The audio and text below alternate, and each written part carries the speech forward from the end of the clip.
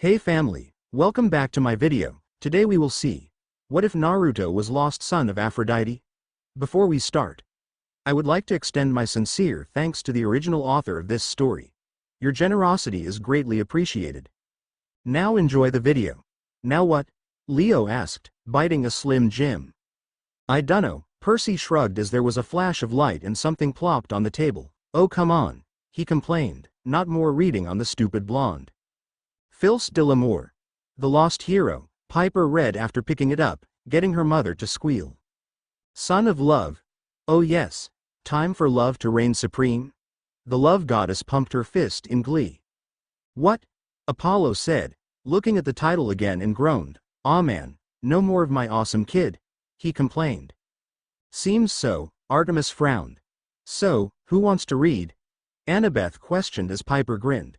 I got this, she said with smug. Time for love to shine indeed. Go sweetie, go, Aphrodite cheered. Oh here we go. Artemis palmed her face, she'd never live this down, she just knew it. Piper excitedly began to read about her new awesome brother. The sunlight peeked through the window of a rundown apartment in Konohagakure no Sato, where a sole teenage boy lay in bed. Well, is being a bit generous. The teen was sprawled across the bed while lying on his stomach, sheets falling partially on the floor along with a leg while a bit of drool came out of the corner of his mouth. Well, Annabeth looked to her boyfriend, seems you aren't the only one to do that. It is a very common thing. Percy defended himself, getting Annabeth to just smirk at him in amusement. His head was covered by short messy blonde hair, spiking uncontrollably in several places, and on both of his cheeks were 3 thin marks, looking akin to whiskers. Which makes him adorable and handsome, the proud mother said. The teen's arms suddenly wrapped around the pillow his head rested on and he smiled in his dreaming state. He giggled sleepily and addressed his dream in mumbles, speaking to the pillow softly. Do we even want to know? Leo asked the question, getting many headshakes of no. Whatever he was dreaming of was interrupted by the loud buzzing of his alarm clock, startling the blonde from his sleep with jolt. Blearily, he looked around for the source of his current state of consciousness and found it. Raising a clenched fist, the sleeping teen then dropped it on the device, shattering it with ease. He must go through a dozen of those if that's his reaction, Apollo said, glad his invention was making profit. Who keeps buying those stupid things? And setting them for so early? Asked the blonde with a growl. He deserved to sleep, damn it. Wasn't saving the world from a madman trying to become a god enough for that at least? Wait what? Percy asked Piper as she read in the side text. Yep, some guy was trying to become a god, freaky weird, Piper said. It had only been 3 months since the end of the 4th Shinobi World War. Woo! Ares cheered, 4th World War. Damn, where was I? He demanded, upset he missed it. The Cold War between the 5 great shinobi nations now over. Boo! Ares jeered with a thumbs down. The nations were separate but allied and peace was reigning supreme over the small continent known as the Elemental Nations. Now that's just bullshit. Ares, Aphrodite frowned. My son brought peace to a warring continent, that's something amazing. But it puts me out of a job. The war god whined childishly. The chakra entities known as the Biju were mostly gone. Hiding away from humanity to protect the world from another would be revival of their original form. The Shinju, a primordial entity that was partially responsible for the emergence of the shinobi that dominated the continent. The gods shifted uncomfortably at the mention of a primordial entity. Its defeat would go down in history as one of the hardest battles known to shinobi. And Naruto was right there on the front lines. He still had the occasional nightmare about it coming back, about this peace just being a dream. With another groan at being unable to go back to sleep, the blonde pushed himself up and got off of the bed. Groggily, the blonde stumbled from his bedroom to the small kitchen in only his boxers. He walked past an amused-looking red-headed woman, her violet eyes twinkling as she watched him wave at her tiredly. Isn't that Kushina? Apollo questioned. Yep, Hermes grinned, but since Dite is his mom. Oh, this is going to be weird, yet amazingly funny, Apollo snickered. Exposing a small circle in the palm of his right hand. Morning mom, said the blonde. Good morning, Naruto, the woman said with a small giggle. He doesn't even realize it. Hazel giggled. Give him a minute, Piper said, defending her awesome brother, he just woke up. The blonde, Naruto, nodded tiredly in acceptance of her and continued his trek to the kitchen. He opened his fridge when it hit him. His mother, Kushina Uzumaki, had been dead since he was a baby. We all aren't the brightest after just waking up, Jason said as Percy nodded. He knew that all too well. So that meant one of two things. Either he just said hello to the worst assassin on this side of the planet. That would be seemingly terrible, Nico admitted with a nod of interest. Or he was still dreaming. Sad fact is no, sweetie. Aphrodite smirked, wondering how her other was going to tease him. Finding the first option to be ludicrous, hell it was downright laughable, Naruto just decided to go with the dream and continued to pull out his morning serving of milk for his cereal. Good for him. Oh, be quiet. Hades grumbled to his wheat for brains sister. So which dream is this? You guys are alive again? Naruto asked as he grabbed a bowl for his morning breakfast. Your father is still very much dead, said Kushina informatively. She had a small smile on her face as she watched her son prepare his breakfast nonchalantly. Well, Minato in this one is mortal, but still so handsome, the love goddess blushed. Oh, she wondered how they met. Was it the same how Kushina met Apollo? Never had a dream with just you alive, said Naruto, with a thoughtful hum. He poured his milk into the dry cereal waiting in the bowl and then put the milk back into the fridge. He walked out of the kitchen to look at his mother still sitting on the couch patiently with a small smile on her face. Never had a dream with just dad alive either for that matter. Am I Hokage yet? No. The demigods answered as one. No, said Kushina, another giggle escaping her lips as her son pouted with a spoon in his mouth. Damn, seriously? Naruto asked. He dropped his spoon back into his cereal into his bowl. Lamest dream ever. I know the feeling, bro. Leo nodded solemnly, all those hot chicks never being real. It would be if this was a dream, Naruto, said Kushina with a small titter of laughter at his confused face. But it has to be, said Naruto with a frown. He pointed at her with his spoon in hand. I mean, you're supposed to be, you know. Awkward death remark, Hades said as he got some looks that he shrugged too. What, I can be funny. Kushina's smile dimmed a little at the reminder of that night 16 years ago. Curse the frailty of mortal bodies, making her leave such a brilliant baby alone as her then husband died alongside her. Splitting a small portion of herself off into a mortal shell was no problem, considering her flexible and constantly growing domain. She was rather powerful and often overlooked. I know, the Lady of Doves nodded. It is so true. She glanced at Artemis. Isn't that right, Artemis? The huntress just scowled at her with crossed arms. Yes, well, I may have died in that body, but I live on in my main form, said Kushina. Naruto arched a brow and set his bowl of cereal down. Because that isn't going to confuse him, Athena told her eyes. Main form, are you a chakra entity? Naruto asked. But you feel like a civilian? Finally became a bit more observant, haven't you? Kushina said. A smile tugged at her lips. In a way, I am a rejection, a clone of sorts. I need you, your family needs you. I would have come sooner, but you were needed here. Road trip. Leo joked, getting some laughs. Why yeah, whatever you want, Mom, said Naruto, a bit taken aback. Where do I need to go? I will take you as far as I can, said Kushina, standing with a smile on her face at his acceptance. Then you must find Camp Half-Blood. Ah, there we go. Athena said but looked to the goddess, not even going to explain it to him? Aphrodite shrugged, figuring it would be better if he was found. Plus she had faith he would do fine. Half-Blood. It will become clear to you when you arrive, sweetheart, said Kushina taking a step towards him. He took a step back. Afraid of mother? Artemis tauntingly asked the love goddess, smirking at the scowl she got. All right, but can I say goodbye? He asked. See, Aphrodite told her rival, he just wants to say goodbye to his friends. Artemis huffed, yes yes. She waved off. Kushina bit her lip, she didn't have a lot of time here before they noticed her absence from North America. Yes, notice. Zeus said, glancing at the love goddess, who in turn had a sheepish smile on her face. An idea hit her. The clone technique. Use your clones to say goodbye. You know the secret about them, don't you?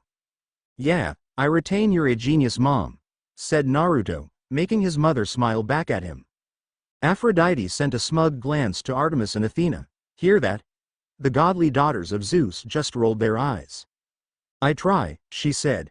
Hurry, we haven't much time. Naruto nodded and stood straight up, holding his hands out in front of him. His index and middle fingers formed a cross in front of him. There was a flux of energy before the room became filled with duplicates as Naruto named his signature technique. Taju Kage Bunshin no Jutsu, Multi-Shadow Clone Technique. Best move ever. Annabeth pouted, it was like they were taunting her. Alright guys, you know what to do, said Naruto to his clones, making each of them nod before they vanished in small explosions of chakra-infused smoke, similar to their dismissals. The blonde smiled proudly back at his mother. Ready to go. Good, said Kushina. She walked over to her son and put her hand on his shoulder. This could get a bit bumpy. You are actually teleporting him? Zeus asked the love goddess. Said goddess rolled her eyes. Well yes, Zeus, it seems I am. Her tone held uncaring of his accusing tone. Why? I'm not exactly supposed to be doing this, but it's necessary for what's to come, she said. See, necessary. The goddess said and Zeus just grumbled. He tried to ask her more about it, but before he could the air folded around them and the smell of lavender filled his nose. Their bodies became translucent and slowly faded away. He didn't feel anything for a second, and then they re-emerged, and he felt it. The burning, the pain in all of his body. Saying it hurt a lot was an understatement. It felt like he was regrowing skin that had been torn off one bit at a time. He heard himself cry out, felt his legs give and could feel gravity taking its hold on him. Naruto hit the ground unconscious, his body perfectly fine and intact, though his clothes had been changed to more appropriate jeans and a solid white t-shirt. So, Piper said slowly, after nearly killing him from sheer pain, you still changed his clothes. Well, yes, he needs to blend in sweetie and those pajamas weren't going to cut if for my child. Okay mom, just checking. Kushina knelt down next to him, her form flickering lightly. She cupped Naruto's face with both of her hands, kissing him softly on the forehead to give him a bit of a helping hand in this new world, before pulling back. Her time was up, she succeeded in her goal and was being called back to be questioned by Zeus. She smiled sadly, rubbing her thumb along Naruto's cheek one last time before returning to Olympus to explain herself. Oh, like he'll do anything about it. Aphrodite rolled her eyes. Yes, I would. The king argued. No, he won't. The rest of the Olympians said as one, getting Zeus to flare his nostrils. Be strong, my little maelstrom, said Kushina before she disappeared once again, leaving Naruto unconscious on the cold dirt as a cool springtime breeze washed over him. A good name for a child of yours, Aphrodite. Poseidon nodded as the goddess winked at him. Athena rolled her eyes, please, just because she came from Seafoam. And you came from a split headache, your argument is mute. The sea god smirked as the wisdom goddess clicked her jaw shut and gave him a glare. Waking up with a groan, Naruto blearily examined his surroundings before holding his head.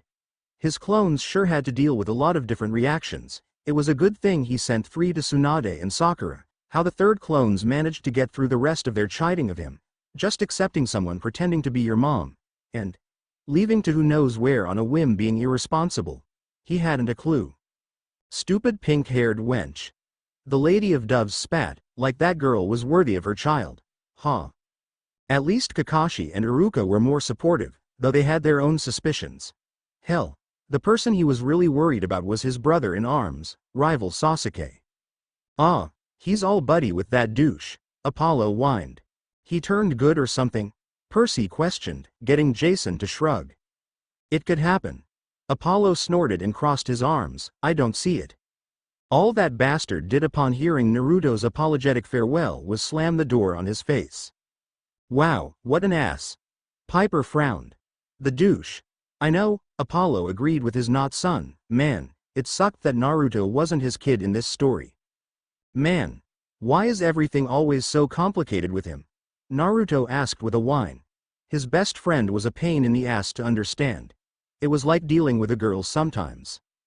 Well, he acts like one, an attention seeker, Dionysus said from reading of the boy. With a grunt, Naruto rolled to his upper back and kipped onto his feet like he hadn't just landed with what felt like the force of a freight train. The blonde twisted his body to loosen his core muscles and then stretched out his arms above his head. That was one hell of a Shunshin no jutsu. Wonder if I can get mom to teach me that? Gods only, sadly. The gods said in a huff, just because they had cool teleporting powers didn't mean they were going to share them. Hey buddy. A voice called out to him, making Naruto turn and look at the speaker. He was a decently short guy, around Naruto's height, wearing a strange hat that looked like a duck's bill attached to a bowl of some sort. His curly hair sticking out this way and that from underneath it. He had a small beard on his chin, an awesome orange shirt, and had long pants, similar to the ones Naruto woke up in, as well as some covered sandals on his feet. Wow, that's really lucky that a satyr found him so fast, Annabeth blinked. Well, Talia said, he is an older demigod, so no doubt his scent would be all over the place. True. Hi, Naruto said, greeting the newcomer as he always does when not annoyed, energetically. Joy, Nico rolled his eyes. It wasn't that he disliked energetic people, it was just they could be annoying at times. You do know that you're not supposed to venture this far into Central Park without a weapon, right? Asked the bearded guy. Oh, he thinks he knows. Leo muttered, but snickered a little. Man, was this going to be funny? Central Park, Naruto asked. Where's that? The bearded guy looked at Naruto like he was an alien. Why, you do know what Central Park is, right? He could be from another country. Leo exclaimed as some rolled their eyes. He was. I'm guessing a park of some kind, said Naruto, a blonde eyebrow arching in confusion and amusement. How old are you? The guy asked. Whoa, goat boy, Hermes said, at least ask his name and buy dinner first. 17? Said Naruto, as though it were obvious. 17. The guy looked horrified, which honestly looked hilarious on his phi. You do know why you shouldn't be out here alone, right? Should I? Immortales. Said the bearded guy. What are you, new to this? How can you have never been attacked? Now that isn't true, Apollo said. He's been attacked by ninjas. Still not monsters. Artemis pointed out. Are they, Arte? Are they? I've been attacked tons of times, said Naruto with a frown. What? Really?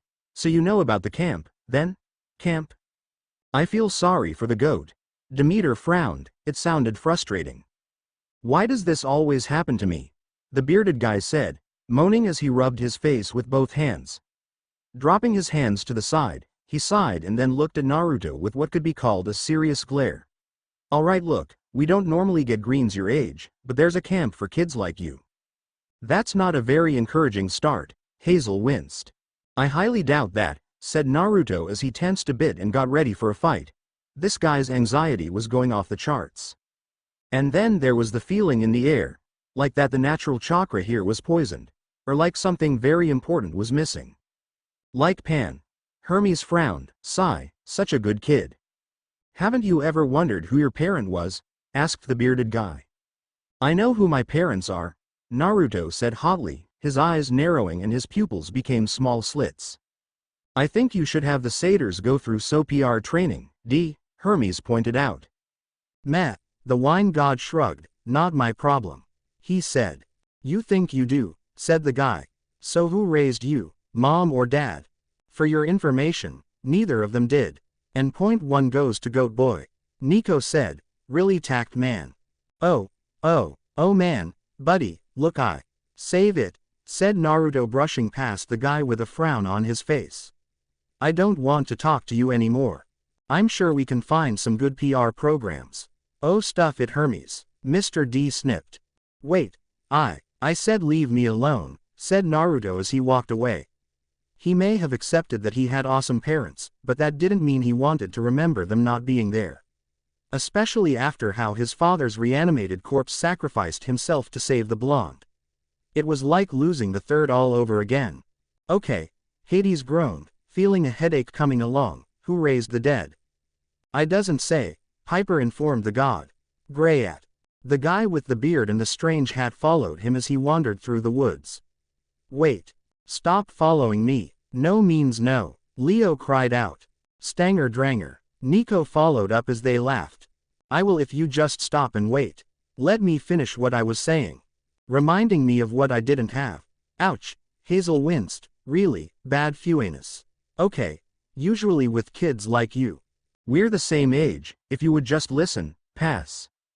This is important, it really is, Athena remarked, but still, the satyr failed his opening so it was only natural for the boy to shut him out. Don't care. I got something more important to do, but... Look, unless you can tell me where my mom is.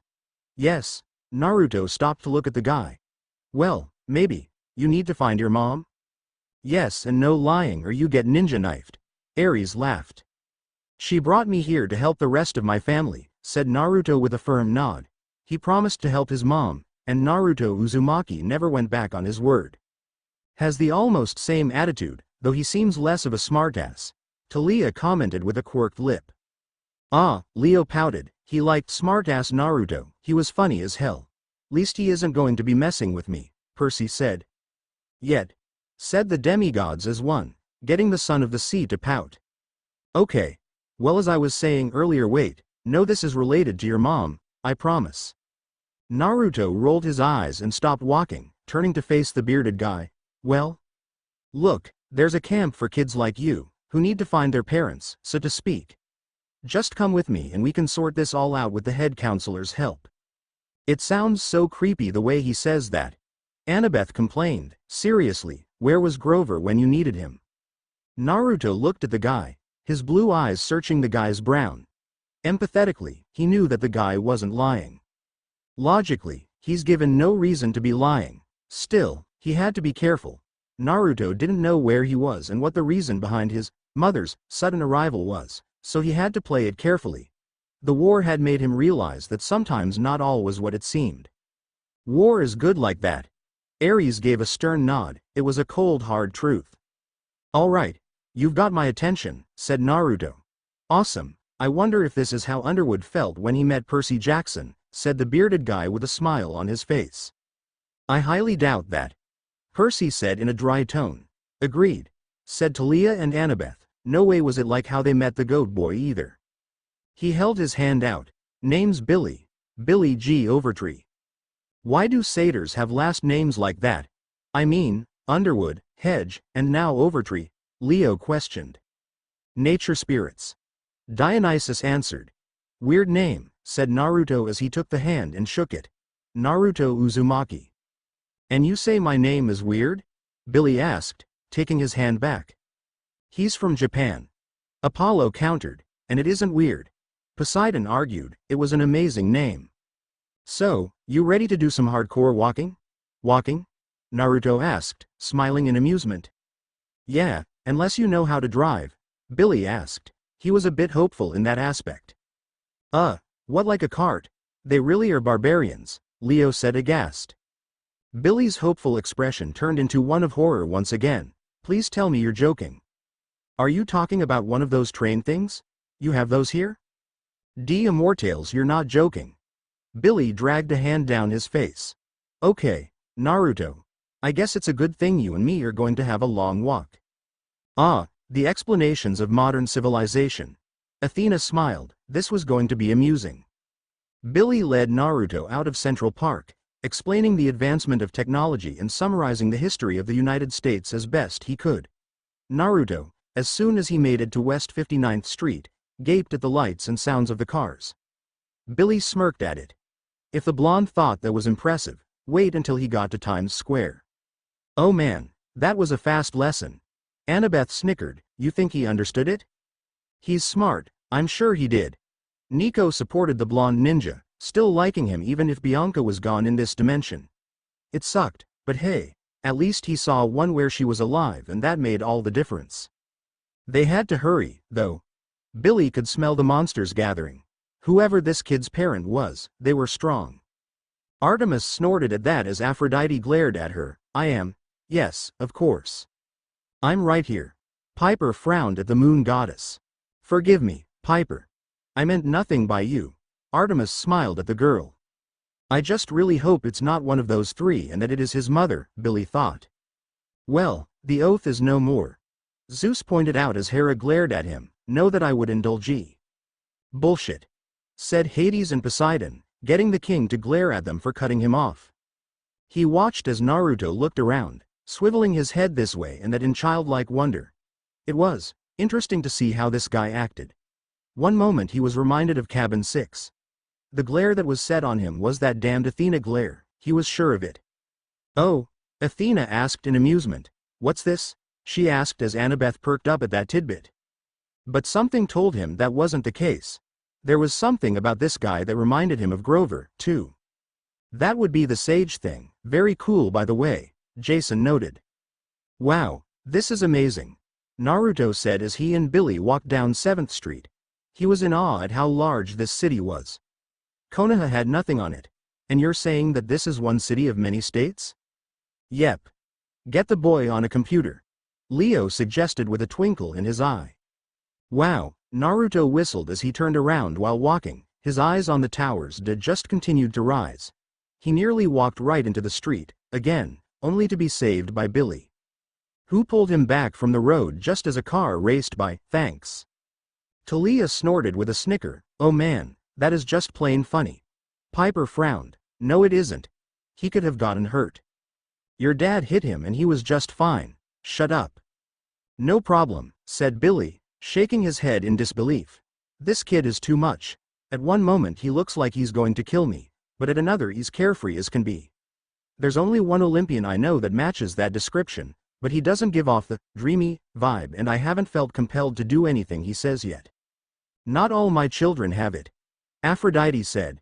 Yeah, just me and Drew. Good call on the latter, Mom. Now, no talk back, young lady. What's all that light up ahead? Naruto asked, curious of the blinding light that stood out even among the bright headlights of the cars that drove past. Billy smirked, knowing what would come soon. His smirk fell as the horrid smell of underground hit his nose. It isn't horrid. Hades scowled. Poseidon rolled his eyes. Just because you can't smell it. It isn't that bad, is it? Hades asked and not no answer. His eyes were wide, his breathing sped up, and the young satyr kicked his shoes off so he could run better, revealing his hooves. We need to move, now, Billy said, shoving the blonde forward into traffic. Don't get hit by a car and keep running. Why? Naruto asked as he easily kept pace with the satyr. Wow, that's kinda hard, Percy said. Grover was a speedy goat when he wanted to be. A horn blared, making Naruto look to the left and see a car coming at him and Billy. The driver looked irate that someone dared to run across the street when he had an obvious red light. His irate look turned to shock when the crazy blonde that chose to run across the street grabbed the other teen and cleared the rest of the 55 feet in one jump. Wow, Spider-Man leap. Apollo whistled, good on him. He just jumped 55 feet in Times Square. Annabeth said in a slow tone, trying to let it sink in. The mortals are going to flip, I just know it. Percy said with a smirk since he had that kind of lucky and so had Naruto.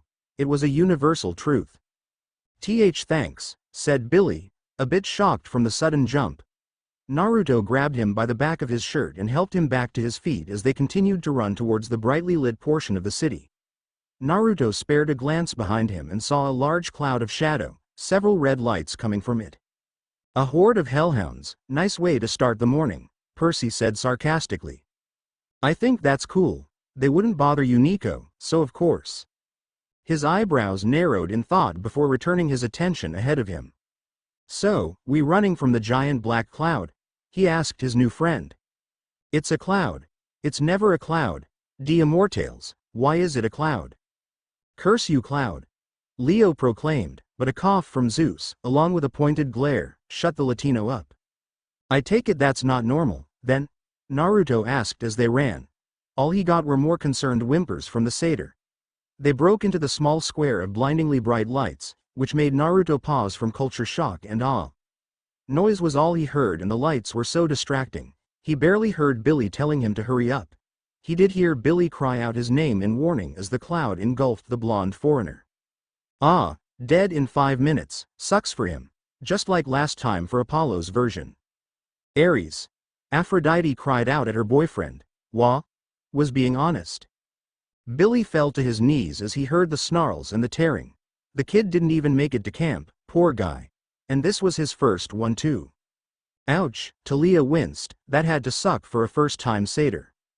Hopefully it got easier like Grover said it would. Guess not everyone can be like Grover Underwood, getting the son of Poseidon to camp alive with ease. Ease? Percy asked questioningly.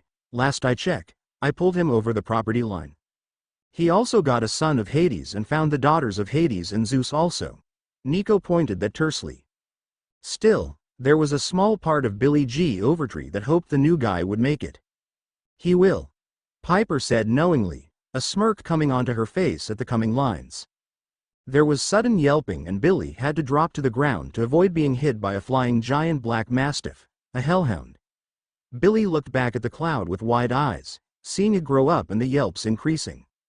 I said, get off, Naruto said, standing abruptly with one of the hellhounds held above his head.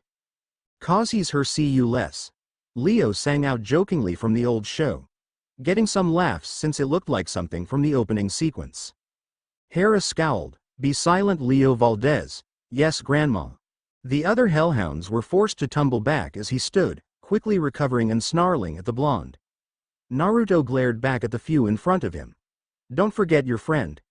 The hellhound in his hands learned to fly before being reunited with two members of its pack, and taking out a streetlight with the distance they got. And it's good, Hermes cheered with a little flag. A hellhound tried to take Naruto by surprise, leaping at him from behind. Naruto turned and punched it square in the nose, stopping it midair and making it fly back. When another tried the same tactic, he spun on the ball of his foot and brought his heel across the side of the monster dog's face, sending it flying. Seeing that these simple attacks were doing nothing, the hellhounds rushed him once again. Must be masochist hound. Percy, Annabeth said, scandalized. What, it's true. Billy watched as the blonde punched, kicked, and in one instance bit the hellhounds like they were as light as a feather and their teeth were made of clouds. Who bits a hellhound? Frank said in bewilderment. It's to prove dominance.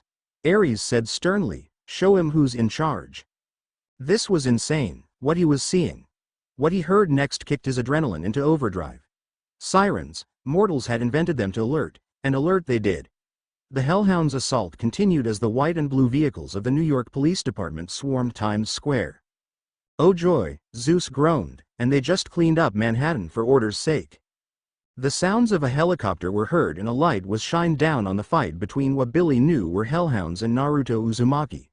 A few more helicopters joined the scene and a couple of the mega screens in Times Square changed to the news, showing the fight as it happened. See, he's already so popular Piper. Aphrodite smiled, great to have a famous big brother, right?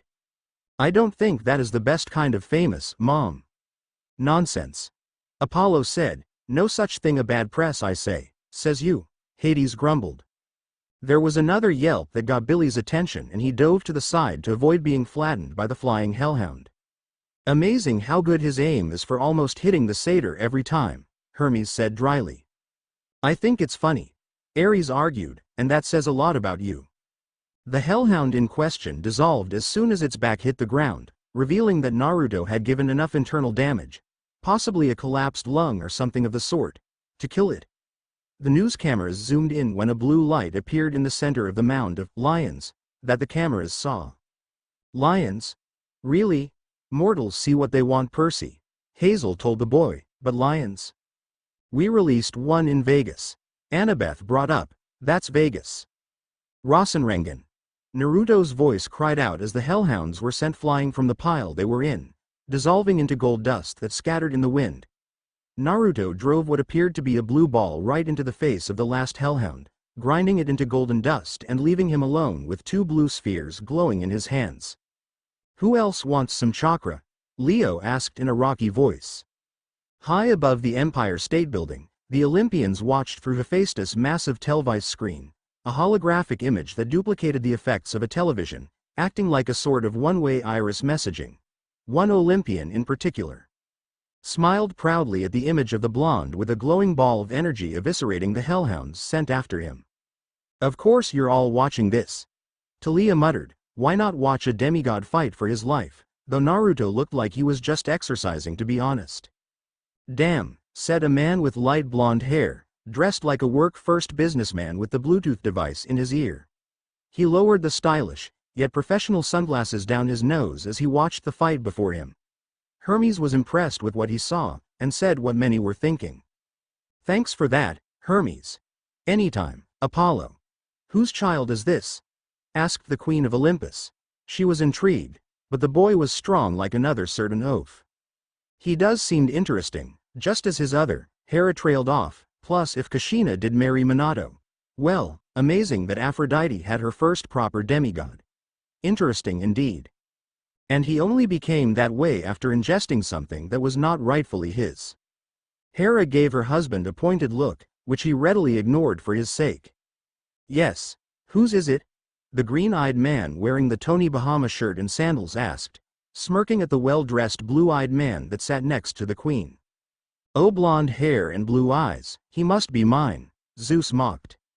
"Not mine," said Zeus with a frown. He was certain that he'd only had interactions with Ms. Grace.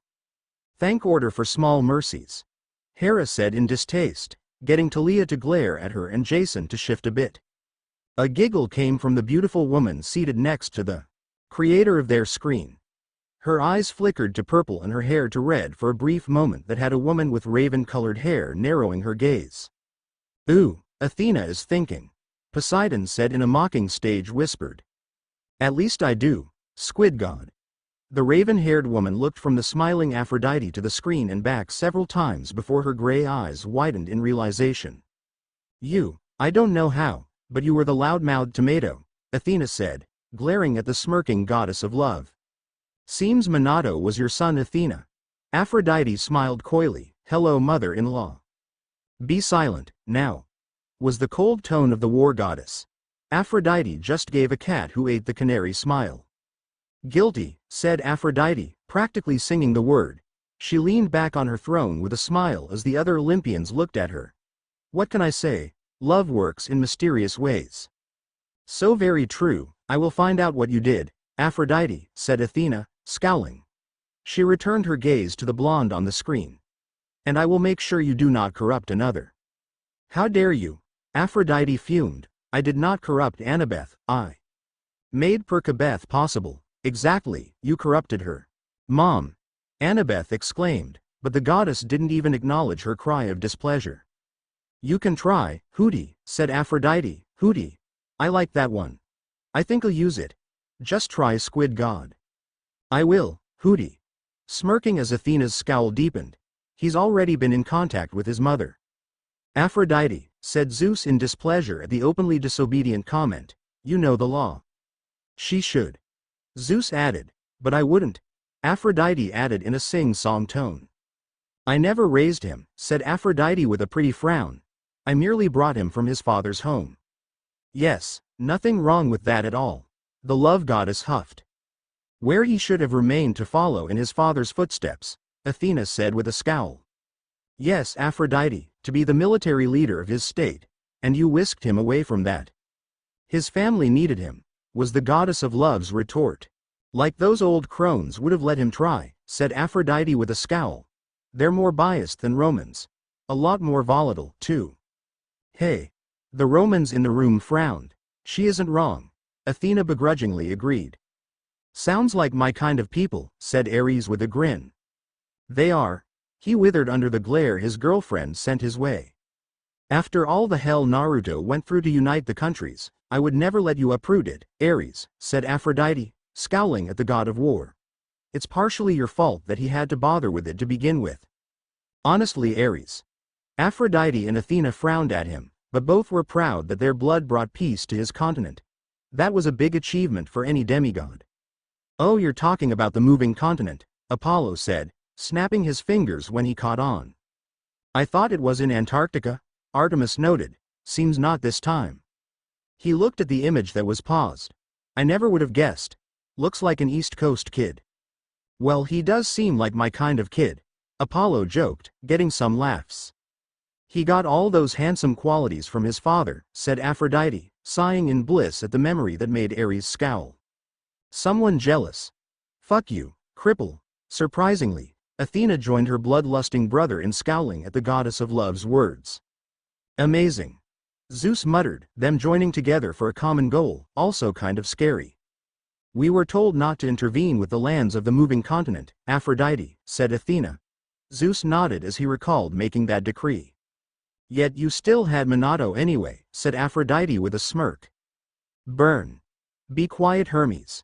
Athena glared her gray eyes at her younger brother. And I didn't intervene.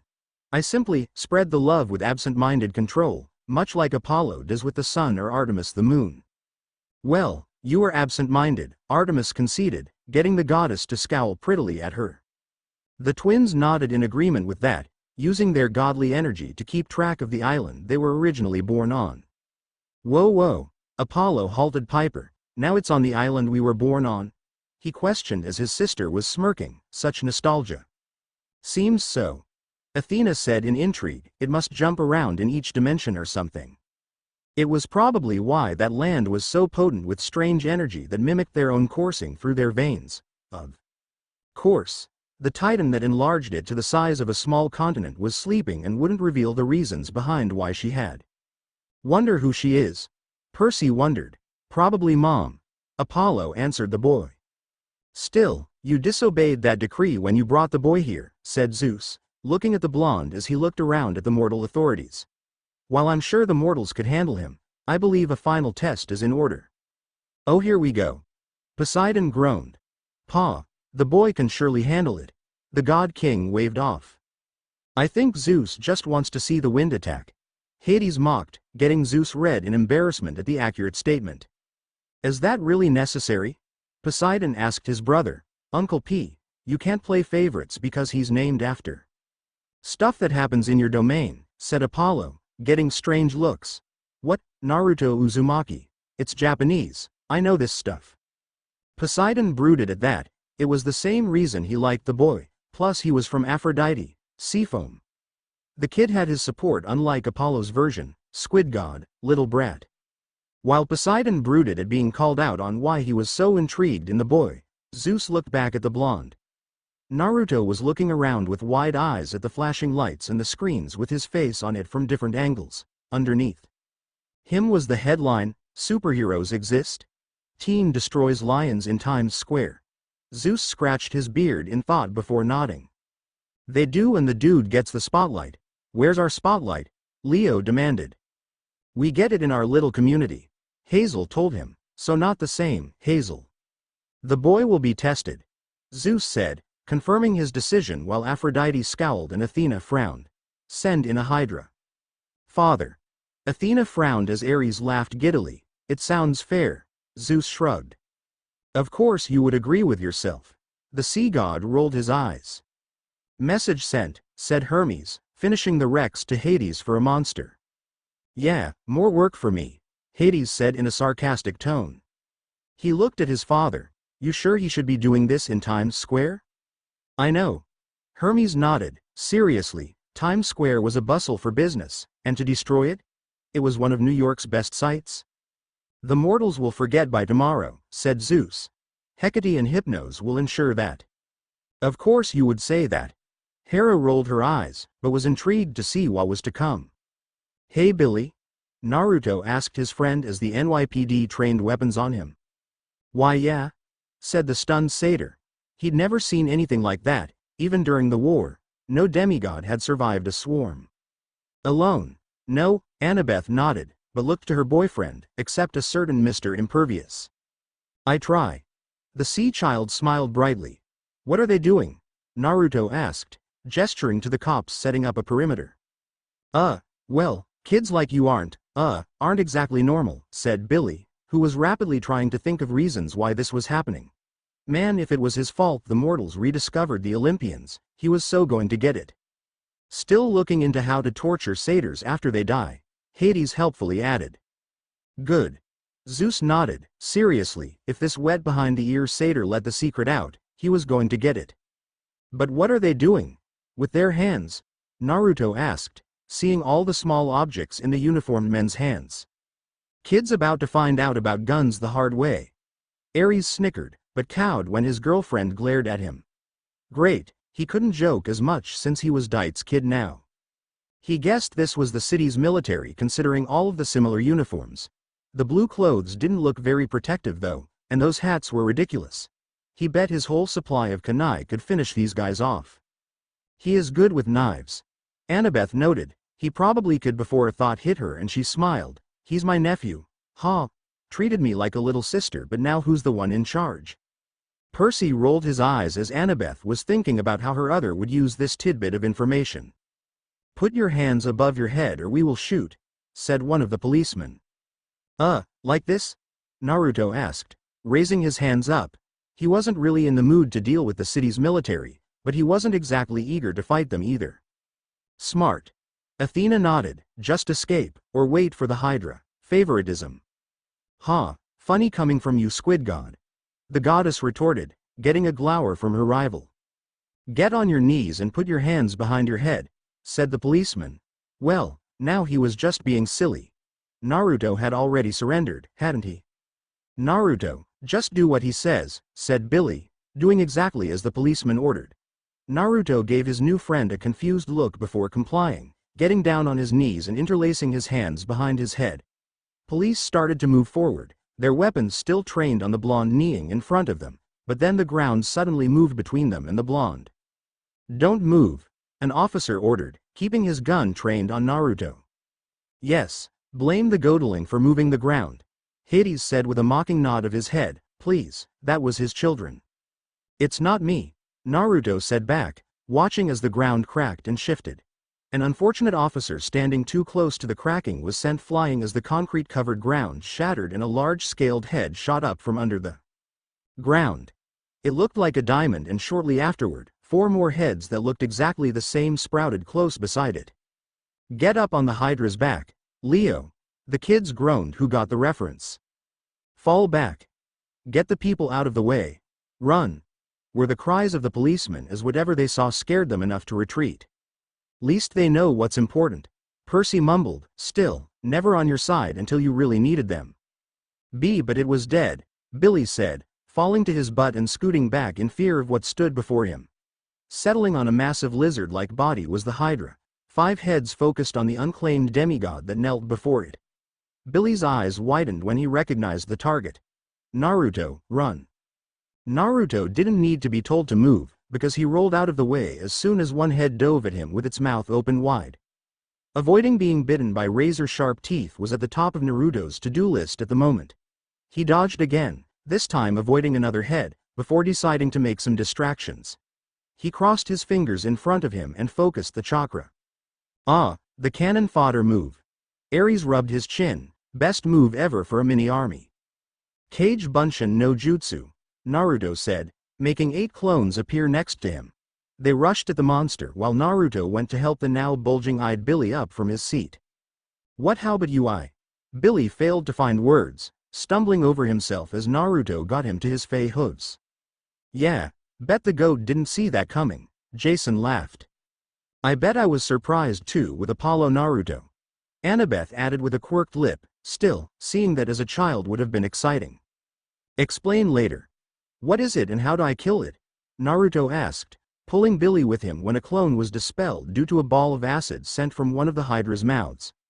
Well, that just replaced the razor-like teeth at the top of Naruto's to-do list. Acid or teeth, pick your way to die, Nico instructed in a smooth voice. Hydra, said Billy, pulling himself together. Every head you cut off, 2 replace it. Sharp claws and teeth, acid spit and reported to have fire breath. A textbook analysis, good for a satyr. Athena nodded, impressed by the on-the-feet analysis.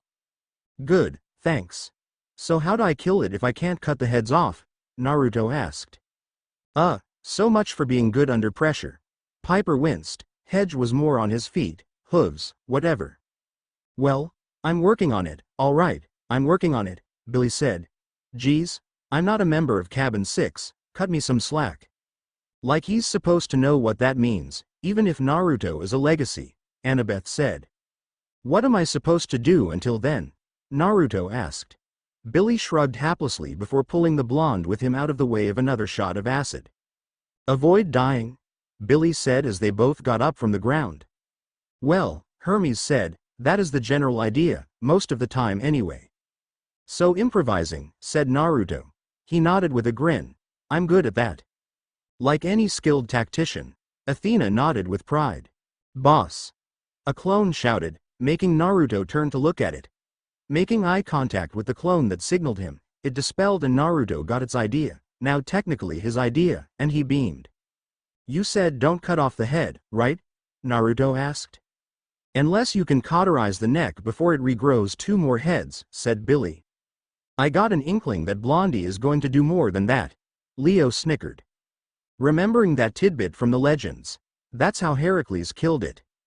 Who Achilles? Hera smirked at that. Explain later, duck. The 2 dropped as a stream of fire was shot from one of the now 6 heads. Apparently, the clone that had dispelled used a Rasengan on one head. And Naruto winced as another clone was forcibly dispelled. Those tails were something to watch for, too. Still, a befitting technique for a legacy of mine. The war goddess beamed, she wondered who invented it. So close range is no go for me, said Naruto. He put 2 fingers in his mouth and whistled, signaling 2 of his clones, before waving them over. When they managed to break away and join him, he pointed at the Coca-Cola sign not too far away. Go gather natural chakra, we're going to shuriken that thing. Yeah, he is going to do what we think he is. Jason grinned, wanting to see it firsthand. Sure he can get enough nature chakra from where he is? Frank asked. New York isn't exactly a nature place, he pointed out. The boy is good at getting things done, Hades said, actually rooting for the boy. All right. You're the boss, boss. The clones leapt over the police barricade, running for the building they were told to go to at top speed and then, much to the onlookers' surprise, up the side of said building. Because he's the amazing Spider-Man. Apollo whistled as Aphrodite sighed in content. Oh, I hope he gets that many girls to fall for him, she squealed at the very thought giddily. Naruto watched them go, creating more clones to buy him some time. Now with the knowledge of his plan, the clones knew just to keep the Hydra's attention instead of trying to kill it. He waited and stalled for a good 15 minutes before sending another clone up to the 2 meditating ones. When both were dispelled, Naruto's eyes dilated, becoming toad-like and golden as he felt the area's nature chakra fill him, an orange pigment appearing over his eyelids. So that's the proper form of it, Demeter said with a muse of interest. It looks stunning, Aphrodite said, beaming at her son's makeup. It wasn't a lot, but it was enough. Wonder why? Hermes frowned with another sad sigh. With his permanent chakra batteries sleeping off the after effects of the war, Naruto would have to make do with his minor sage mode. Glaring at the Hydra with his fist clenched, the blonde was sure it would be. His hand was lifted above him and another Rasengan started to form, but a clone was created beside him, holding both hands up at the small blue ball of energy. The Rasengan changed, becoming larger and more like a throwing star, a shuriken. Zeus and his demigod children had eager looks on their faces. Naruto's clones dispelled at once, confirming his thoughts on the civilians moved far enough back to not be killed by the coming attack. Good call. Annabeth nodded. The clones gone had the Hydra shifting all 6 heads on him, making Naruto grin at it. All 6 of the Hydra's heads roared at him challengingly, and he felt its anger. Not at him specifically, but what he was. So he's empathic? Artemis said in interest. Seems so, my children are good at feeling emotions after all. Aphrodite commented. A word floated between Naruto's empathic link with the Hydra. Godling. Well that was something to ask Billy about. Oh yeah, it really was. Percy smirked, it was weird for him too. For now, Naruto reared his hand back and then launched the attack forward. Fuden. Rasen Shuriken, Naruto said as he threw the ball of energy at the Hydra. And cue our reactions, Apollo shouted like a director. Olympus watched the attack connect and their eyes widened as the intensity of it eradicated the Hydra's body. Not even golden dust remained, or the trophy fang that was expected of it. Dude. Leo whistled, Wind One was better than the Light One, hands down. Amazing. Zeus appraised and felt cheated that his grandson lost such an amazing move, stupid Hades. A pity he lost the spoil, Artemis commented, it was well earned after that feat. He may be a child of Aphrodite, but credit where credit is due. At least he was a legacy of Athena, so it made it easier. Zeus in particular was in awe, having felt all the thousands upon thousands of winds descending on the monster, and felt them shift just appropriately to stay within the dome it created. It must have felt like a poke between the eyes. The god commented, but still, thousands upon thousands of wins, quite the number. Dibs on fighting him first, Ares said, his fiery eyes burning with bloodlust. Of course he would say that. Aphrodite said in a dry tone, did he not just see that move? Hermes and Apollo burst into laughter at his exclamation, making him scowl. What? You did see what he did to the Hydra, right? Apollo asked with a smirk as his laughter died down. Apollo raised his hand palm up and made an explosion gesture. Boom, gone. You want to fight a kid that can do that? Huh? I could take him. Ares crossed his massive arms. Suor. The gods mocked as one, getting the war god to grit his teeth angrily. He finished it. This was all Athena could manage to say, her eyes narrowed as she watched Hephaestus replay the attack. She smirked at her scowling brother. Considering you lost to Percy Jackson when he was 12 and untrained. Burn. Fuck you, cripple. Ares raged and glared at the laughing Percy Jackson. One day, damn it, one day. I believe you wouldn't last a second against Naruto Uzumaki. No, I wouldn't. Did you not see what he just did to that Hydra? Jackson, Ares seethed to the point you could see the veins in his neck. Screw you, owl pellets, said Ares with a scowl. Aphrodite just smirked quietly, watching as the god and goddess of war bickered over who would win. Naruto would beat Ares hands down. According to Olympian law, Ares would have to fight, fair. Diet. The hell? Facts are facts, Ares, sorry. Had Ares been allowed to use all of his god powers, then perhaps he'd win, but against a hero, he was limited. Ares' arrogance would be his downfall. Like with Percy. Ares glared at the sun god, all of you, to the pits. Aphrodite. Zeus' voice made all of the gods stop talking and look at their king as he addressed the demigod's mother. Your son used my domain. Someone's pissy. Poseidon said mirthfully. Zeus grunted. Yes, because the boy was not of his line now, he would most likely be pissy. My son created those winds, said Aphrodite, smirking at Zeus' scowl. He didn't manipulate your domain, he made his own. Which is a very interesting skill, Athena noted. That is impossible, Demeter said, frowning. Not so, said Athena. The people from the moving continent have done similar for centuries. It is expected of a child born there to be able to create their own element from their life force. They create the element within and expel it outwards with their techniques. The fact remains that he used my domain outside of the moving continent, said Zeus, giving Aphrodite a pointed glare. Big baby. Hades mocked, getting a pointed look from said baby. He is the grandson of Oranos, said Aphrodite with a pretty smile, making Zeus' scowl deepen. True, you cannot blame him for that fact. He is related to the original Sky Lord after all. The love goddess said with twinkling eyes of mirth. Zeus seethed at the reminder. I will let this altercation slide, said Zeus. He held a finger up. But know this, if he so much as tries to manipulate the sky, I will end him. Now, Zeus, said Poseidon, gaining his brother's attention. Considering the latest developments, I think it would be in your best interest to let the boy be. After all, the people from the drifting continent live on my domain as much as under yours. You've known they can do this, you're just jealous the boy did it in a way you can't comprehend. I can comprehend it, I am no, and, said Poseidon, cutting his brother off, that he isn't your offspring. Had this been Talia Grace, for example, you would have shrugged it off. My other speaks the truth, Zeus. Poseidon informed, getting Zeus to frown, pout. I would still love to figure out how to do that, Talia said in a giddy tone. Jason nodded in agreement to that. Zeus scowled at Poseidon for bringing that up. Great, now he looked biased. And as the god of justice, he wasn't allowed to be biased. Well, damn it, that's just not fair. Ah, poor Zeus. Hera rolled her eyes, getting a betrayed look from her husband. Fine, I won't kill him, said Zeus with a scowl. Happy? It's improvement, said Poseidon with a chuckle. Can I kill him? Ares asked hopefully. Like you could. Hermes snickered. I so bet I could. I wouldn't allow it. Aphrodite simply told him. Absolutely not, Aphrodite said before the king could retort. She glared at her boyfriend, with heat in her now oddly purple eyes. Touch my son Ares and there will be hell to pay. Ah. Ares whined. He hated when his girlfriend was like this. Well, that's no fun, said Ares with a scowl. His scowl fell at Athena's added glare. His sister then shifted her gaze to the demigod's mother. You should have left him on the continent, said Athena with a frown. Aphrodite returned it with her own frown. Oh come now, Athena, let the boy be with his Amelie.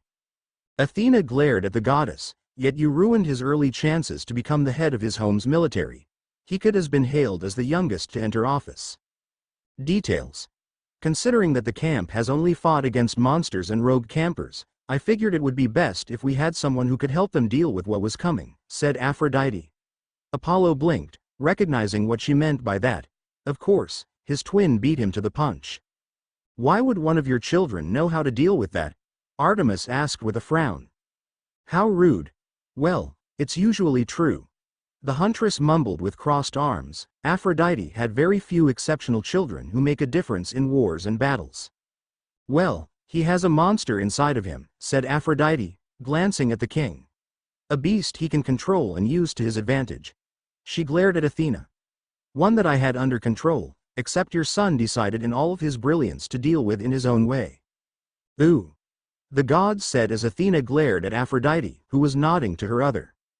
Minato was doing what he felt was right, said Athena with a scowl.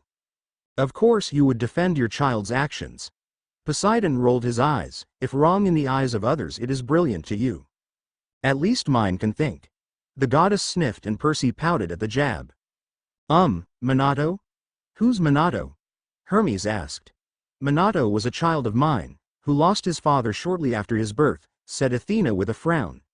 He was raised on the drifting continent and eventually became the leader of one of the small military villages. Small? Hazel muttered. That place was a city. I know, it was like New Rome. Frank nodded. Really? Boring job that had to have been, said Ares with a snort. You say that, but you don't know Minato like I did, said Aphrodite, interjecting and making Athena scowl once more. Yeah, we figured you know him real well. Artemis rolled her eyes as Aphrodite beamed at being with such a handsome man. She looked at the screen and waved her hand, making two images pull up. A picture of Naruto as he was today and a similar-looking blonde with a narrower face and piercing blue analytical eyes. Huh, strange, he doesn't have our gray eyes, Annabeth muttered. It's more a grayish blue. Athena told her daughter, and yes, if you looked closer, it was a grayish blue. Minato Namikaze, the fourth fire shadow, a title used for the village hidden in the leaves for their dictator, was the kindest, smartest and strongest for 10 years after his promotion to Jonin, or expert shinobi. I would have loved to meet him. Annabeth smiled. She had an awesome big brother again, it seems. You're saying that Pansy was a ninja? Ares asked, once more getting a glare from Athena for the comment. Oh, calling Athena's kid a pansy. Bad move, Ares. Oh, go stuff yourself up your ass, Hermes. Minato wasn't a pansy, said Athena, having taken notes of her son's life and given it to her daughter after the second Titanomachy to keep them in the loop and to reward her cabin for such great performances and loyalty during it. How is that a reward? Percy asked aloud. It sounded boring. Annabeth rolled her stormy eyes. Duh, seaweed brain. I would love to read about someone that great. Just imagine what you could learn from his life. His strategies, his policies as a leader, a war hero, his actions that helped shape his current government. It's fascinating. I'll take your word for it. Percy smiled at her enthusiastic answer. Minato, during the continent's third war, had eviscerated a squad of over 100 enemies in less than 5 seconds. Athena was positively glowing at the reminder of her amazing son. Beat my record by 1 second, said a pouting Aphrodite, and getting odd looks from her. She blinked and her eyes shifted back from purple. Sorry, still assimilating Kushina Uzumaki back in. You what? The gods said in shock, getting the demigods to jump at the reaction. Assimilating, you split yourself to walk amongst mortals. Athena said with a look of rage. That was forbidden even before the Silver Age began. Whoa, Piper whistled. Go mom. I try, but you shouldn't, Athena scolded. It was forbidden for minor gods and other deities, said Aphrodite with a scowl. Not for Olympians. I'm surprised none of you have ever tried it. It's quite refreshing.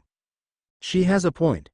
Hera said and had a smirk on her face. That also meant you married This Minato, like Apollo, had married Kushina.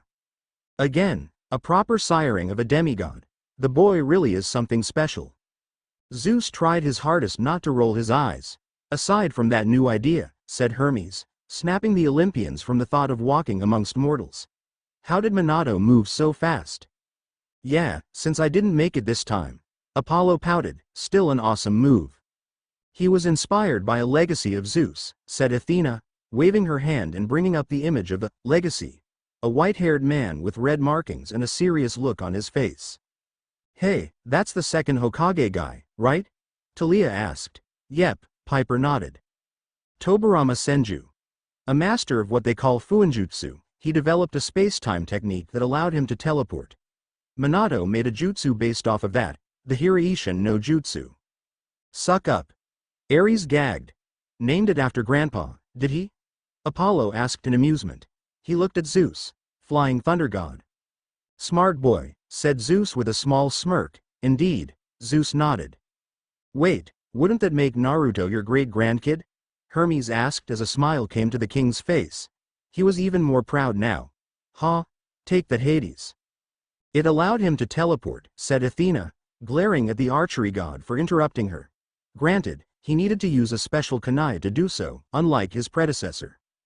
Piper read a side note. It also says he was a master at using water techniques. What? Poseidon said, eyes narrowed, and created a reanimation of the dead technique. What? Hades glowered. Zeus looked smug. Not so funny when it happens to you now, is it? His brothers just glared at him. Ha, so your brat wasn't as good as you say, said Ares. Battalion, 5 seconds, dead. Athena mocked, what do you not comprehend? Fuck off, that's what. Better than you at times, said Aphrodite, making the god gape while the room laughed at him. Burn. Apollo and Hermes laughed loudly as Piper looked green in the face, not needing to read that out loud. Ares' teeth were grinding together at that as he glared heatedly at his brothers. The purple color in her eyes faded and Aphrodite flushed. Wow. Apollo said, laughing at the look on his brother's face. Well, now that we know about Minato, tell us about the kid. Yes, let's go over again what we already know. Artemis rolled her eyes. The Lady of Doves just smiled widely. Oh, you're just pissy that he isn't your nephew now. Be silent. And so Aphrodite did, ecstatic to get onto a different subject. She told them of his growth from a troublemaking youth. He was so cute growing up, wearing his bright orange jumpsuit. To a hero of the people. At age 13 he had liberated several villages and countries from tyrants alongside his team. Well, he is a hero.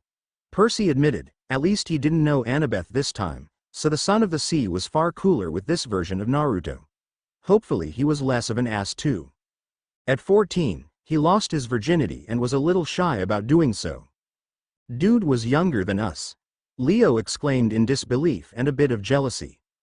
Aphrodite looked proud as could be though.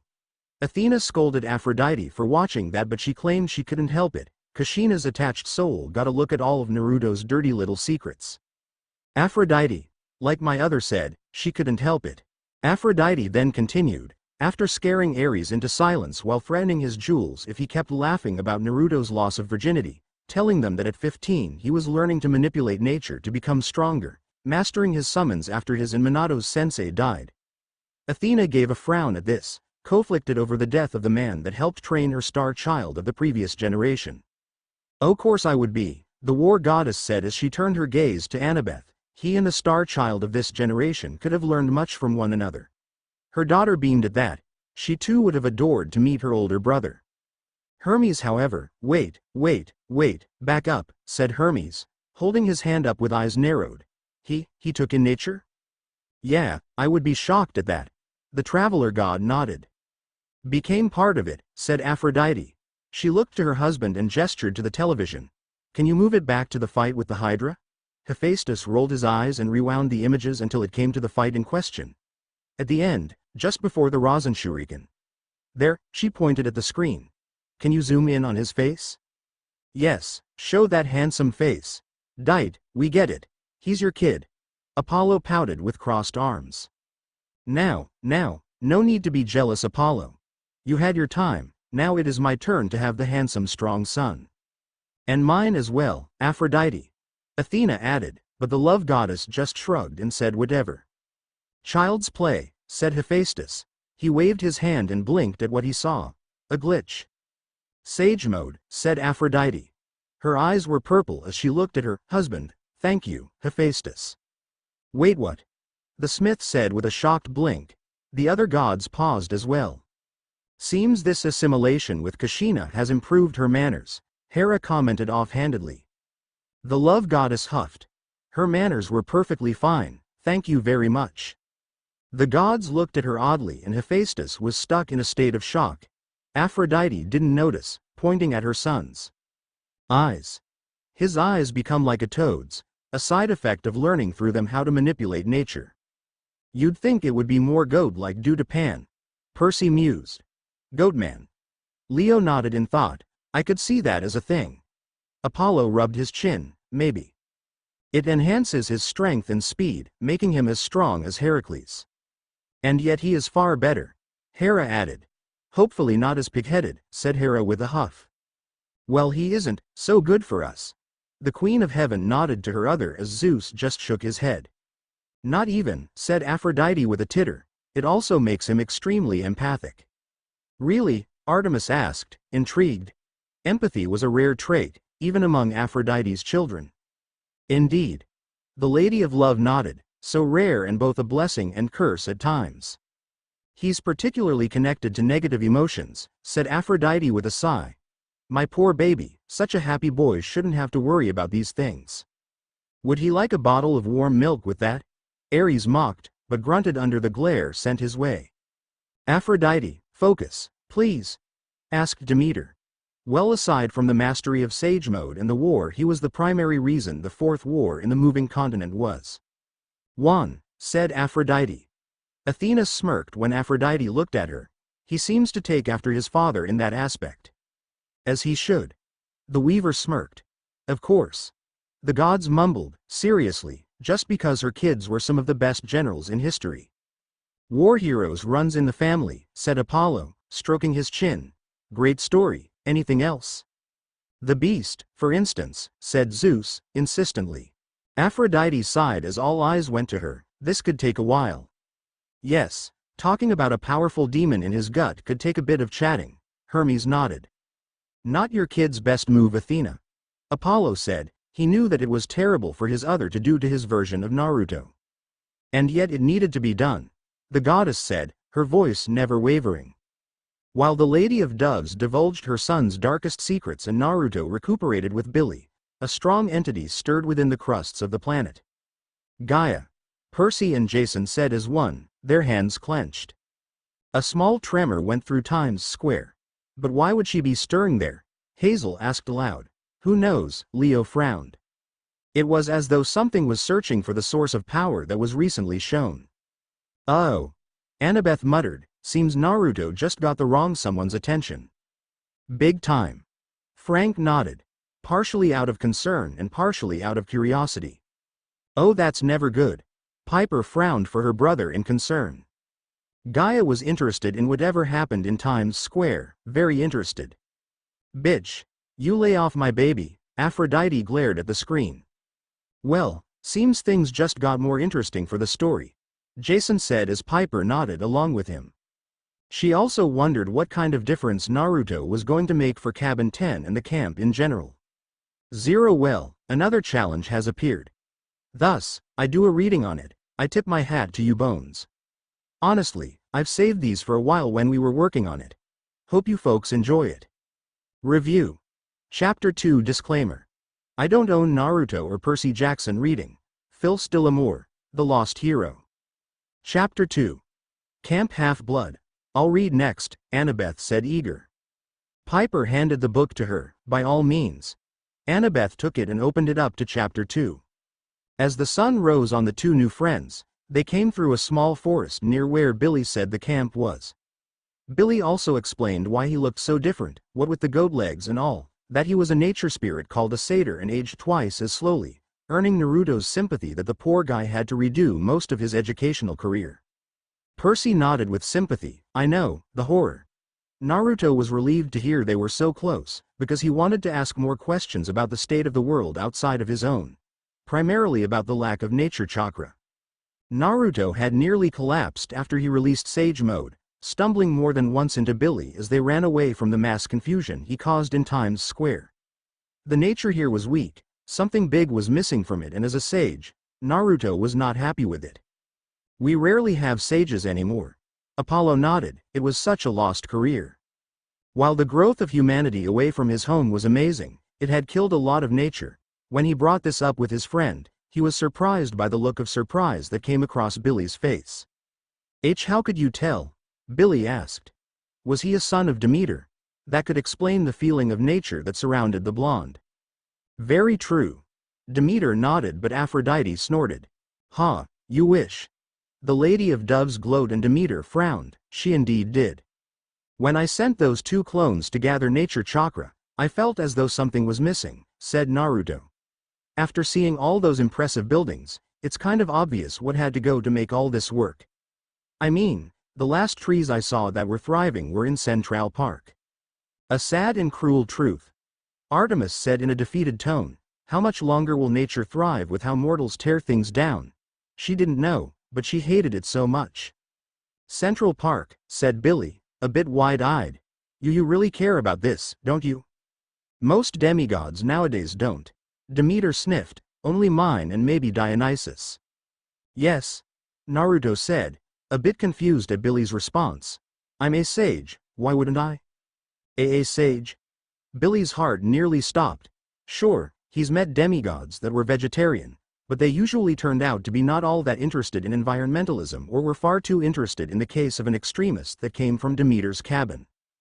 Demeter stiffened at that as Hades laughed aloud. Oh yes, you hate when that is brought up. Be silent, you bag of bones.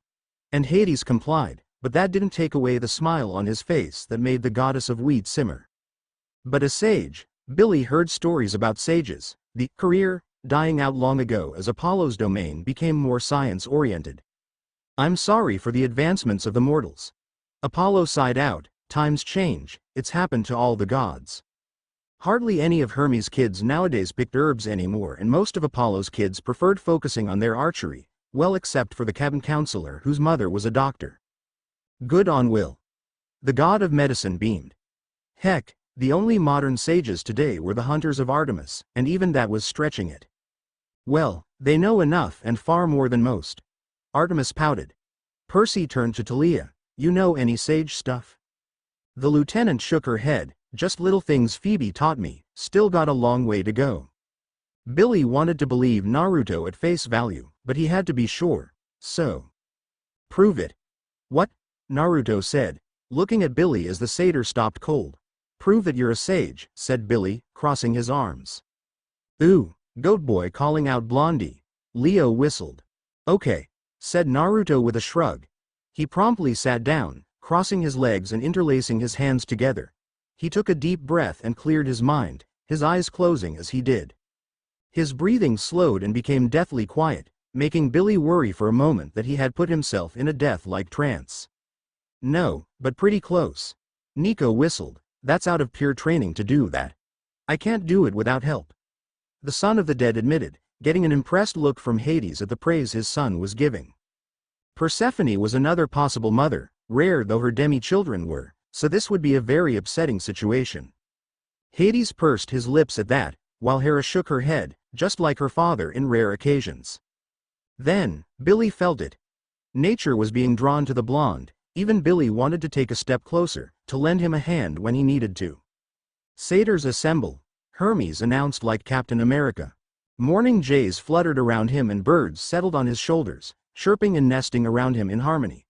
A small orange fox and several rabbits came out from their burrows, approaching the human curiously.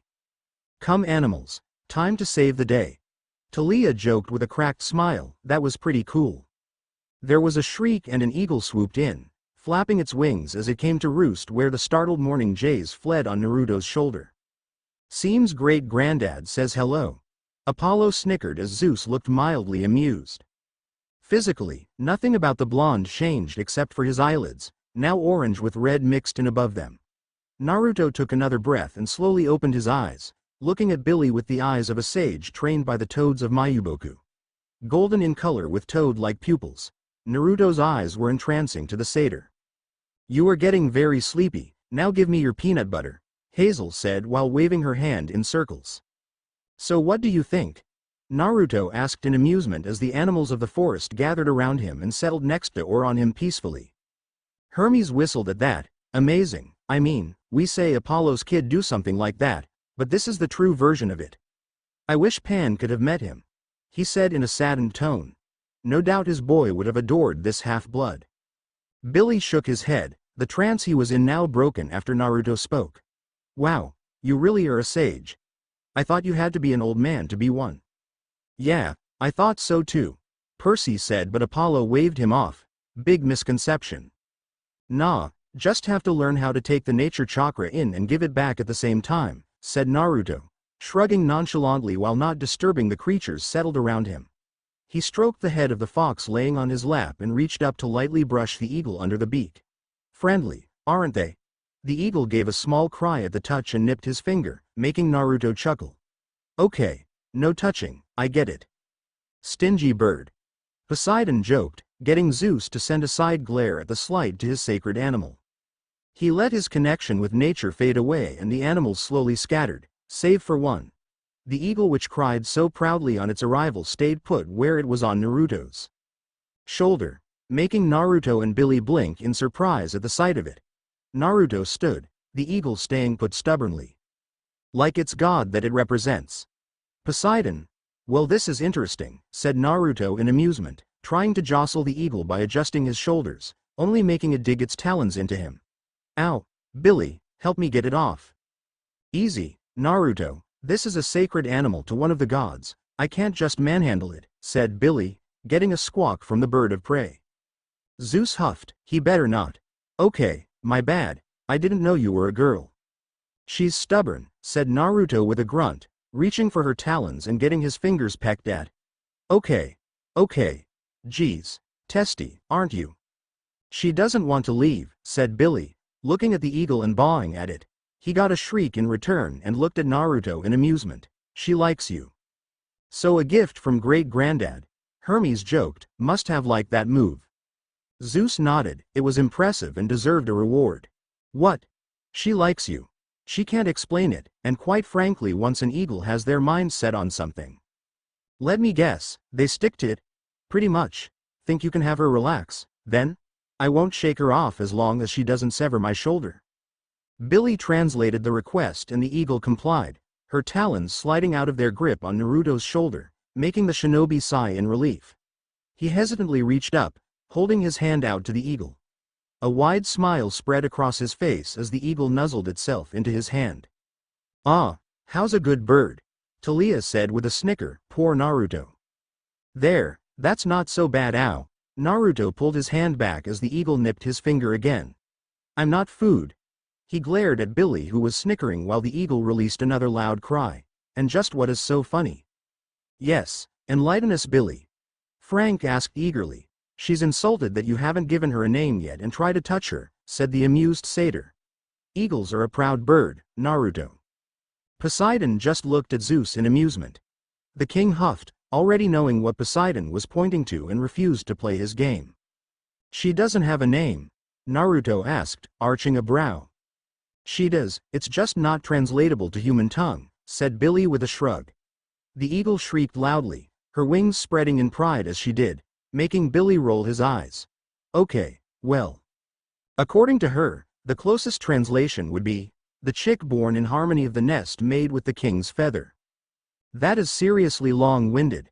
Leo shook his head, "She looks more like a Cindy." "Yeesh, and I thought your name was weird," said Naruto, looking at the eagle and ignoring the deadpan stare he got from the satyr.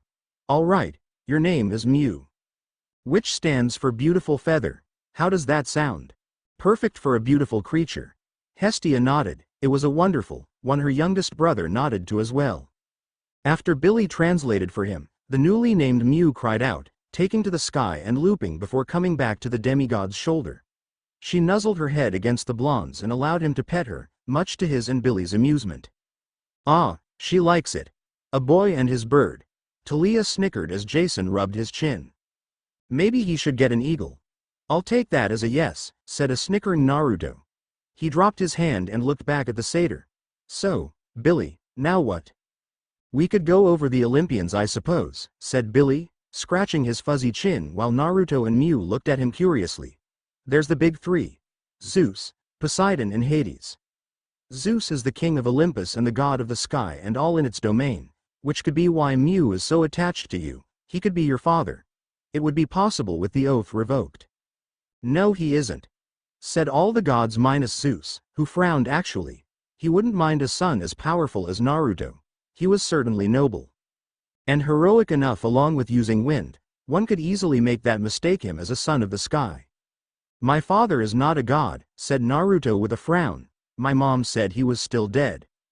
Okay, so that rules out a good portion of Olympians, said Billy, frowning in confusion at that. Was it just Naruto's connection with nature that brought Mew to him, or was it something else? A little of both, it seems, Artemis attested. The two continued to discuss the Olympians as they made their way to Camp Half-Blood, a name that slightly put Naruto off. Oh yeah, Annabeth nodded. He was treated less than human when growing up. That got winces all around. Billy started out by naming the primary 12 and their domains. Naruto felt that Hestia got gypped when it came to Dionysus' seat being offered, but he admired her for the sacrifice she made. Mr. D huffed at that but conceded to the boy's point while Hestia beamed. He was a bit conflicted on hearing that the new 12th Olympian was his new camp counselor, but shrugged it off as he continued to listen to Billy. To Naruto, the gods weren't as interesting as the goddesses, since there were not as many stories about them unless it concerned punishment that Naruto felt was a bit much, i.e. Artemis and the idiot that peeped on her. He deserved it. Oh, it was an accident. Aphrodite rolled her eyes. Says you. The huntress glared. He'd have to write home about that one to Tsunade. She would probably claim Artemis as her new patron or matron or whatever it was, then drink to Ero Sennin's memory.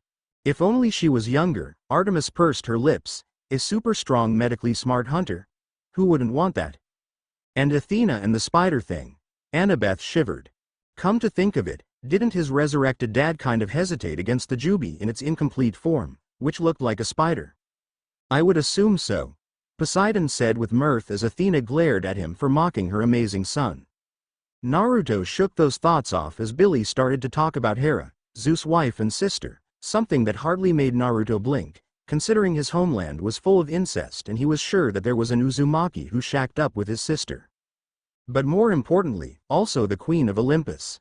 They finished with Hera and Amphitrite, the wife of Poseidon, coming to a close on Hades' wife, niece Persephone, as they came across a sign that said, Delphi Strawberry Fields, no trespassing.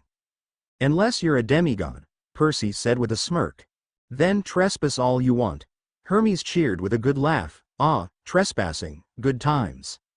She could totally be your mother, said Billy. He pointed up at Mew, who was flying high above them to stretch her wings. It could explain why Mew likes you. Not really, she's been down there for a while, Hades stated sternly, getting a glare from his sister that made the dead god roll his black eyes. You said Persephone took mostly from her mother in abilities and is the wife of Hades. I'd say after she ate one of those fruits she probably lost a lot of contact with the sky, said Naruto. He looked behind him in amusement. And I don't see any black flowers popping up behind me while I walk. See, the boy agrees. The rich one nodded, a good head on his shoulders. Amazing where he came from, Artemis joked, and Aphrodite, along with Athena, glared at her. He comes from me as well, sister. Apologies, Athena, Artemis said sincerely, and Aphrodite coughed. Well, you might want to get the tickle in your throat checked on. The maiden goddess smirked, getting the love goddess to huff and cross her arms. I told you that was one case, Billy said with a frown. He sighed. Well, that leaves Aphrodite, goddess of love, lust, beauty and pleasure. Her kids know how to speak French like we, which means yes, or their favorite pas très impressionnant, not very impressive. Yeah, talking about mommy. The love goddess cheered happily. Really? Naruto blinked in confusion. Why do they like to say that?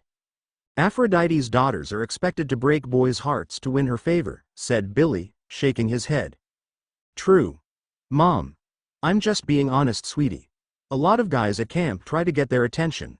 I pity the bastard that actually falls in love with one. Hey. Jason frowned as Piper had narrowed eyes. They weren't all that bad. All previous attempts have been disastrous, well, except for one guy. He got lucky, though. Yeah, he died. Hephaestus said gruffly, and Percy winced at the reminded. He missed Beck. And her sons? Naruto asked, intrigued. Who knows, maybe she doesn't favor them because she compares them all to the Trojan Aeneas. No, I don't. The Lady of Doves pouted. Though the Romans were letting out whistles and cheers for the founder of Rome, but to Athena's annoyance. If they have some special right, the camp doesn't know about it, said Billy with a shrug. Oh, what does she usually look like? Naruto asked, knowing that while the goddesses could change their appearance, they had certain forms they liked to take. Anything, the goddess giggled. She appears as the one you love the most times 10, said Billy. He shuddered and rubbed his arms. If I ever met her, I'd feel so bad for doing that to Bibi. The love goddess cooed, how sweet. Bibi? Naruto asked in amusement. My girlfriend. She's a dryad, a land nymph. She lives inside a willow. So you're dating a tree? Oh, Blondie just schooled Goatboy. Leo laughed out. No. The spirit in the tree. I'm not judging you, but it's not like that. Hey, you don't have to lie to me, Billy. You suck, Naruto. The chamber was filled with laughter as Hermes wiped a stray tear. Oh man, that kid is good. I've been told that a lot, said the snickering blonde while his satyr friend glowered at him. He looked up at his happily soaring eagle and called to her. Mew, come down, I think we're almost there. What makes you oh? Billy's words died on his lips as Naruto pointed at the tree at the top of the hill. Talia gave a sad smile upon seeing her tree. You remembered that, did you? I'm not an idiot, I'm just a slow learner, said Naruto, pouting at the unintentional insult. Athena squawked at that while Annabeth gasped. Poseidon let out a chuckle. Amazing for a legacy of yours to say that. Be silent, squid god. I never, but, I. Billy groaned when he saw Naruto crack a smile as Mew landed on Naruto's shoulder. I hate you, Naruto. Oh, don't say that. Otherwise I'll have to try to get on your good side, said Naruto with a chuckle while he gave Mew's beak a small gentle stroke with the side of his finger. She crooned at the attention he gave her while they walked up the hill. Naruto grinned at his new friend. Say, didn't you say something about me being the first demigod you retrieved? Wow, lucky him. Annabeth nodded. That was impressive for a satyr's first run. To be fair, Naruto is super tough, Percy added, getting a nod from his girlfriend. Yeah, hey, yeah. Billy perked up. Holy crap, you're the first demigod I've ever brought back to camp. I live to serve, said Naruto with a smile. Thanks, Billy. Anytime, Naruto, said Billy, grinning back at his new friend. Reminds me of another demigod powerhouse and a satyr. Nico smirked to Percy, getting the son of the sea to smile at that. Yeah, hopefully they saw more of Billy. He was cool for a new guy. They continued their slow peaceful march up what was called Half-Blood Hill. Once again, Naruto frowned slightly at the name. And near the pine tree, Naruto saw a dragon, something he thought was only in legends. After Naruto pointed it out, Billy waved him off and they kept walking. Don't mind him. That's Peleus, the guardian of the Golden Fleece. As long as you don't try to touch it, he won't bother you. Oh, claimed so fast? Artemis asked her fellow goddess. Aphrodite smirked, but of course, he's earned it. Very true. Athena nodded as Artemis nodded as well. He defeated the Hydra in a single blow. Now even Heracles could boast that. Billy had stopped, staring at Naruto as soon as he stepped past the invisible boundary, making the blonde arch his brow. Then his vision was engulfed in a red haze, making Naruto go wide-eyed. Makeover, hopefully better than mine. Piper muttered, but her mother hid her and pouted at that. Kei Kurama, is that you? He thought just a bit hopefully. There was no response, making Naruto's hopes sink until he felt something change. Ah, he misses his fox buddy. Nico pouted, that guy was funny. He looked at his arms, which looked a bit larger than before. He also noticed that his bare arms were now covered and he was dressed for a different weather. Looking down past his now sleeved arms, he saw that his sandals were still in place. and his strange pants had become darker in color. Weird. Dark jeans, nice. Talia grinned. You like Talia? PSH, shut it Annie. I'm a hunter here, plus I don't even know him. Maybe he'll smitten you again. Aphrodite grinned as Artemis glowered at her. Stop your nonsense. Make me. The goddess stuck out her tongue at her rival. Lifting eyes back to his arms, Naruto was happy to find orange on his arm, an orange jacket. He quickly slid the garment off and grinned at what he found.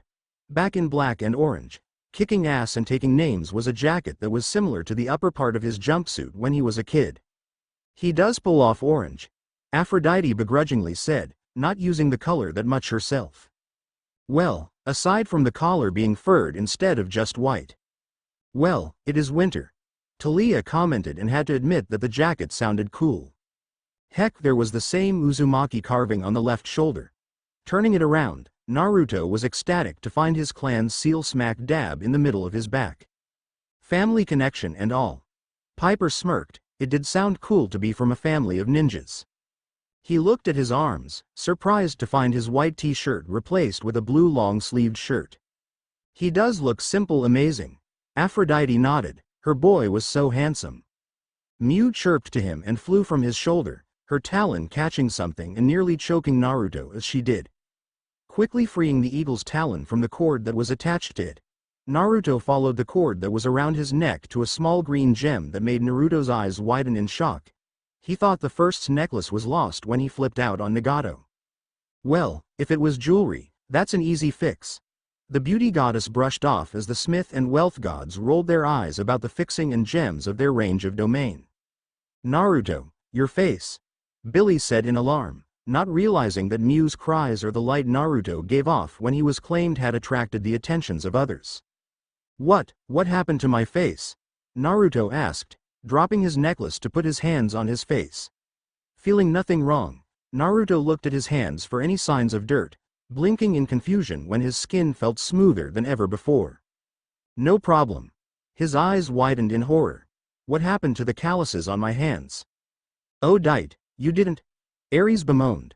What, to a warrior, their calluses show their hard work in training, that's very important to them. Ares said, actually sounding smart for once. Well, it comes with the claiming, he'll just get them back. The goddess waved off.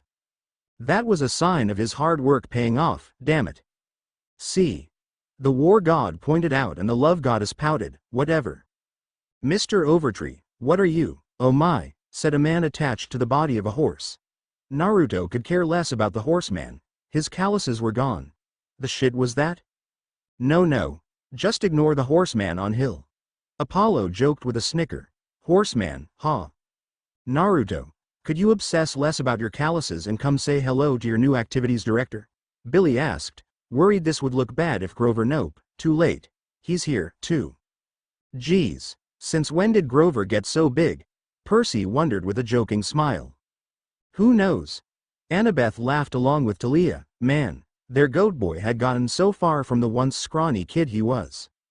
Well, there's something you don't see every day, said the amused head goat. Grover Underwood was chuckling in amusement while the new son of Aphrodite stared in horror at his hands. He's so chill now. Nico laughed, man, where did twitchy Grover go? Grover, I can explain everything. He's not always like this, I swear. Naruto, damn it, you're making me look bad. Dude needs to relax. Leo rolled his eyes, having met Grover a few times, the head goat isn't like that. You look bad. I'll be a laughingstock of Konoha if I go back like this. Smooth hands. Civilians have smooth hands, shinobi have hands caked in sweat and grime. Naruto seemed to finally notice he was no longer alone. Amazing for your child to be all for that. Hush Artemis, he could still kick all your little hunters around like ragdolls. Aphrodite gloated, getting the young-looking goddess to pout at the truth of that fact. He raised one hand awkwardly to the group of demigods, satyrs and the one-horse man. Hi? Two bright lights appeared above him and Naruto turned his head in an effort to see them. Oi! What's the big idea, shining lights on me? Billy, what's going on? Why your mothers, you've been claimed, said Billy, confused by the two lights above his head. Zeus turned to his daughter and the love goddess, Something you two would like to tell us? He joked, getting Poseidon to slap his knee in humor. Athena turned red in the face with indignity while Aphrodite hummed at the prospect of it. One was large and pink, shaped like a dove, which explains the makeover. The other, however, was gray like an owl and much smaller next to the dove. Been a while since this has happened, said the horseman softly before turning to the campers. Camp, we have a new hero. All hail, Naruto Uzumaki. Billy supplied dutifully. He caught Grover nodding at him, making him stand a bit straighter at the praise. Percy couldn't take it. Man, Grover really had come into his own since the war. He was so proud of him and the respect that his friend deserved. Ah, yes. Thank you, Billy. All hail Naruto Uzumaki, son of Aphrodite and legacy of Athena. While the campers got to their knees in front of him and Mew banked around a hedge before settling on his shoulder, Naruto reacted as his friends back home would expect him to. What? Guess the goat didn't go over claiming. Jason mused with a quirked lip. It was funny to see after seeing the Apollo Naruto to this newbie Naruto. He still kicked ass though, that was for sure. The horseman told the confused blonde to follow him after the campers rose to their feet. A couple of pretty girls that were younger than him whispered together in a small group and he could feel something akin to hope come from them as they looked at him. I think I know why. Piper grinned. Naruto's 17. Leo blinked. What's that got to do with anything? You'll see, weird. But when was the first time anything a girl did make sense? Like Hinata's decision to confess her feelings to him in the fight against Nagato. Touching, yeah, but really in an opportune moment to pick and it didn't lead to anything, not that he hadn't tried. He just didn't like Hinata like that. At least she was still willing to be his friend. I don't know who this Hinata is, Aphrodite stated, but she sounds like a disappointment. Oi, horse guy. How is it I have two moms? Naruto asked. You don't. Athena frowned. Oh, you'd like him to call you that. Aphrodite glared. No, he was her baby boy. Waving at another girl that walked by as she waved at him. Man, these campers were friendly. Oh. The dense playboy type. Aphrodite giggled while clapping her hands. She rarely had one like that. I mean, Billy said the Olympians did some weird stuff, but I would never. Now don't say that, Athena. Be silent you. My name is Chiron, not horse guy, Mr. Uzumaki, said Chiron with a frown as he looked at the boy. I still like pony. Percy admitted for Tyson's word for the trainer of heroes. And you don't have two mothers. You're a legacy, which is not unheard of, but very rare. Okay, yeah, but why did I get two lights? Your ancestor, Athena, deemed you worthy off the bat to be claimed alongside Aphrodite's claim, said Chiron. Of course I would. Athena nodded. He had done a spectacular job at saving his entire continent. He earned even more she personally belied. He looked at the farmhouse, which he told Naruto was called the Big House. Stupid and obvious, how could anyone forget that name? Nervously. Things have been tense since the second Titanomachy. The war against the Titans, said Naruto recalling Billy telling him about it. That reminded Naruto, he wanted to meet this Percy kid. He seemed like an okay guy.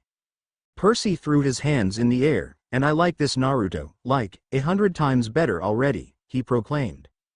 You just don't like Apollo Naruto since we're so close. Annabeth rolled her eyes at her bow. Shut it, wise girl.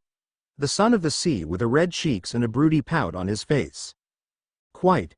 Now, I've been informed you would arrive shortly. The head counselor told me to keep an eye out for you. I don't think he knew that you'd be so easy to spot, said Chiron, amused while Naruto flushed slightly at being put under 2 spotlights earlier.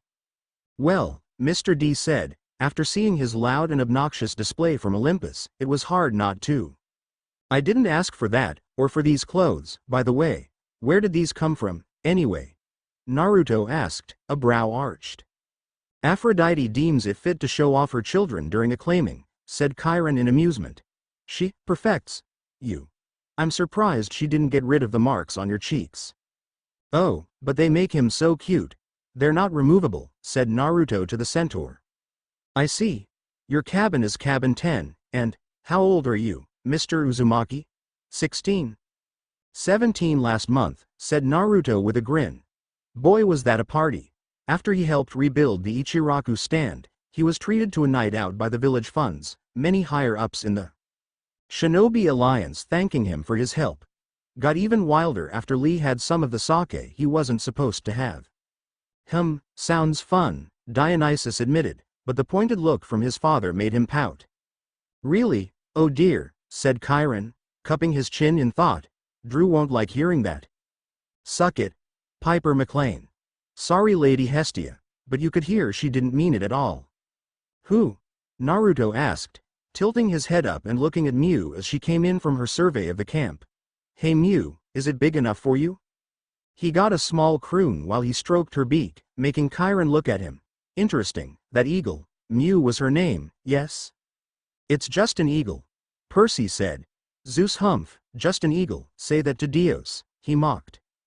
Beautiful feather, said Naruto smirking as he caught the irony of the name now while Miu gave a small cry at her name's meaning.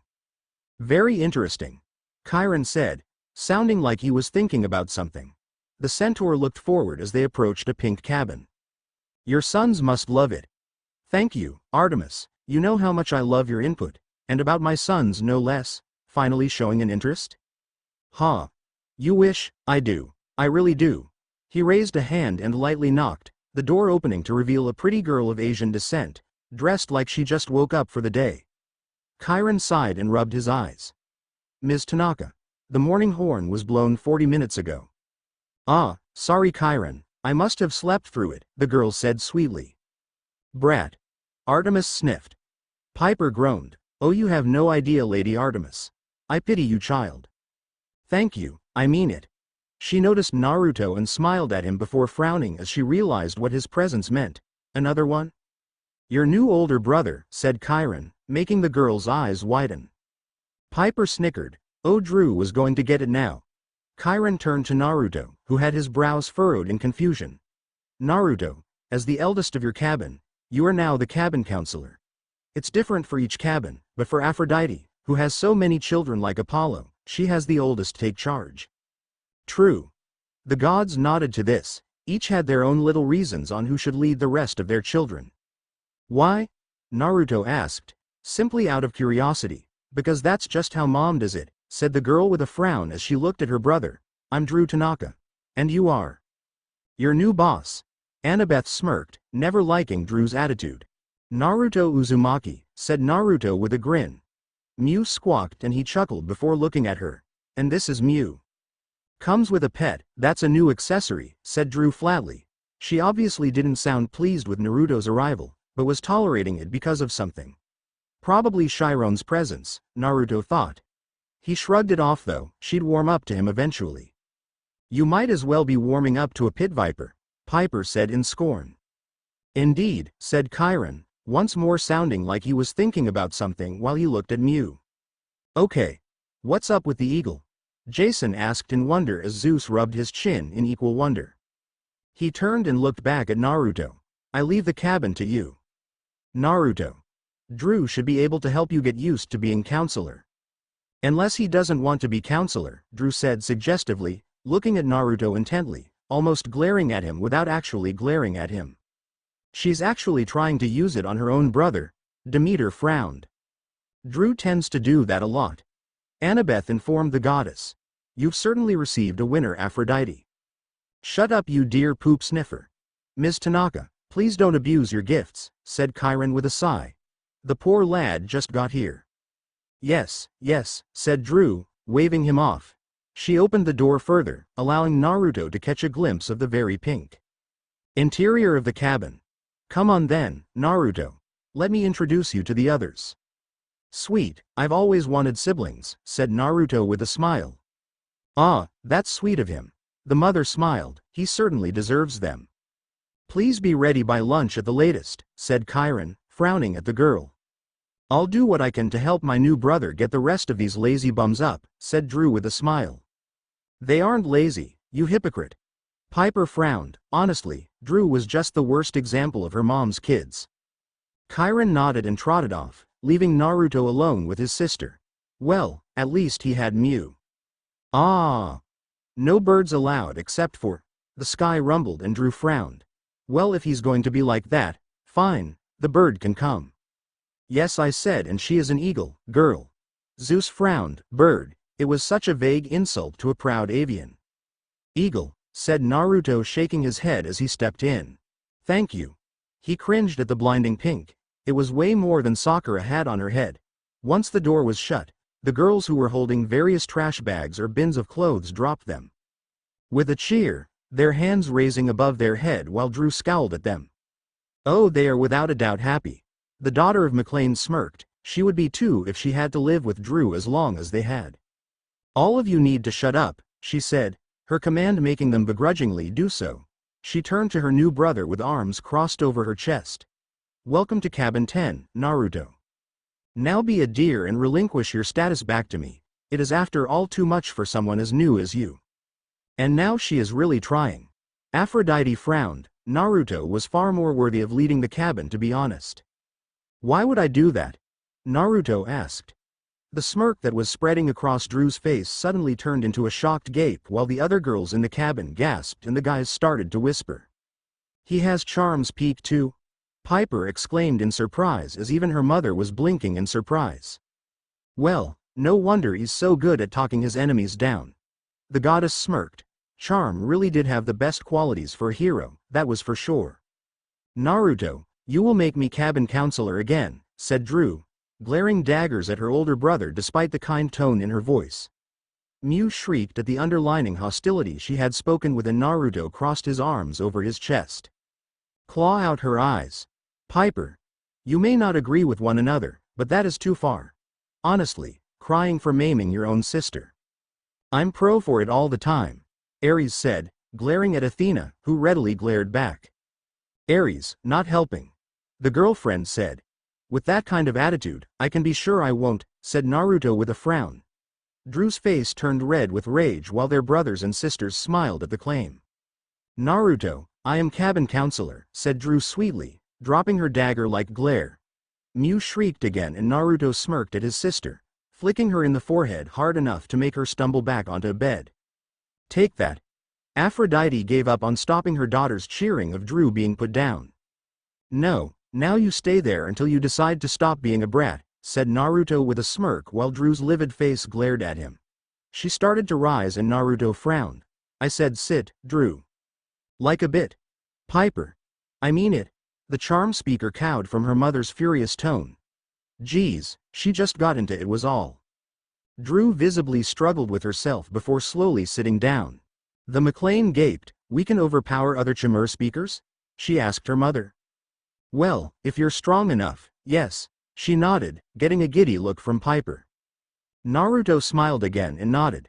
Good, now when you decide to stop being a brat, you can help me get the hang of this. Counselor Street. I'll help you. No, I will. The cabin members quickly started to volunteer. Anything to keep Drew away from power over them again. You go guys. Piper cheered. Man, she couldn't wait to see what a better entrance to camp would be like with Naruto as a counselor. Naruto blinked in surprise and smiled at his other siblings.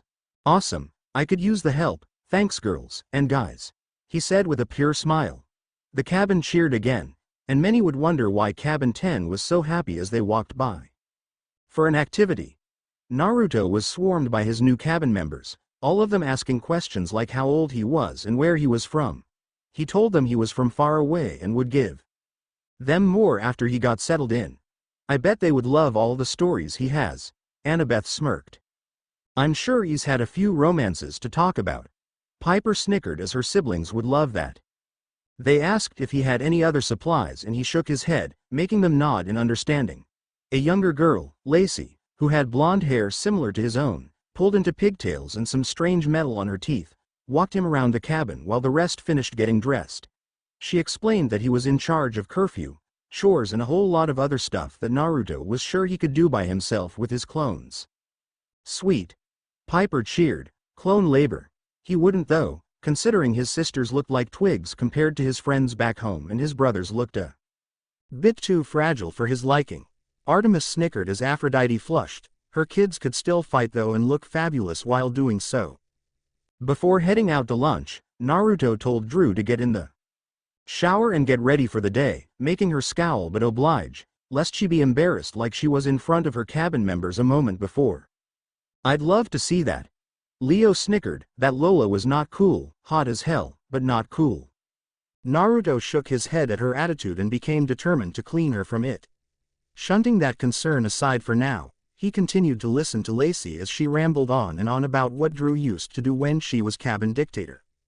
And just before Chiron knocked on the door, she was having me pull out clothes for her to choose from and then put in a pile just so I'd have to wash them and put them away, said Lacey with a frown, looking far too cute for a 14-year-old. Wow, what a bitch. Talia said at that. Seriously, that was a bit much. Talk about abuse of power. Thank you, Talia. Piper smiled at the hunter for saying it for her. Naruto chuckled at her face before looking at his chattering siblings and then at the window where Mew was perched. Well, you won't have to worry about that from me, said Naruto, pulling Lacey into a small hug that she returned gratefully. Ah, the females cooed, so sweet. He let her go with a smile on his face and he grabbed his jacket. As long as I've got this and this, he then pulled at his necklace. I'll be good with whatever I wear. Like your sandals? Lacey asked in bemusement. Not many guys could pull them off after all, but Naruto did. Ninja sandals, the fairest of them all mused. Yep. Naruto said with a smile. He got up from the too soft for its own good bed and stretched. There was a soft rumble that made Lacey look at him with a look of amusement on her face. The older blonde could only laugh. Guess it's that time. He went to the shower and knocked on the door. Drew, lunchtime. Let's go, you heard the horse guy. Apollo and Hermes snickered with the demigods. Horse guy, ha. Chiron, said Lacey with a giggle while Drew groaned. What he doesn't know won't hurt him, said Naruto with a chuckle. He opened the door and his siblings filed out in twos, Lacey waiting for him and scooting behind him as Drew huffed and went to get dressed quickly before rushing out the door. After the group that left before her, Naruto looked down at Lacey and smiled at her, boosting her confidence a bit more and letting her run out after the former dictator while Naruto chuckled. As he left his cabin and shut the door, Mew took to the air from the windowsill, flying in the sky with a shriek. Lunch was an interesting affair, demigods giving some of their food to the hearth in tribute to the gods. Naruto bowed his head and gave it to his mother and ancestor, dropping a bit for Hades to ask that he go easy on his dad for any sins. Amazing, Hades hummed, liking the Aphrodite version of the boy as well. And then asking for Hestia to help him make good decisions to help his family like she did. The hearth seemed to get a bit warmer after his prayers. He really is a special one. The hearth goddess smiled brightly, so rare was it someone prayed for her. Naruto took a seat at the head of the table, Lacey on his left and his brother Mitchell on the right. Drew was at the far end of the left, a bit of space between her and their brother Eric. There were whispers from the other tables, but the first, second, third, 8th, and 13th tables were empty for no reason in particular, well the second because as Billy said, Hera doesn't have affairs, that's her husband's job. Percy snickered, Grover said the exact same thing. Zeus huffed at that while Hera smirked, smart goat. And then Artemis hunters were probably out hunting, the former member of Cabin 1 leading them. Talia beamed at her mention. But it was strange, wasn't that Percy Kid the son of Poseidon? Cabin 3? I'm at school. Percy answered. Nightmares for you dude, Leo whistled. Before Naruto could wonder more on this, Lacey asked him a question that he missed. Blinking, Naruto looked at his sister. What? I said? How did you beat Drew's charm speak? Lacey asked him again, making the table hush while Drew scowled at Lacey. Simple, he's has it and is better with it, Piper said, parroting her mom's answer. The look was broken as Mew flew in, shrieking before landing with a few flaps of her wings on Naruto's shoulder. Naruto lifted a small piece of meat, pig he thinks, for her to nibble on. While Mew gobbled it down, Mitchell found his voice. He probably has his own charm speak, Lacey, said Mitchell. The boy got a few curious looks and he said, what? We all know it takes one charm speaker to be immune to another, and Naruto's a guy, so that makes it stronger. True, Piper nodded, it worked wonders on the opposite sex. My what speak? Naruto asked, both he and Mew giving Mitchell looks like he had grown a second head. Aphrodite giggled while clapping her hands, oh, he doesn't even know, how exciting. Charms peak, said Lacey, it's something Aphrodite. Mom, said Naruto pointedly, He thought it was stupid that demigods would have to call their godly parents anything other than what they were. Mom or dad. He does have a good point. Frank nodded, but usually the kids said it more out of respect. Mom, said Lacey with a small smile. Can do. It lets the user manipulate whoever they're seeking to, and usually doesn't work on other charm speakers or members of the same sex, but you must have a lot of practice with yours on girls. Well, he has charmed a few in his time, Aphrodite said, recalling some of Naruto's adventures from Apollo's story. He smitten many a girl. Okay, well, I don't charm talk or whatever, said Naruto with a shake of his head. I mean, if I did it against Nagato too. Make him stop his rampage for revenge, but you just said it doesn't work on members of the same sex, so I couldn't have done it on him. But you do. Aphrodite frowned. Of course he did. Charm's peak, said Drew with a scowl, is a rare gift Mom gives to her children. Sure, maybe there's some genjutsu you can use just by talking, and I have the Sharingan buried deep in my DNA, said Naruto with a snort while he took another piece of meat and ate it. Wow, he's so disbelieving about it, Piper blinked in surprise. Stubborn like his grandmother. Poseidon snickered as he was glared at. Naruto, you can charm speak, said Mitchell. You just heard Lacey say that it doesn't work on other charm speakers, and earlier Drew was using charm speak to get you to step down. Listen Mitchell, I don't have charm speak. I just say what I feel is right, Naruto said with a shrug, making Mew squawk at the jostle she got. He apologized by feeding the brown-feathered eagle another piece of meat. No charm to it. Aphrodite rubbed her chin. Actually, that might make it more powerful. He feels that he is just speaking his mind, thus he fully believes in his words, thus they're more powerful. Interesting. Plus with his natural charisma, yes, in charm speaking I would say he would be even better than you, Piper. The daughter of love whistled. She knew her charm speak was powerful, but Naruto's to be even stronger. Scary, yet very cool. The members of Cabin 10 just stared at him in disbelief. He had to have charm speak. There was no other explanation to Naruto being able to just shake off Drew's orders.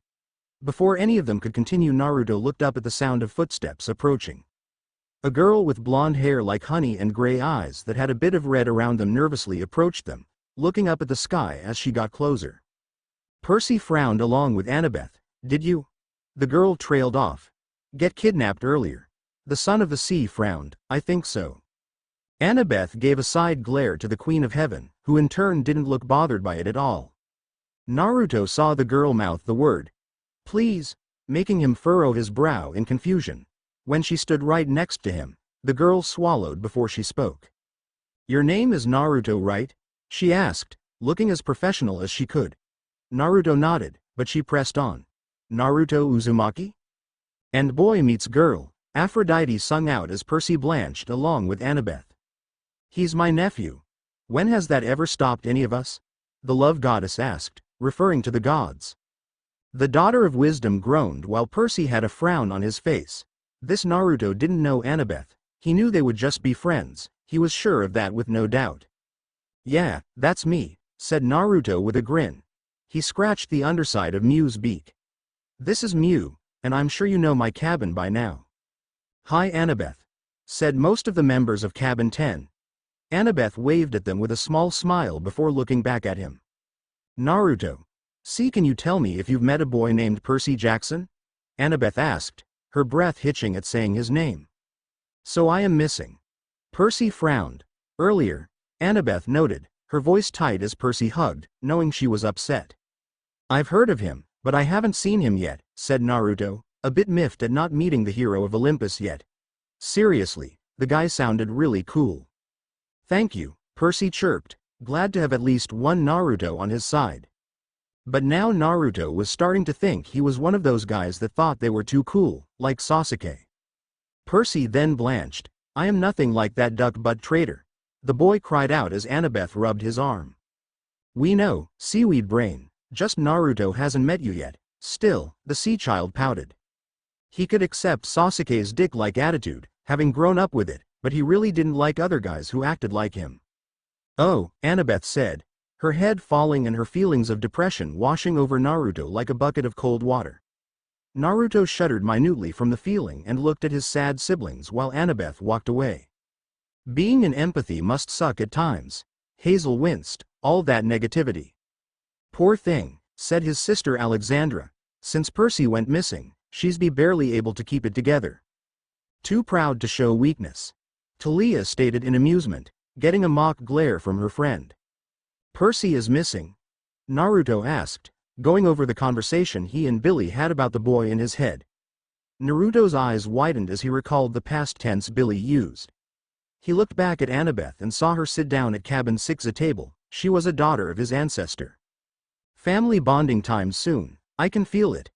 Hestia smiled brightly. Oh, Naruto would get the young daughter of wisdom buck up. Been missing for a few days, said Mitchell with a shake of his head. Just up and vanished one day after going to bed the day before. We searched the whole camp, but no such luck.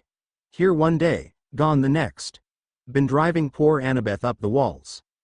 Your mom was beside herself. The blonde told her beau, getting the boy to sigh out at that, poor mom. Mew crooned and Naruto consoled her by stroking the underside of her beak, knowing that she as an animal was affected by the dark emotions filling his table. He looked at his meal, feeling bad for comparing Percy to Sasuke when he was actually missing. I forgive you. Percy forgave. Naruto excused himself and dumped the rest of his meal in the hearth, apologizing for ending the meal so rudely and thanking them for hosting him. Those ninja classes on manners were useful after all, before he went over to cabin 6 a table, where he would be welcomed with open arms, Athena stated. The children of Athena looked up at his arrival, his claiming appearing over his head again making Naruto wave at it in annoyance. He was claimed already, wasn't he? I wanted to remind them. The weaver smirked, getting a few eye rolls. You want to sit down? Offered one of the boys. He had the same blonde hair as Annabeth, who had disappeared from the pavilion, and the same eyes. No thanks, said Naruto with a shrug. Can you tell me where Annabeth went? I want to ask her something. Ask her out? Leo? Annabeth glared as Percy joined her. The Latino held up his hands. Joke, seriously, chill you two. The glares didn't lessen. She probably went back to the cabin, said the boy. I'm Malcolm, I was there when you got claimed earlier. Oh yeah, that, so Aphrodite's cabin, huh? What about it? Nothing, just be grateful you're not Butch's brother. He's a nice guy, but the crap he gets for his mom. Ponies and rainbows. Leo snickered. Dude, Frank frowned. He liked Iris, she was very sweet once you met her. Sorry, Leo snickered, not sounding very sorry. Who's his mom? Iris, goddess of rainbows. Ouch. Yeah, but like I said, he's a nice guy. Well, thanks Malcolm, I'm gonna go see if I can get Annabeth to talk to me, said Naruto with a nod of his head while Malcolm shrugged. Good luck. Without her, I'm in charge and quite frankly it kind of sucks. That and seeing her sulk is really weird after seeing her so happy for so long. Annabeth flushed, sorry Malcolm. She amended, but at least he was happy she was happy. He was a good second in command. Naruto stood on the steps of cabin 6, looking up at the owl that was over the doorway and then back at Mew. I dunno if Athena will let you go in, Mew, said Naruto apologetically. The eagle caught the drift and flew off towards cabin 10, where she was oddly welcomed with open arms. Naruto felt bad that he had to send her away, but he really wanted to talk to Annabeth. Something was telling him to help her out, and doing so he would be rewarded with more than just gratitude, but something of equal reward. That grand wisdom insight? Percy asked his girlfriend. Probably. Annabeth nodded. I mean, I have notes on his dad, so something might come up and he gets it. So yes, wisdom insight. She nodded proudly of her nephew. Curious about what that inkling meant, Naruto raised his hand and knocked on the door of the cabin. He waited a few seconds, shifting awkwardly on his feet. Just when he thought it was time to go, the door cracked open and Annabeth looked at him with her jaw clenched, as though she was trying not to cry. He could tell she had been by tear-stained cheeks and the red puffy eyes she had. Percy felt horrible at the sight of it, but it was fine, they would meet up soon-ish. Naruto felt bad that Annabeth felt this way, not knowing how she was feeling personally, but empathetically. Hi Annabeth, said Naruto, smiling sheepishly. Look, I know now isn't exactly the best time, but, I'm sort of. You're a legacy of Athena, said Annabeth with a nod. Malcolm told me. It's all the cabin can talk about at lunch. Curious about the boy, no doubt. Hera stated, always liking her stepdaughter's children due to their unique birth. She was really strong for not letting her emotions get the best of her, but sometimes you had to let go. Let it go, Apollo sang out, let it go. He hummed and wrote that down, that is a keeper, he smiled. Naruto smiled a bit, recalling a similar experience after Jiraiya died. Looks like he was going to be playing Ruka's role this time around. Thanks Naruto. Annabeth smiled, he really was a good guy, no matter which version of him it was.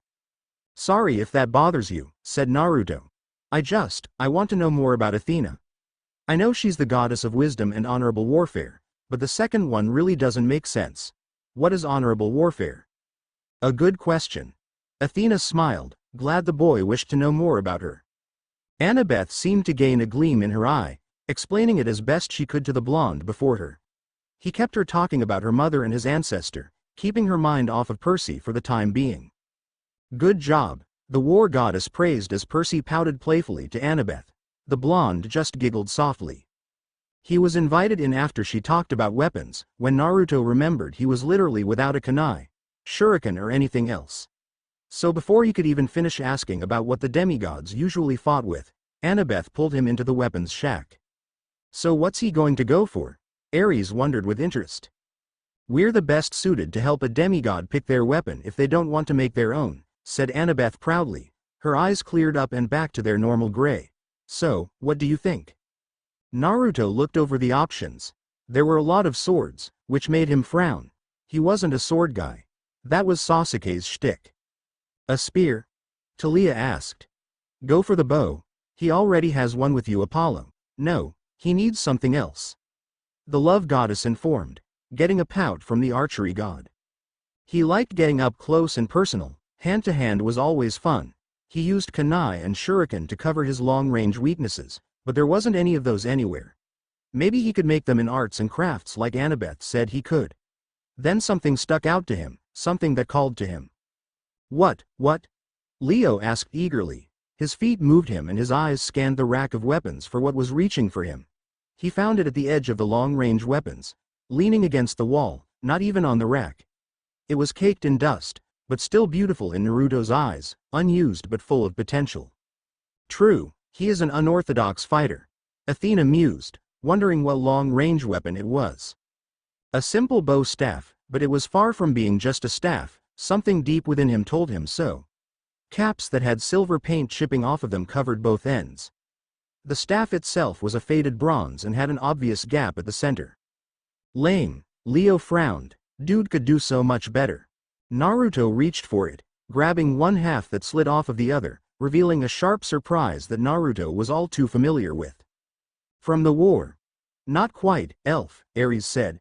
Things like those always have a surprise in the middle of him. Flashes of fighting against Madara's shadows had him stiffen before he came back at Annabeth's voice calling his name. Oh, so he has experience with it. Perfect. The war goddess nodded, familiarity with a weapon was important after all. I'll take it, said Naruto, grabbing the other end and flipping it expertly in his hand so that the other sharp tip was away from his palm. He began an intricate dance, one he didn't know where he picked up, possibly ingrained from his fighting in the war, but one that was memorized all the same. He finished by connecting the staff, clicking it together with a grin. Guy just did one of those kung fu moves, right? Jason asked Piper, who nodded, amazed by the flurry of moves. Oh yeah, he would do well as a stunt guy. Sweetie, with a face like that, he can do his own stunts, true. But, surely you want something else, said Annabeth weakly. The guy would get killed if he ran out there with that old thing. She obviously hadn't heard about the Hydra yet. Hazel smirked. Piper added, or seen him fight. Annabeth flushed, yes, laugh it up, she added. Still, a weird choice for a weapon. No, I want this, said Naruto, nodding as he looked at it. A smile spread across his face. It feels right. And for a weapon, you always go with your gut, and then you stab the gut of your enemies. How poetic, Ares. Thanks. The war god beamed, not even noticing Apollo's sarcasm. I can't stop you, said Annabeth, still a bit unsure about his choice. But I really don't think it's smart. A legacy of Athena, not smart? Poseidon said, a mock-shocked tone. Stupid fish face. Love you too, Owlbrat. The smartest thing you can do is to follow your gut, said Naruto with a grin, quoting Jiraiya. His quote made Annabeth's eyes go wide. Ooh, someone's heard that one before, Piper stated with a grin. About to learn how they're related to each other, it seems. Jason nodded, good for them. Where did you hear that? She asked him. Naruto blinked and his smile died down. My sensei Jiraiya. Jiraiya no Gama? She asked hesitantly. 6 foot tall, white hair and toad sage, Jiraiya? So that's what he looks like, Apollo mused. They never talked about him much in his Naruto's story. You know Ero Sennin? Naruto asked, nearly dropping his new weapon in shock. How was that even possible? Heard of him. Annabeth corrected. D. Immortales, said Annabeth. She rushed back into the main room of cabin 6, Naruto quickly following after her. The daughter of Athena scoured the bookshelf, asking herself what she did with it. She ran over to one of the bunks shoved to the side of the room and began nearly tearing it apart before she found what she was looking for. Eureka! Be quiet, Leo. A dark leather-bound book with very familiar kanji written on the front in bright yellow. Nice, give your kids Japanese owl pellets. Athena snorted, like she would do that. But she was interested what was in that book. Yondaime Hokage, said Naruto, his eyes widening. You can read it? Annabeth asked, looking at the kanji with wide eyes. It's like a mix of Japanese and Cantonese. I can't make sense of it, the inside is Greek. See. Athena smirked as Ares gritted his teeth at being wrong, stupid owl girl. But, Naruto, who is this man to you? Well, you see, Jason trailed off with a smile. He's my father. Why? Naruto asked. You're about to find out. Annabeth smiled widely as she held the book tightly. Because Naruto, he's my brother, said Annabeth. Minato Namikaze was a son of Athena. The reveal is out. Hermes smirked, nice ending to a chapter. Annabeth nodded as she closed the book and put it down. Yeah, for sure. Oh man, I can't foe the next chapter. Hopefully we come in. Leo smirked, oh man, was that going to be fun. Chapter 3 Disclaimer. I don't own Naruto or Percy Jackson reading. Phil Stillamour, The Lost Hero. Chapter 3. Training. Here you go, Percy. Annabeth smiled to her beau, getting him to roll his eyes. Fine. He said, sounding annoyed, but he still had a small smile on his face. A son of Athena? Naruto said, blinking in confusion before it clicked. Wait, does that mean Athena's my grandmother? I know, I pity you. Poseidon nodded mocking as Athena just gave him a dull glare. Seems that way, said Annabeth with equal surprise. A legacy only 1 generation away, he's almost eligible to be in her cabin. I'd let him stay, Athena said in an honest tone. Aphrodite glared at her. No, he'll stay in my cabin, thank you very much. Then I pity him for having to stay in that Barbie house, the wisdom goddess sniffed. Does that make you my aunt? Naruto asked, a smile spreading across his face. Yes. Annabeth nodded with a grin. Well, technically yes, Annabeth started to say, only for Naruto to cut her off. Sweet. I'm gonna call you Aunt Annabeth, he said with a blinding smile. Annabeth blinked before frowning a bit. The blonde blanched as Percy sniggered at that. Please don't call me that, she said. Okay, Aunt Annie, said Naruto, grinning widely. I like it, Talia laughed openly. Shut up, Talia. Definitely not. Annabeth said flatly. What about Auntie Anne? He asked innocently. Oh, even better. The hunter smirked as Annabeth glowered at her. No, please. No, please. No, Anna Oba. Not the Japanese nicknames. The gray-eyed girl groaned. You're not going to stop until I say yes, are you? Annabeth asked dryly. Nope. Naruto said with a grin. He was having far too much fun with this. Jerk. Annabeth pouted with crossed arms. Fine. Annabeth said, giving her nephew a stern look. Just not in public. No, don't agree. Grr, shut up, Talia. The blonde shouted at the hunter who was holding her sides in laughter. You got it, Baba, Naruto said with a grin. Annabeth just shook her head in exasperation. Wasn't that some DBZ character? Leo. The blonde son of Aphrodite's grin fell slightly as he looked at the book in Annabeth's hands as she started to flip through it. He thought about the war once again, his father's reanimated corpse fighting alongside him in their tailed beast forms, helping Naruto get some near-fatal blows on Obito. He knew that Minato was his father and that he was a strong and smart shinobi, but that was it actually. After Madara was defeated, all of the revived shinobi crumbled back into dirt, his father included. He hardly got to know the man. I sense some bonding time coming, Frank said as Annabeth looked interested at the prospect. Annabeth. His voice was softer and carried weight in it that hadn't been there before. She looked at him curiously, seeing him look at the book longingly. See, could I see that? Of course. The blonde child of wisdom nodded, her other would certainly do so. Of course, she said, handing Naruto the book. Annabeth watched as he took it carefully, as though it could turn into dust as soon as he touched it. His brows furrowed as he looked at the lines in the book. He flipped through the pages, the same confused look on his face. I know the feeling. Percy nodded in condolences as he had issues with reading ancient Greek when he first started out. I can't read this, he said. Annabeth immediately gained a look of understanding. It's in ancient Greek, she said. I could teach you how to read it. Really? Naruto asked, a bit surprised. His smile became splitting, it was so wide. Thanks, Annabeth. Ah, isn't that nice? Piper teased playfully. Scared he'll like me more? PSH, I'll be the favorite.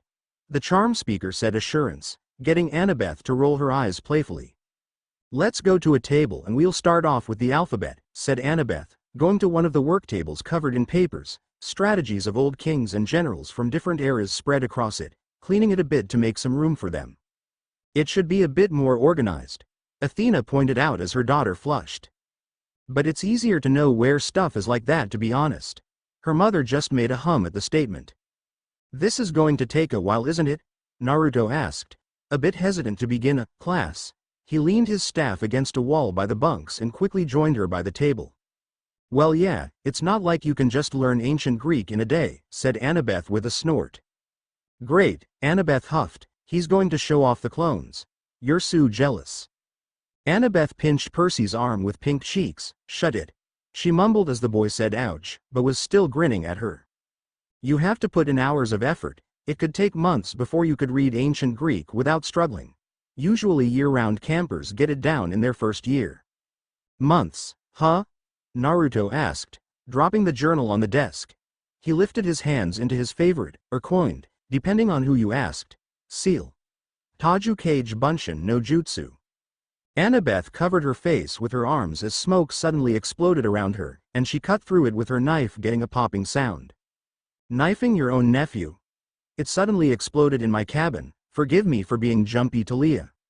When the smoke fully cleared, her eyes widened as filling the room to the brim with Naruto duplicates, all grinning at her. There was even one hanging from the rafters of the cabin by his feet, while about half of them had claimed the bunks to the side as seats. The rest were either seated atop the bookshelves or standing around her with their arms crossed or their hands on their hips. Every girl's fantasy come to life. Aphrodite, Artemis hissed. What? The goddess blinked. Any girl would be drooling at a sight like this. What is this? Annabeth asked. My favorite jutsu, a Naruto, hopefully the original, said with a blinding grin. The Tajukage Bunshin no Jutsu, a forbidden A-rank jutsu that lets me make shadow clones of myself from my chakra. I'm my own army, and the best part is, every experience a clone gets before it dispels I retain for myself. And cue jealous fit of the century. Oh, be quiet, Piper. Annabeth pouted as the Native American grinned. She wasn't jealous, she wasn't. Okay, she was. But how could she not be? You lucky jerk, and they're corporeal, said Annabeth, poking one of the clones in the chest, making him bat away her hand with a smirk. She frowned at it and punched it in the arm, making it pop and making her gasp in surprise. Oh, yeah, but they're extremely fragile, said Naruto with a chuckle, his clones grinning while in the back a couple of clones broke into a fight. They dispelled each other and Naruto rubbed the bridge of his nose. They're insubordinate, too. Idiots. A terrible downside. Hermes stated with a shake of his head, but they'd be wonders for business. Cloned from the best. One chirped before another dispelled it with a hard punch. Naruto smirked at his clones before looking back at the odd Annabeth. Do you know what I would do to be able to do something like this? Annabeth asked him. Can you teach me? Ooh. Sorry Annabeth, Hazel winced. You need chakra. Stop rubbing it in, the gray-eyed girl whined with a pouty pout. Yeah, see, it's forbidden for a reason, said Naruto, scratching the back of his neck sheepishly while some of the clones began to flip through the books on the shelves, able to read the English texts. The technique costs so much chakra that it would kill anyone with less than Jonin-level reserves. Lucky for me, I've got at least 2 cages worth on my own. Heck, this batch barely cost a tenth of my reserves. Annabeth just sat down and rubbed her head as she took this all in. From what she read from her mother's journal about Minato, chakra had to be trained from a young age in order to be used. It allowed the mortals of the moving continent, or the Isle of Latoids as it was once called before it expanded in size, to do amazing feats, but this, she never expected a legacy of all people to have the ability to learn as fast as he wanted to. Athena was beaming in pride at that mention. And being a son of Aphrodite, Naruto was attractive naturally, and already there were whispers around the camp, so went the gossip at her table from her sisters, about him. If it ever got out that he could fill the camp with clones of himself, poor guy would never be left alone. True. Piper nodded, the girls at camp were like that at times. Dude have them flocking to him in droves. Leo whistled but rubbed his chin, think he needs a wingman? Leo. Wah? Just asking is all. The pyro waved off Jason's look. So what do you want us to do? Naruto asked, breaking Annabeth from that line of thought. She looked around at the expectant and curious blondes looking at her, making her smirk and stand up. Direct those troops, Annie. Oh, you know I will. Time for super teaching. Poor guy. Percy muttered, but the playful slap to his shoulder meant his girlfriend heard him. All right. On the bookshelf is several copies of Ancient Greek for beginner books. Let's get started on that, said Annabeth. The clones immediately looked to the others swarming the bookshelves and Naruto sheepishly scratched the back of his head. Guess they were a step ahead of you, he said with a chuckle. Good policy. Annabeth snorted in amusement, oh that looked fun. After an hour of the beginner books, Naruto had the basics down, though he nearly collapsed from the information intake when the clones dispelled all at once. Annabeth guessed that made sense, considering that the human, and demigod, brain could only handle so much at a time. Still, getting the basics down that fast, it's very good. Athena nodded as Poseidon rolled his eyes. Order, she sounded so smug. They ended the lesson there, Annabeth a bit hesitant to do any more despite Naruto's urging. She wanted to see how he did with his chosen weapon anyway on the training field. The second she said the word, training, Naruto's eyes lit up excitedly. The blonde moved so fast he didn't wait for Annabeth to finish telling him where to go. Finally, we get so see some action. Ares praised, seriously, it was getting boring. She managed to catch up with him and show him to the sparring grounds where a couple of brutish kids were. They all had the same camp half-blood shirt on but over that wore camouflage jackets. Off to the side was a girl dressed in the same manner with a spear in hand, watching 2 of the guys roll around on the ground. I think Cabin 5 is going to get owned by another new guy. Percy smirked as Ares snarled at him. No they wouldn't, damn, they might. She looked up at their arrival. What's up, Owlhead? She said, smirking at Annabeth. Naruto knew it was a derogatory name, but from the smirk and her posture could tell she meant it all in good fun. Reminded him of Sasuke calling him Dobi or himself calling the jerk Teme. We're better than when we were younger, the blonde smirked, that's for sure. Nothing much, Clarice, Annabeth said. She gestured to him. This is Naruto Uzumaki, new counselor of Cabin 10. Naruto, this is Clarice LaRue, counselor of Cabin 5. Ares, right? Naruto asked. Clarice's smirk grew. Not bad for a newbie. Time for initiation? She asked, a bit eager to go for it. Really? Percy asked in a dry tone. They just don't do it in front of you anymore. Annabeth informed him, getting the raven-haired boy to frown, not cool. No, Clarice, said Annabeth, shaking her head. I just want to see how good he is with his weapon. A bow staff? Clarice asked, looking at the long stick Naruto held in one hand and rested on his shoulder. She smirked. Not a spear or a sword. Spears have a tip that's off balance and my best friend back home has a sword for his shtick. Naruto said with a shrug. Got to be original. Apollo nodded in approval. There was a familiar shriek and Naruto looked up as Mew swooped in and landed on his unoccupied shoulder. I was wondering where you were. Mew crooned once more as he rubbed his finger under her beak, all the while Clarice and Annabeth watched the interaction in confusion. I know, we all are. Leo nodded, that is one weird bird. Eagle. Zeus corrected sternly. Hades rolled his eyes, it's a bird, face facts. Zeus just glared at him. What's with the bird? Clarice asked, getting an insulted cry from Mew. Hush Mew, she didn't mean anything by it. Naruto said, calming the eagle. Mew is a golden eagle, said Annabeth, looking at the bird of prey with interest. Thank you. Zeus said as Annabeth smirked. Well, yeah, but I was gonna say she's a friend, said Naruto with a grin while Mew gave him a small croon for his soft stroke along her beak. She sorta got attached to me while Billy and I were coming to camp. It could be a sign from Zeus, said Annabeth quietly, trying to figure out why the king of Olympus' sacred bird was with Naruto. Because he liked the little windy thingy, Poseidon stated knowingly as he grinned to his brother. It wasn't a thingy, it was amazing, the king huffed. Nah, she would have told Billy something on our way here, said Naruto looking at his eagle with a grin. She just decided to come along for the ride. Right, Mew. Mew cried out again, making him chuckle.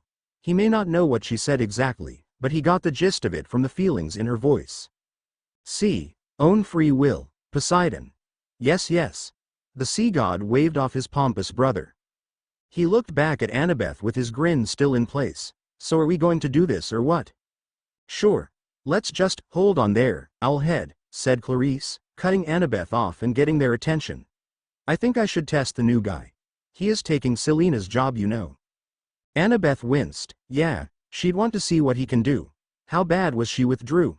Piper asked. I think she once broke Drew's arm for bad-mouthing Selena. Ouch, good on her. The charm speaker nodded, Drew deserved it. Clarice, I don't think. Who's Selena? Naruto asked, blinking. Both of the girls looked at him like he was in the process of growing a second head before Clarice's eyes narrowed. Selena Beauregard was the best counselor that Cabin 10 ever had and was one of the biggest heroes of the second Titanomachy, said Clarice, her voice dangerously stern. The warriors of Manhattan nodded to that and Piper had a smirk on her face while her mother gave a sad sigh at the loss of her eldest child. That bitch Drew was not worthy of taking her job and now I want to see if you are, Blondie. Right now, you're teetering to the side of not being worthy. I don't care what Billy said you did to that Hydra. I think she's going to eat those words. Annabeth muttered. Yeah, but we still get to see some action with Naruto and his weapon. Jason added, sounded like a good time if he was honest. Naruto blinked at that and grinned at the challenge. I'll show you that I am, and when we're done, you can tell me more about Selena. She sounds awesome. And there's that cheerful nature to him. Nico pointed out, he's different from Apollo Naruto. Probably because he didn't die, Talia said with a frown. You should probably get ready to sweat and bleed, Blondie, said Clarice, gesturing to his jacket and the shirt he was wearing. Naruto looked down at his jacket with conflicting emotions before shrugging. He could always just sew it back together. So gets that from Grandma. Hermes smirked as Athena huffed. It was a useful skill. I'm good, he said, taking his necklace off and holding it out to Annabeth. Mind holding this for me though? It's sentimental. Sure, said Annabeth, taking the necklace for him while Mew took to the sky. Clarice is gonna fight the new guy, cried out from a member of Cabin 5. The fighting kids gathered around them on either side of the two, and Annabeth stepped back to join them while Mew landed on the branch of a tree not too far away. There was a bit of chattering and Naruto saw familiar FCES from his cabin joining up with members of Clarice's. Malcolm and a few of his siblings joined the circle as the word quickly spread, surprising Naruto at that. Gossip travels fast. Annabeth laughed as everyone was eager to see how this would play out. He also noticed there were a whole lot of other girls gathered around his sisters, making him blink in surprise and wonder whose children they were. To ogle the new meat, no doubt, Aphrodite smirked. Not that I blame them, my boy is amazingly handsome after all. Deciding to put those thoughts aside, Naruto rolled his neck and gripped his bow staff at the center with both hands, twisting and separating it while Clarice pointed her spear at him. Naruto twirled his two baton-like staves in his hand before settling in a stance with one pointed at Clarice while the other was parallel with his head, keeping the pointed edges in from his opponent. There was nothing but the soft chanting of Clarice's name from her cabin mates and a few others. One sounded suspiciously like Drew. Piper just gave a dull blink. Really? Just, really? Drew, your shallowness knows no bounds. Naruto took a deep breath before his eyes hardened and he shot backward to compensate for Clarice's charge. Sidestepping the thrust aimed at his midsection, Naruto used his right baton to knock her spear down into the dirt and his left to deliver a swift strike to her shoulder. Clarice hissed, retreating and rolling her shoulder to relax it while they circled each other. Naruto used his batons to deflect small jabs sent at his head and body, getting a few whispers from the crowd. Decent so far. Ares mused. Didn't he mess with your boy Mark as Apollo's boy? Fuck off, Speedstick. Stop pussyfooting around and someone draw blood already, shouted a guy in the crowd. Yeah. Ares cheered too as Frank shook his head in shame. Clarice's eyes hardened at that and she once more thrust forward, which Naruto sidestepped again, but he failed to avoid the sudden blow across the face from the other end of her spear. How dare she, Dite, it's a fight. Not the point, Ares. It's the moneymaker, you don't touch that. Naruto rolled with it, quickly getting back to his feet while moving his jaw around to make sure nothing was broken. That was going to bruise. How do you like that one, Blondie? Clarice asked with a smirk. My friend Sakura hits harder than you, said Naruto absent-mindedly, though Clarice still took it as an insult considering the feminine name he used. Wasn't that the one who could make earthquakes with her fists? Athena noted with a sly look to Poseidon, who bristled. Yep. Talia said, not liking the pink bitch at all. Her pink wasn't even the main reason she hated her surprisingly. Are you saying I hit like a girl? Yes? Bad wording? Percy snickered. Clarice would take that way out of proportion. You're dead, Clarice said, charging at him and stabbing her spear right at his head. Naruto yelped, wondering what he said wrong, as he ducked and dodged out of the way of her spear. He dodged too soon in one instance, allowing Clarice to once more strike out with the other end of her spear and get Naruto right in the gut. Naruto's eyes went wide and he fell to his knees with a gasp as the air was forced out of him. That was definitely a Sakura-like hit. When angered, girls can always hit hard as hell, Apollo said, knowing from experience. Artemis just sent him a smug look that made him wince. He coughed and used his left stave to get back to his feet, ducking under a side swipe of Clarice's spear and stumbling back as she did a swipe back in the way it came. There was a sound of tearing fabric and Naruto looked down to see his shirt sliced open, revealing his stomach. Give the girls something to dream about, Mom. There was a catcall and a few whistles that came from behind Clarice, making her drop her focus on him for 1 second to use her peripheral vision in an effort to determine where that came from. Ooh, bad move, war girl. Percy shook his head. Naruto used this distraction to his advantage by getting inside Clarice's defense. He used his left stave to keep her spear down and out of his way while bringing the right up over his shoulder and then swinging it, cracking Clarice across the face hard enough to send her to the ground. That got a collective of winces from the demigods as Ares gritted his teeth. Oh, the girl better not lose, he was Dite's kid. And a legacy of Athena, that would be even more insulting. Naruto had his staves at his side while he panted, raising them up on his guard while Clarice got to her feet, rubbing the left side of her jaw. She moved her jaw much like he did his own when he got hit before she turned to the side and spat out a tooth. Now that has to suck. Apollo winced. He prided on his kids having perfect teeth like their awesome dad. She looked back at the blonde son of Aphrodite, who stepped away from her spear and thus from her while staying in his defensive stance. Not bad, Blondie, Clarice said, picking her spear up with a savage grin on her face while a bit of blood came from the corner of her mouth. She twisted part of the spear and the head crackled to life caked in red electricity. Lamer. Percy snickered as Ares glared at him. That's so cool, said a grinning Naruto. His grin fell. Oh, you're going to use that on me, aren't you? Yep. Well, shit. I had the same reaction, Percy said with a look of sympathy on his face. Naruto was once more put on the defensive, avoiding the head of Clarissa's spear while it was thrusted in his direction again and again. More tears were added to his shirt, which he could honestly care less about, but a few that nicked his arms made him groan in annoyance. His jacket was totally going to get shredded or burnt. Gets that from his mother, Artemis smirked, seems he really is yours. And what was the claiming, Artemis just smirked more, getting the love goddess to huff. So her boy was worried about his jacket, that just meant he liked it. Time out, Naruto said, jumping back from Clarissa's spear. No timeouts, surrender, come on, just let me take my jacket off, I love this thing. Poor guy, Piper nodded, she liked her border jacket too. Not happening, Blondie. What happened to common courtesy? Naruto asked as he slid out of the way of another thrust that nicked the carving on his left arm. Oi! That tears it. He crouched low to the ground before jumping up, making the demigods watching crane their necks up high as he did. Mew let out a cry and took off after him, their height hidden by the fluffy white clouds passing overhead. A jump Superman would be proud of. Leo whistled. Seriously, white boy can jump. A second passed before Mew returned. In her talons held carefully was the orange jacket. Naruto was vehement about getting to safety. She dropped it in Lacey's arms before returning to her perch. At least the jacket's safe. Yes, Hermes nodded to the Lady of Doves. Let's not worry the kid, just jump how many feet? Oh hush, Hermes. Thought so. Clarisse ignored the eagle, keeping her eye on the sky and waiting patiently. A minute ticked by and she scowled. How high did he jump?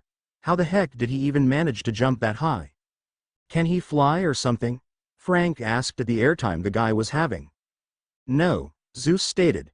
There was another cry and another eagle flew down to land on a branch opposite of Mew. Clarisse felt her eye twitch in annoyance. Come down here, you freaking coward. Well, since you ask so nicely. Clarisse swiveled around to look behind her but saw nothing aside from the crowd and Mew perched on the branch. Clarisse turned around again, searching for him. This turned out to be her downfall. How sad, Athena said in a haughty tone as Ares glared at her. She heard a pop, the crowd gasp, her name called by her cabin mates, and then felt something blunt strike her upside her head. Clarisse fell forward as her vision went dark, catching herself on her knees and going still when a pointed end of Naruto's stave was held at her throat. Owned, Percy grinned. Naruto was still Naruto, and he was awesome. I win. Naruto said with a grin from where he stood next to Clarisse. The henge no jutsu. Annabeth said under her breath. He had disguised himself as the first Mew to land, while the other waited before landing on the other side of the circle. Frank looked grumpy. That's my thing, he said, sounding put out. Hazel just rubbed his arm. It's okay, you do it better. That got the Canadian to smile. When Clarisse had her back on him, he took advantage and got her pinned. It was truly a strategy worthy of Athena. A simple misdirection, basic, but then again, those are always best at times. Stuff it, owlhead. The war god sneered and crossed his arms. Twice the blonde humiliated his kids, in 2 different dimensions. How the hell did you do all of that? Clarisse asked when he lowered his stave from her neck. Naruto put his weapons back into their bowstaff form and grinned at her. Ninja moves, he said, getting a frown from Clarisse. Very nice moves. Annabeth smirked. Man, being a ninja sounded so awesome. He yelped when she socked him in the arm. That was for saying I hit like a girl, she said. But Sakura hits really hard, Naruto said with a whine, rubbing his arm. She can break boulders with her punches. It was really a compliment, or something. Leo hummed in thought. Oh, Clarisse said with a sheepish smile, sorry. It's no big deal. Naruto said, shrugging. He looked down at his shirt and frowned. Was all that necessary?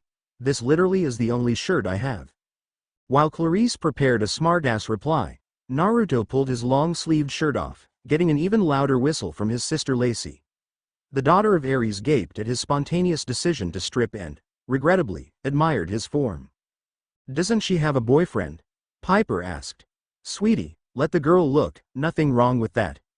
His abs were worked to the point you could probably chisel diamonds on them, and his pecs were large enough for her hand to fit in. His shoulders were as big as her fist and his arms were at least 22 inches around. He was definitely not built like a son of Aphrodite, that was for sure. Very true, Ares stated, getting a pout from his girlfriend. Man. Naruto's voice broke many girls from their staring. He was looking over his torn shirt with a frown. It's gonna take at least 30 minutes to fix all of these holes, and my jacket. Good time estimation. Athena appraised. Naruto, you could always just get a camp shirt from the camp store, said Annabeth, shaking her head in amusement. He had to be talking about sewing, which is something he had to have gotten from Athena. Naruto looked at her with a blink before he grinned. There's a camp store? Cool, he said, beaming as he folded his shirt up and threw it over his shoulder. Mew landed on his shirt-covered shoulder, making Naruto chuckle as he followed his aunt to where the camp store was. Aphrodite's cabin swiftly followed, intent on helping their brother look good. You go kids. Piper just palmed her face at her mom's cheering. While the crowd dispersed, a lot of the girls watching gossiping about the new hottie. Sadly, yes. Annabeth grumbled, seriously, Naruto was going to have problems with all these girls. He was almost too good looking for his own good. Clarissa's cabin mates walked over to her, her second-in-command Mark smirking at her. So Clarice, should we warn Chris he may have some competition from the new guy? Burn. Talia laughed. Shut up, Mark. What an Ares response. Fuck off, cripple. See. Naruto was absolutely giddy as he walked out of the camp store, completely oblivious about the furious blush that was on the face of the poor cashier from when he walked in. That poor girl, Hazel snickered. The camp shirt was orange. He could honestly die happy now. Oh yeah, he loves that color. Jason nodded in remembrance. Well, maybe not now since that would leave Drew in charge again, but that's not the point he's trying to make. Sure, it was a bit tight, but his sisters said it was better that way. Nice call, girls. He really wished they had fishnet armor, though. When he had asked for where he could get some armor, he was told to go to Hephaestus' cabin, who he recalled were technically his step-siblings considering his mother's marriage to Hephaestus. He was curious about them, especially when Annabeth told his gossiping sisters to stop talking about some curse that was on their cabin. Meh, I fixed it, Leo bragged. Mitchell explained it, talking about the death of the last counselor, Selena's boyfriend, Charles Beckendorf, being the cause of it. So now, there he went, off to satisfy his curiosity with complete disregard for the camp schedule that Annabeth was trying to get him to stick to. That little, he's taller than you, Piper told her. That big jerk. At least follow the paper, the blonde pouted. Naruto, come on, you want to be a good cabin counselor, don't you? Annabeth asked as she followed him. Well yeah, but I also want to see Hephaestus' cabin and meet his kids. They're supposed to be my brothers and sisters, right? Naruto asked. Hephaestus snorted at that while Aphrodite rolled her eyes as well. It was a sweet thought, but no. As he looked up at the soaring Mew, who was keeping an eye on him from above, that bird really did not like him being out of her sight. By technicality, yeah I guess, but they're only your step-siblings, Annabeth said. And your mom and Hephaestus don't really get along well. No, really? Naruto asked sarcastically. Boy couldn't have said it better, the smith muttered. Even he figured that out. How his mom managed to grow up as a Jinchuriki while being a goddess, Naruto wasn't sure, but he did know through their word and through Konohan law that Kushina Uzumaki was married to Minato Namikaze, even if she didn't take his name.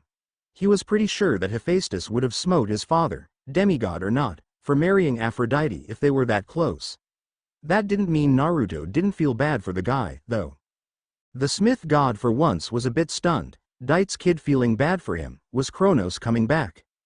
Hey, watch the sarcasm, buddy. Sorry Anna Baba. What did I say about calling me that? Yeah, not in public.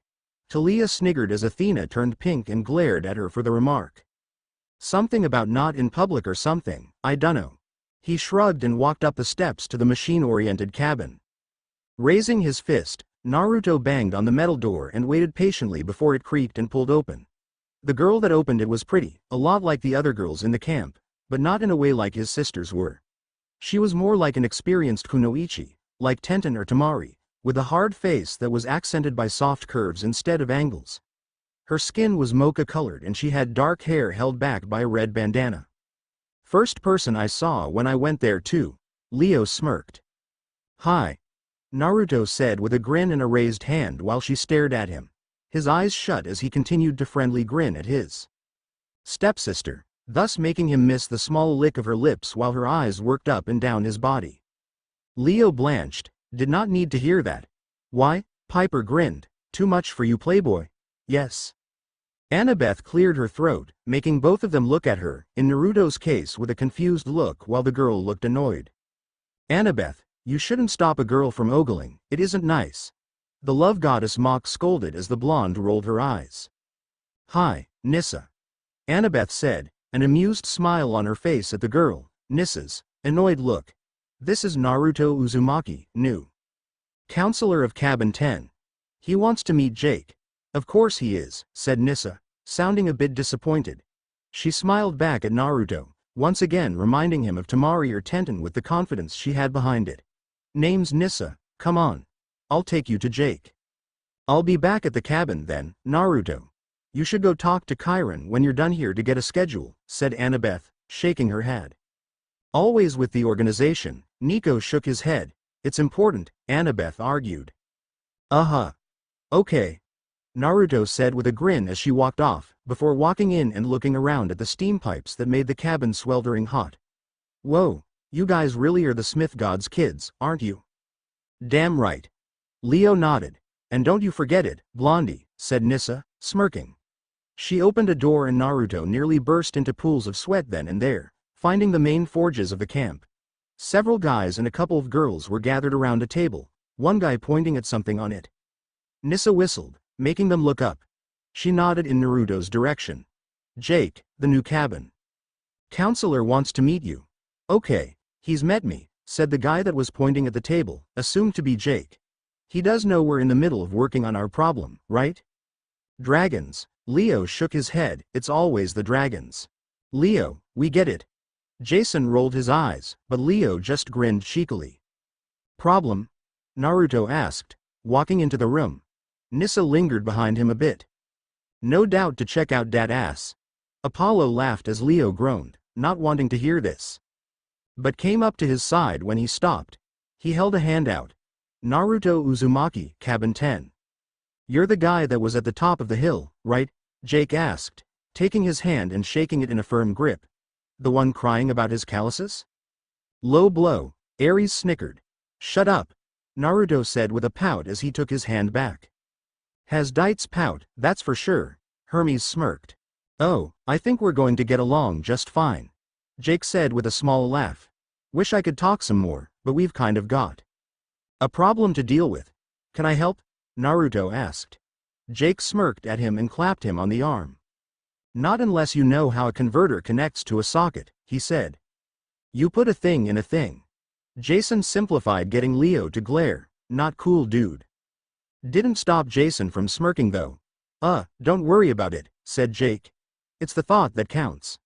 We really need to get back to work on this though. Alright. Well, if you need help let me know, said Naruto. He put his hands in his pockets and shrugged. I guess I'll go talk to Chiron and get a schedule. Hey, while you're there, can you tell him we'll probably be in the forest again? Jake asked. Dude is into self-inflicting pain. Leo, Hephaestus rumbled. Not all are immune to fire. Festus' fire still hurt though, the boy mumbled. Naruto nodded, making the counselor grin. Thanks. No problem, Naruto said with a smile. Nissa led him back out of the cabin and inviting him back whenever he needed some work done. Naruto just grinned as he left Cabin 9, looking at Miu as she landed on her perch on his shoulder. Cabin 9 is awesome, Miu. Especially Nissa, she's pretty cool for someone who deals with so much heat. Aphrodite rubbed her chin with a smirk. Mom, stop plotting. The goddess whined for being called out by her daughter. I was just thinking. Please don't. Piper shivered, feeling sorry for Naruto already. Naruto enjoyed a calm walk to the big house, shaking his head in amusement at the ridiculous name the building had. He really hoped one of the kids of an older generation called it that, because the last thing Naruto needed was some god getting on his back about laughing at their building's name. Mew seemed to really enjoy the camp from what Naruto could feel through his empathy. What kind of bummed Naruto out though was his lack of interaction with Billy. Seriously, he felt ditched. Wow, dude ditched him? Harsh. Dionysus snorted at the pyro. Please, he has to talk to Grover, business before fun lion-o. Brushing off the feeling of being ditched, Naruto took his surroundings in, watching the campers as they trained. Now, Naruto wasn't Rock Lee or made a guy, but he did way more than the campers did.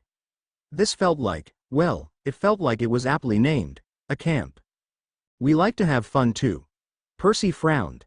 Maybe Naruto could introduce these guys to some real training. He wondered what the hand-to-hand was like and if it could keep up with his Gamma Ken. So Naruto swoops in and begins training the brats once more.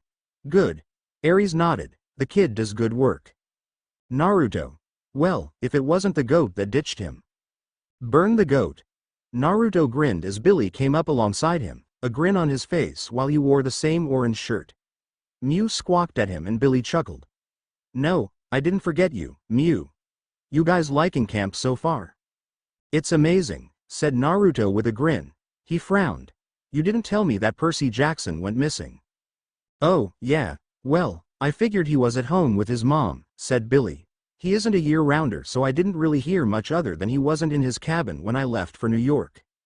Reasonable. Percy nodded, not the young goat's fault then. You also didn't tell me about Selena Beauregard or Charles Beckendorf. Okay, that was my bad. Yes it was. Piper and Leo nodded. I was more concerned with the fact that you're a sage, Billy said. For a satyr that's like meeting a demigod of Pan, may he rest in peace. Really? Percy asked as Apollo and Hermes nodded. So true Wethead, that is big stuff. Sage is a dead career in today's world. Sad fact, Hermes nodded to his brother's words. Naruto nodded in agreement, recalling the tale of Pan and his unfortunate death. He would have liked to meet the original sage. As he thought that, Naruto wondered who the father of the old sage was. Knowing that gods and demigods existed raised a lot of questions for the grandson of Athena. Come on, Grover and Chiron want to talk to you, Billy said, making Naruto arch a brow and follow the young satyr up into the large farmhouse. Billy led Naruto through the building to the back porch where the other satyr from before and Chiron were playing a game of cards. Without me? Mr. D actually pouted. Not fair. Grover, if you try to eat your hand again, I'm going to pull out the pinnacle chips. Honestly, the one good thing that came from the recall was the freedom to play whatever game I wanted, said Chiron, giving a stern look to the dark-haired satyr. Why that cheeky centaur? Sorry, Grover said sheepishly looking up with the board creaked under Billy's hoof. Oh hey Billy. Hi Grover, said Billy, beaming a grin at his hero. Just your average goat superhero. Talia smirked, glad that her favorite goat was so well respected now. He nodded respectfully at Chiron. Chiron. William, said Chiron, getting a groan from the satyr. The centaur noticed the blonde behind him and smiled. Ah, Mr. Uzumaki. Welcome to the big house. Annabeth told me you'd be coming by. Something about not going by a schedule. Shame on you, Percy mocked. Hee, take that Naruto. Well, you know, being new and all, said Naruto with a sheepish chuckle. True, I may have rushed that. I planned to catch you after lunch, but you rushed off before I could, said Chiron. He then nodded to the eagle still on Naruto's shoulder. I see your friend hasn't left yet. Yeah, Mew's a real sweetie. Right Mew? Naruto asked with a smile to the bird as he stroked under her beak, getting a croon. She really likes you, said Grover in a mumble, lifting a card up to his mouth and dropping it at Chiron's clearing throat. Honestly, he'll eat anything. Annabeth laughed. Ah, good times. The satyr flushed and set his hand down before he ate it. He looked at Billy, who nodded, and then at Naruto again. You know, Billy said you were a sage. Telling secrets behind my back. I wondered why I sneezed earlier, Naruto said with a smirk. Oh come on, they of all people deserve to know, said Billy with a roll of his eyes. True, Hermes nodded. Are you? Grover asked seriously. Wow, G-man's serious, he isn't even faking it. Percy commented, man, he's come a long way. As the Lord of the Wild and the chosen one of Pan, Grover had to be sure that all things related to nature aside from gods were, well, naturally right. Billy had told him that Naruto, while awed at the advances of humanity, felt sad that so much nature had to be sacrificed for these advances, making Grover skeptical. Not even Percy was that sympathetic with the satyr's cause. Yes, I am. Really? Nico asked in sarcastic disbelief. I happen to recycle. Annabeth patted Percy's cheek. Stop talking, seaweed brain, she told him in a pitying tone. Percy brooded at that. I am, said Naruto. He grinned. Let me guess, you want me to show you? If you wouldn't mind, Chiron asked, admittedly a bit curious. It had been a while since he met a sage, and that was at least 1500 years ago. Okay. Percy nodded to Apollo's earlier statement, that is a long time ago. Sure. Naruto said with a shrug. It wasn't like he had anything better to do, and it was always refreshing to meditate. He moved to the railing of the big house and took a seat on it. Like so many times before, Naruto crossed his legs and let his hands fall into his lap. Good balance. Piper smirked, it was like he was just floating on the railing. Within seconds, being so close to the Lord of the Wild had its benefits. Naruto was in sage mode, getting wide eyes from Grover and Chiron. Mew cried out again, settling onto her roost on Naruto's shoulder as nature embraced him. Behind him satyrs, dryads and animals came out of the woods to look at the blonde. Now watch as the nature spirits follow the blonde as he shows his epicness, Apollo said in a documentary tone. I don't believe it, said Chiron, not as affected by Naruto's presence as the rest of the nature spirits in camp. The campers soon gathered as well, wondering why the dryads and satyrs were gathered around the blonde. Because my boy is amazing, the love goddess bragged proudly. Demeter's children soon became a part of the group, their own connection with trees and crops letting them get a taste for what the spirits felt. Only a sliver, but enough, the children's mother commented, happy that one outside her children had a strong connection with nature. Pollux, the only son of Dionysus, also stepped forward, absent-mindedly making strawberries grow around planks that made up the deck of the big house. Dionysus palmed, that was going to be a mess to deal with. Wonderful, but still, to have that kind of effect on his child, interesting. Naruto finally exhaled, breaking the spell he didn't mean to have over the ones most affected by nature, opening his eyes and smiling at the squirrels that curled up in his hands. He looked at Grover, Billy and then Chiron before releasing his connection with nature, causing the animals to scatter, getting some surprised sounds from the campers as they moved out of the way of the retreating horde of forest critters. It's a stampede, Hazel cried out. Run, Frank proclaimed, be free. His once again blue eyes landed on Grover again when the satyr started to speak. That was amazing, said Grover, smiling at the blonde and wiping away a tear. Whoa, Sea Child whistled, moved Grover to tears. Like we said, Hermes pointed out, this is big. I never thought that a human could understand what satyrs do. Don't get me wrong, the campers try, but they're still humans. Thanks Naruto. True, the campers did try since it was the satyrs that found them and would try to thank them by understanding their lifestyle. So this is what they wanted, huh? No problem, said Naruto with a grin as he hopped down from his seat. Didn't I tell you? Billy asked with a grin, a real sage. Well, perhaps power-wise, but there is more to being a sage than just power, said Chiron. Really? Jason asked as Apollo nodded. Yep, Chiron is one of the very few and selected sages left, and those are the immortal ones. What? Naruto asked. The toads said he was a sage. He ate all the bugs and everything that Ma cooked. They made my baby eat bugs, well, in certain cultures. Be silent, Apollo. Bugs.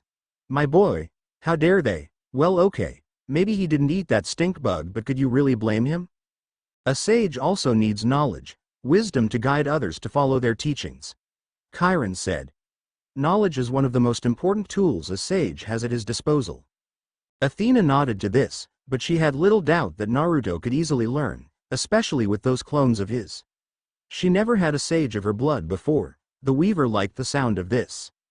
But he's a legacy of Athena, no brainer there, Chiron, Grover said, getting the trainer to nod. Hey, I see what he did there.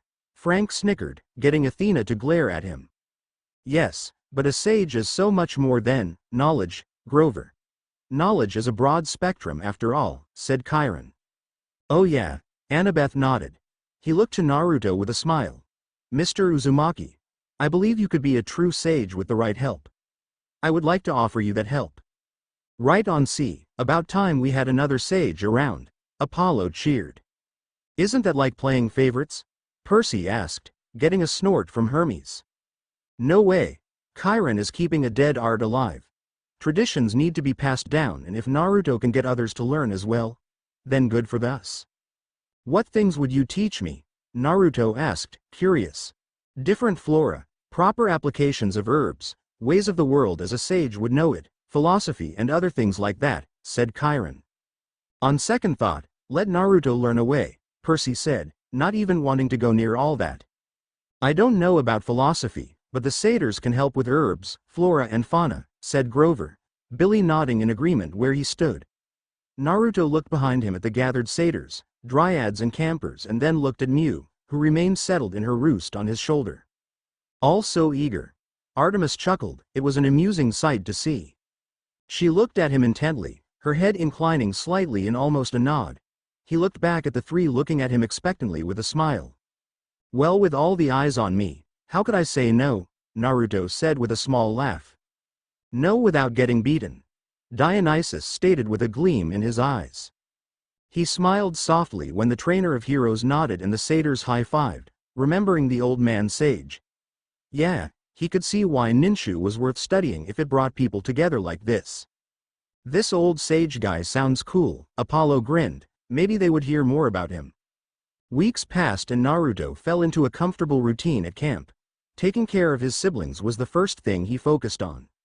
I can feel his agony from here. No one asked you, Artemis. I know, but someone had to say it, Aphrodite. We know poor Piper has to deal with it.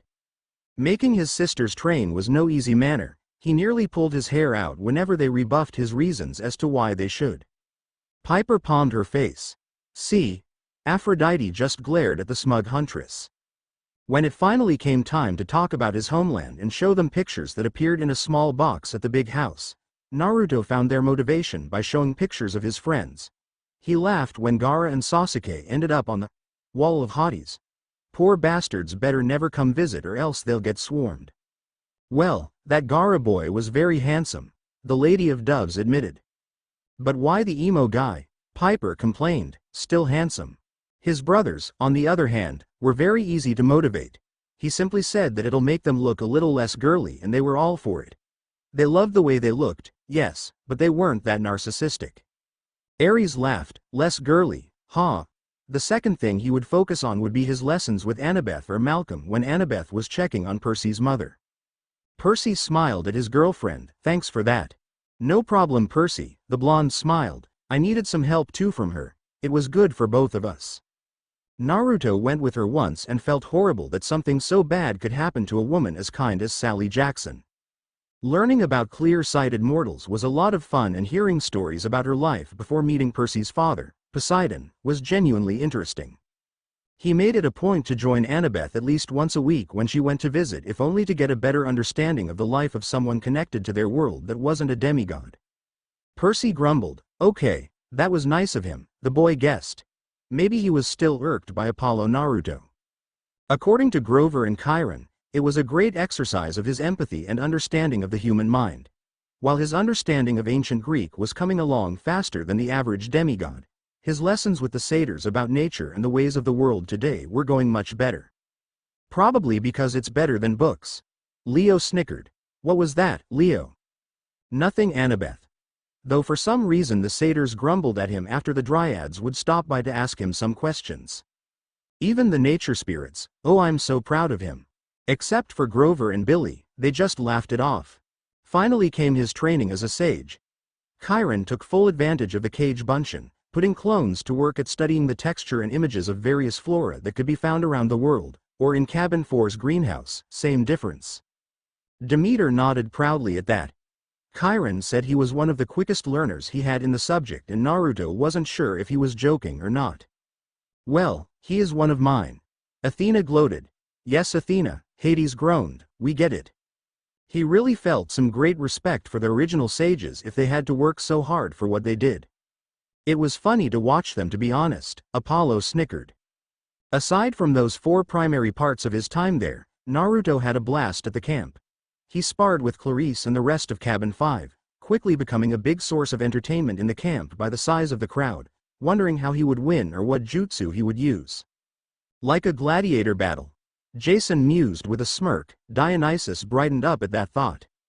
It was only a matter of time before other cabins asked him for help, and that was when he met the members of Cabin 11, the children of Hermes and their guests, demigods under the age of 13 that were unclaimed by their parents. "You're welcome." Percy smirked as Hermes gave him a thumbs up. Oh, the fun he had with Hermes' kids, the pranks they devised, it was so fun. Great, Annabeth rubbed her temples, feeling the headache of her other from cross dimensions.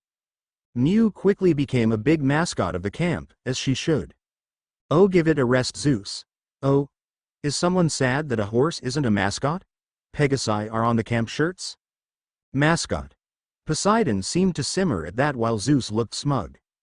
Despite sticking to him every day, even going as far as to make a nest on the window closest to his bed. At least she didn't bite the other members of his cabin, unless they were being particularly rude. She also helped Naruto claim the win for the Capture the Flag game between Cabin 10 and Cabin 9. Though they were quickly rushed out of the forest for some reason after the game ended, particularly after there was a rusty-sounding roar coming from the forest. "You still played with that in there?" Leo asked Annabeth, who just nodded. "Of course. It was the 16th of December according to the modern calendar, and Naruto was basking in the warm, summer heat, relaxing on the beach after another rather routine day. Oh, Leo smiled. "We come in on that day." "Nice," Piper nodded. Her welcome into Cabin 10 would no doubt be better with Naruto in charge. Well, it was routine without Annabeth, who had been extremely jumpy for the past 3 days. She just up and left one day with Cabin 7's chariot and Butch in tow, since he was one of the best Pegasi riders they had. Leo snickered at that. "Ha, stupid Butch." Let it be known that Naruto never felt more bad for another man when he discovered that, being the son of the goddess of rainbows and being the best Pegasus riders, that was pretty much the exact opposite of masculine. Ares gave a cruel laugh. Though Naruto did his best to hide the pity he felt whenever he and Butch talked, trying to sympathize as a fellow sufferer. No matter what he did, he could never get a unanimous vote to paint the interior of the cabin. "Ha, it's more girls than boys, Naruto. Pink will reign supreme in my cabin." Aphrodite smirked in victory. "Good girls." Piper on the other hand gagged. At least he got himself and his brothers some regular sheets to sleep in. Even Drew agreed to that vote, so that said quite a bit of the impact he had there. She had even started to stop using her charm speak on their siblings, so progress was being made. "Amazing. I didn't think rehabilitation was possible for her," Piper said in shock, getting her mother to pout. "Piper, she wasn't that bad." Annabeth and Piper snorted at that. That was a good thing, considering Naruto was getting tired of stopping her charmed victims from doing whatever chore she had told them to do for her. "Know my pain." Piper groaned. He would retaliate by making Drew take the garbage out and wear the shoes of shame or whatever the hell they were called. It was stupid, but effective. Piper broke out into fits of laughter along with Annabeth as Aphrodite ashened at the notion. Oh, her poor child. So there he was, playing fetch with Mew on the beach that was within the camp borders. It was a spur-of-the-moment decision to teach Mew to play fetch, and it was even easier than Naruto anticipated. It quickly became Mew's favorite game, catching whatever Naruto threw and bringing it back in her talons, dropping it in his hand and then landing on his shoulder or at his side. A boy and his eagle. Talia mock wept. Zeus gave her a look. It was a beautiful scene, thank you very much. Considering how he was lounging on the beach, she decided to land next to him, which he was grateful for. Mew's talons were sharp. "All right. Catch it before it hits the water, Mew, and you get a treat," said Naruto, holding up a stick and tossing it to the side as hard as he could, making the stick go flying. Mew released a cry and flapped her wings to get off of the ground before shooting after it. She snatched it seconds before it touched the water, but dropped it and swiftly returned to Naruto's shoulder as he sat up. His eyes were on the falling object heading for the beach. Apollo gave Annabeth a look. "Seriously, you kids." "Sorry," the blonde amended. "Tell my kids that." He grabbed his staff buried in the ground next to him and got to his feet, separating it and preparing himself for a fight while Cabin 7 came to the beach with their bows at the ready. The object turned out to be Butch and Annabeth in Cabin 7's now destroyed chariot, their Pegasi already galloping for the stables while Butch chased after them. Will Solace, the counselor of Cabin 7 and a very good medic Naruto met after inquiring about modern medicine. Good ol' Will, Apollo grinned. Considering all he knew about was medical jutsu, and that was limited, lowered his bow as Annabeth walked forward with 3 other teens around her age. Annabeth, come on, I said you could borrow the chariot, not destroy it. Yeah, Annabeth. Shut up, Leo. Well, I'm sorry, but it was an emergency. I'll get it fixed. Naruto ignored their conversation, looking over the newcomers with interest as he locked his staff back into place. One was a teen nearly as tall and as built as he was, blonde much like himself, but with electric blue eyes that had a look of confusion and worry in them. This is Jason, Leo said in a deep voice, I'm in enemy territory. Jason smacked him in the arm, but had an amused smile on his face. Next to him was a girl of what he was told to be Native American descent. She was pretty, arguably as pretty as his sisters, making Naruto wonder if she was one. I have an awesome brother, sweet, Piper smirked, oh man, her other was so lucky. And finally came the short teen, and there was sympathy from Naruto, being the runt of the class himself. Thanks bro. With tanned skin, and features much like Naruto's friends in Cabin 11, aside from the curly dark hair. Wrong guess, wait for it. Leo smirked and laughed. And the fiery hammer above his head, there it is, THNK's dad. Meh, no problem. Huh, so he had a new stepbrother. Cool, no, it's hot. Lame, Leo. Shush Jason, you're ruining my moment. Chapter 4 Reading. Phil Stillamour. The Lost Hero Disclaimer. I do not own Naruto or Percy Jackson. Chapter 4. The new campers, I'll read. Jason volunteered as Percy gladly handed it to him. Eager to see what you do, Piper teased. You know it. The son of Rome smiled to her. Naruto watched in amusement as the short demigod tried to avoid being set on fire by his claiming, moving his head around while his symbol followed with ease. The poor kid thought his head was on fire by the light. Not like I could be set on fire, Leo bragged with an elfish grin. Admittedly, that's a better reaction than Naruto's. He still doesn't have his calluses back, damn it. Like his mother is purposely keeping him from getting them. Not cool, Mom. Really dite, Apollo shook his head, so not cool. The Lady of Doves huffed, her babies needed smooth skin, not rough calluses. The symbol of Vulcan, said the new blonde guy distractedly. Vulcan? What, like Star Trek? Dude, one hate that show. Still hate that joke, Leo pouted as those who knew it snickered. You mean Hephaestus, said Annabeth to the blonde. She nodded to Naruto, who nodded back as he stepped forward. His movement gained the newcomer's attention, prompting him to smile at them welcomingly. Hi there, he said, raising his left hand since Mew was perched on his right shoulder and his staff was in the adjacent hand. In case Annabeth hasn't already done so, welcome to Camp Half-Blood. Well, aren't you chipper? Will someone kill the light already? The claimed boy asked. No, his father mockingly said, getting a mock glare from the young mechanic. It'll fade away in a bit, said Naruto with a smile. My name is Naruto Uzumaki. Mew shrieked and he looked at her apologetically. Sorry. And this is my friend Mew. She's been with me ever since I came to camp. To the newcomers, the eagle seemed to puff her chest out in pride at that claim. She looked over each of them like her species should, as a predator. Think she's judging how to eat us? Leo whispered to Piper, who jokingly shrugged. Her gaze met the blonde boy across from her before looking to the girl standing next to him. She then weighed the new member of Cabin 9 with a gaze. Mew cocked her head slightly before shrieking again and flying off, making Naruto hum in curiosity of what she was doing. We just got sized up by a bird. Eagle. Jason corrected his friend. Whatever. Leo blinked. I feel insulted. He laughed when she flew over his head and dropped the stick he had thrown in front of him. She landed on his shoulder and he smiled at her. I did promise you a treat and you did catch it before they showed up. Will, it's good that you're here, said Annabeth, capturing the newcomer's attentions once more. She put a hand on the blonde's shoulder. This is Jason, He's got some kind of amnesia. I need you to take him to Chiron for me. I wonder how?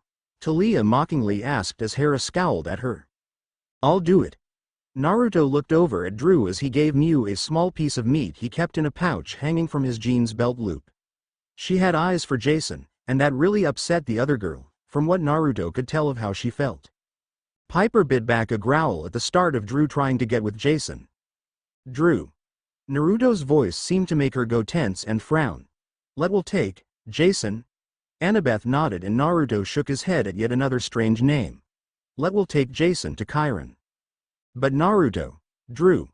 Naruto was stern as he addressed the charm speaker of his cabin. Take that, Drew. Piper smirked, oh yeah, in her face. He was very lenient at times, like when it came to lights out, but when it came to the health of others he didn't take any chances. Naruto nodded at her backing down while giving him a small scowl, returning his attention to the blonde just a bit shorter than himself. Go with Will, he and Chiron should be able to help you with your problem. Not really, Jason muttered to himself. The guy was more likely to go into panic mode like he did in this dimension. Thanks. Jason said, getting a nod from the sage in training. The girl that was standing next to him looked like she wanted to follow him, but stayed where she was with a glare locked on Drew, one that was returned full force. We sure she isn't a daughter of Zeus? Percy jokingly asked. I think I see some sparks. He got a glare from Talia for that line. Catfight. Leo. Wah. Legit time to call for it. The Latino shrugged off the glare from Piper. Naruto sighed at that before meeting Annabeth's gaze. I'll take Piper, she said, nodding to the girl exchanging glares with Drew. All right, then I'll take the new son of Hephaestus. Come on, kid. Naruto said, turning on his heel and walking from the beach to the south, in the opposite direction that Will and Jason had gone. As he passed her, Naruto put his hand on Drew's shoulder. Don't start anything, Drew. Please? Fine, Drew said with a frown. Wow, she really has changed. Piper begrudgingly admitted, though it tasted sour to her. Naruto nodded and turned back to the new son of Hephaestus, waving him to come along. They left the beach behind, Naruto using his staff as a walking stick though he didn't need to. Rafiki. Apollo pointed out with a laugh as Every blinked and saw it too. He was a sage in training after all. The name's Leo Valdez, the newcomer said as soon as he caught up to the blonde sage in training, not kid. Yeah, not cool blondie. Leo crossed his arms, he was no kid. Well, you weren't forthcoming with your name. It was better than saying, hey you, Naruto said with a chuckle. Yeah, okay. Leo said, rolling his eyes. He looked at the taller blonde with an arched brow. So what was with the light show? Ah, the annoying basics. Annabeth chimed as Leo pouted. Not like you explained in great detail. You only needed the basics at the time. Touché. Acclaiming, said Naruto. I assume Annabeth told you about demigods and stuff like that. Yeah, but I thought she was kidding, said Leo. He shook his head. Man, what government agency is keeping this top secret? Not any. Naruto said. The camp is protected by the gods. There is a boundary and a safeguard against mortal eyes called the Mist, controlled by the goddess Hecate. What next? There are magical fairies. Leo's voice died in his throat as a girl around his age came out of the tree. Just ahead of them, walking up to Naruto with a smile on her face. So, Leo, shut up Frank, just, shut up. Hey. Naruto, Grover wanted me to tell you that he'll be at the big house to help Chiron. Naruto smiled back at her. Thanks Juniper. Oh, and thanks for the extra rations for Mew today. Not a problem, she said, looking at the eagle as it crooned at her. Such a sweetie deserves a treat. Okay. Note to self, get an animal. Chicks dig animals, mainly a puppy. Leo noted to himself aloud, getting some eye rolls. Oh, don't say that, she'll get fat in two places. Her head and her belly. Naruto said, getting Juniper to laugh. Leo just continued to stare at them, catching Juniper's attention. Naruto gestured to him. This is Leo Valdez, new arrival and a member of Cabin 9. Really? Juniper asked, giving him a small sad smile. Hey, no pity tree girl. The pyro frowned. Leo was trying to come to terms with the girl that just waltzed out of the tree still, so he couldn't say anything. How new is he? Nymph got your tongue. Dude, Leo went red at Jason's smirking comment. Seriously, bro code. Literally just got here 5 minutes ago. Wow, Juniper said with a smile before looking back at Naruto. I'll see you later for tree treating? Of course, and tell Grover if he needs to call me just to send a rabbit or something, said Naruto with a chuckle. Seems the satyrs are replacing you, Herm. Ha ha, Apollo, ha ha, though if it eases my job. Hermes, Artemis cut him off with a glare. You are not using rabbits for postal LBOR. The messenger god just snapped his fingers at that. She left back into the tree and Naruto looked at Leo. So how's that skepticism going for you? Naruto asked with a smile. She was hot. And she's taken Leo. Talia frowned. She was proud of Grover's relationship. The goat deserved it. How am I supposed to know that, Talia? Fine, newbie you gets off, this time. Yeah, Juniper is pretty, but she's taken. I'm pretty sure Grover would pelt you with tin cans if you tried anything, said Naruto with a laugh that shook Leo from his stupor. How'd she do that? Leo asked. Walk in and out of the tree. Juniper is a dryad, a tree spirit. Naruto said. He turned to the campers walking around to their next activity and gestured at them with his staff. Camp Half-Blood is one of the last sanctuaries for them and satyrs. They help us train and grow as heroes, and in the satyrs' cases, go out into the world to find more like us. And amen to that. Percy grinned. Good on them. So, there are more like her? Leo asked, watching a lot of pretty girls walk by and wave in their direction. He looked at Naruto who was waving back with a small smile and his eyes narrowed in thought. What are you plotting? Piper asked the boy who had an innocent look on his face. Why would my other be plotting? That's your plotting face. Jason pointed out, seeing it a few times. Who knows? Was the grinning retort. Oh man, his other was a genius. There are, but the satyrs, who are faster than demigods at times, can't catch them, so you know. Good luck catching a tree. Naruto said with a smirk. He loved that joke. Trust me, I know. Dionysus bemoaned as his father gave him a stern glare that the wine god waved off. What's with the different buildings? Leo asked after they resumed walking. Cabins for each of the gods. From Zeus, Naruto said, pointing at the larger of the two large cabins at the edge of the camp, to Hades. He pointed to a cabin in the opposite direction. They're the homes to the demigods who stay here. What is this place? A summer camp? Leo asked. Well, it is called a camp. Percy grinned to Leo, who frowned. Camp can be misleading. Look at Camp Jupiter, more like military school. True. Percy nodded, getting a frown from Jason. It wasn't that bad. Naruto laughed. On the nose with that one, Leo. Yes, there are others like us who spend most of the year with their mortal parents, but for kids with nowhere else to go, they stay here. Year-round. You mean I could live here year-round? Leo asked, grinning as another pretty girl walked by.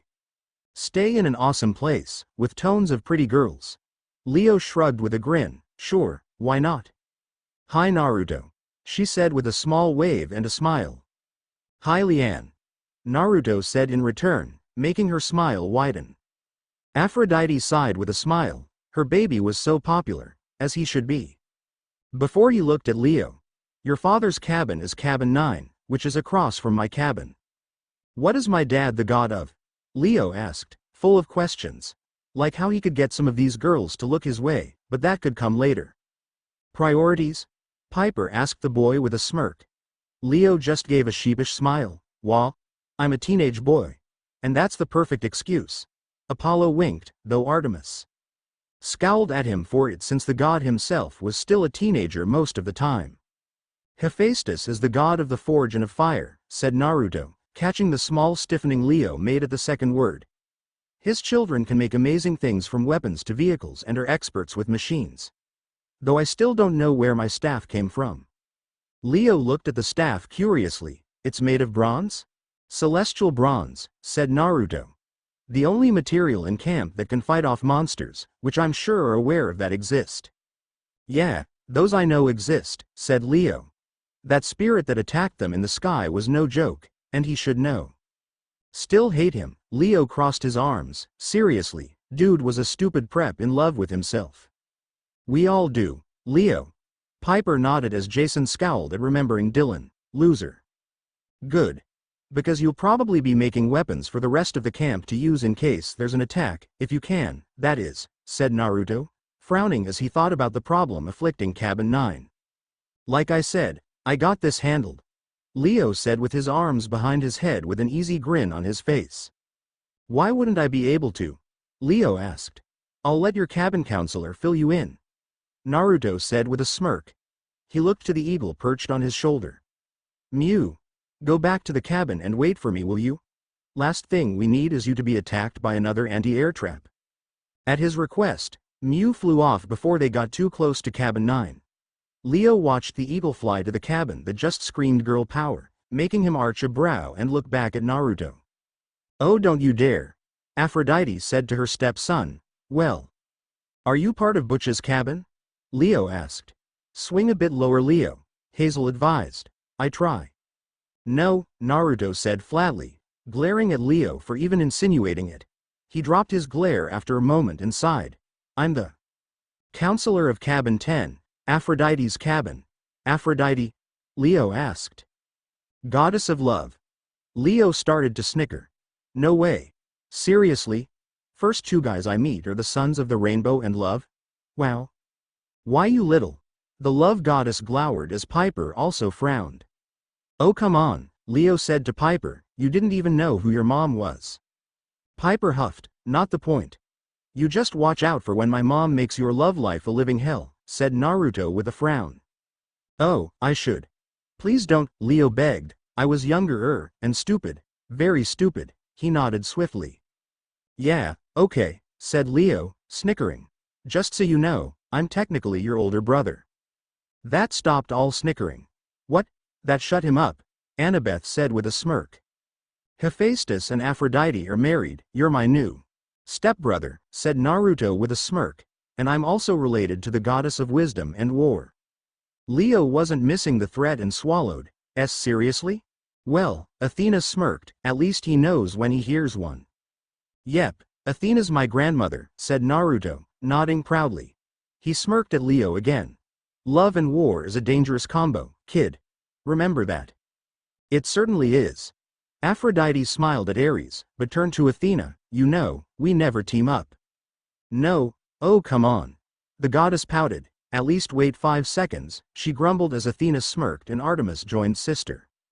You got it, said Leo, making a mental note not to piss Naruto off too much. Too much? He seems fun to mess with, Leo confessed to the daughter of wisdom. And that won't backfire.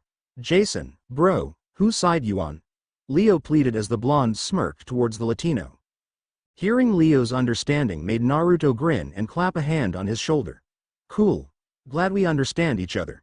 Now. Come on, Jake should be awake right now. Naruto led Leo closer to the cabin for Hephaestus' children and Leo looked it over, admiring it. Steampunk much? Steam what? Naruto asked with his brows furrowed together in confusion. Sad that he isn't so savvy with stuff, Nico said with a shake of his head. Steampunk, you know, the theme, Leo said. Naruto just continued to stare at him in confusion and Leo sighed. Never mind. Naruto shook his head and went up the steps, knocking once more on the front door with his fist. They waited for a few seconds before Nissa opened the door again, her face looking freshly wiped clean. I wonder why, Aphrodite hummed playfully as her husband scowled at her. Naruto pushed that thought to the back of his mind, smiling at her in greeting. Hey Naruto, did you come to see me? She asked with a smile. To Leo, she sounded half serious, but apparently Naruto missed that as he chuckled. Oh my boy is good. The love goddess gloated haughtily, just gets those girls like the dense playboy type he is. Partially, he said. His free hand gestured to Leo. I mostly brought your new brother to his cabin, you should introduce him to Jake before he passes out. He just woke up, so he won't mind waiting a bit, said Nissa, stepping out and offering Leo a hand. Hey, I'm Nissa. Nice to meetacha, Leo Valdez, Leo said, taking her hand for a very brief shake before she once more turned to Naruto. Wow, she totally just ignored you. Nico whistled, getting Leo to pout and cross his arms. Stupid pretty boys, they get all the attention. And he knew he was talking about his sister, but still. Are you coming to check on Jake, too? She asked him. Nah, I already did that before lunch and I highly doubt anything's changed in the last 2 hours, said Naruto. I've got to get back to my sisters and prepare them for their races with the dryads. Sweat little girls. Artemis grinning wolfishly as Aphrodite gasped at the notion. Piper rubbed her chin. That was a pretty good idea to try. So you have to offer more stories about your friends back home, said Nissa, her hands folding behind her as she smiled at him. Pretty much, Naruto said with a chuckle. Leo looked between them, feeling slightly uncomfortable. I know, Leo nodded. Third wheel much? He asked with a slight frown. It's called flirting, Leo, his stepmother told him. Let the girl get it out. Leo didn't look convinced, and it was totally awkward to see his new sister flirt seriously. Well, if you ever need your armor polished, you know where to find me, Nissa said with a coy smile. Hephaestus' jaw dropped and Leo went red in the face. Apollo whistled. Man, Hef, your kid is forward. Stuff it, now. The smith glared as the archer held up his hands in mock surrender. Aphrodite was just grinning at him as he gave her a dirty glare. She shrugged. She couldn't help it if his daughter was smitten by her handsome son. No fault of hers at all. Naruto smiled back at her. Thanks, Nissa, you're always looking out for me. Oh, believe me, it's my pleasure, Nissa said, then shocking Leo as she winked at him, making Naruto chuckle again before he turned and left down the steps. Oh, I bet she is looking out for him. Aphrodite. Artemis scowled. Why did this always have to happen? Wow, that was. Leo was silenced by a finger being put on his lips. Why did she shut me up? Leo asked with confusion. Piper snickered at him. Wait for it. Shish, quiet, Leo. I'm watching the show, Nissa said with a small smile and half-lidded eyes as she stared at Naruto. Following her gaze, Leo regretted it and quickly looked away. Why was he surprised that she was checking out his ass? She was flirting with him rather obviously. She's smart, I'll give her that one, Hephaestus. His wife smirked as he glowered at her. That made Leo wonder how Naruto missed it. Was he gay or just an idiot? Well, he did say Juniper was pretty, and he seemed a bit simple. Leo was leaning towards Naruto just being an airheaded blonde. Hey, Annabeth cried out, he's a legacy of Athena, so watch out with words like that. She was blonde too, damn it. That stupid stigma was going to follow her for life. Nissa's finger fell to her side and Leo looked at her, then to where Naruto was, more than halfway away from their cabin. The Latino shook his head and raised his fingers to snap them in front of Nissa's face. She blinked several times and then gave him an annoyed look. What the hell, Leo? I said I was watching the show, she said, crossing her arms over her chest. You really shouldn't cross a girl in her shows. The love goddess informed the boy jokingly, getting a groan as Leo covered his face with his hands. He did not want to hear this. Yeah, but the show is pretty much over. You're watching the end credits like there's going to be an extra scene or something ridiculous like that, said Leo dryly. And Leo Valdez with the zing 1-2 hit combo. Apollo cried out.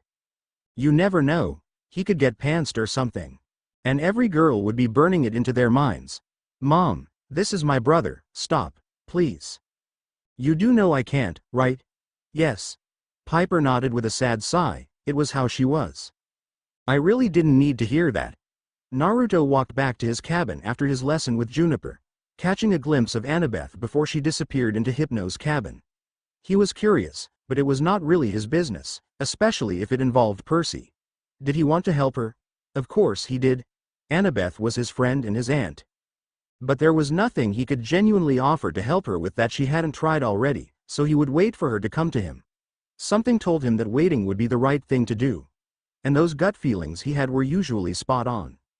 His wisdom gut, Annabeth stated with a smirk, getting one from her mother. Naruto entered his cabin and after leaning his staff against the wall, went to Miu's nest, stroking her head softly as she greeted him.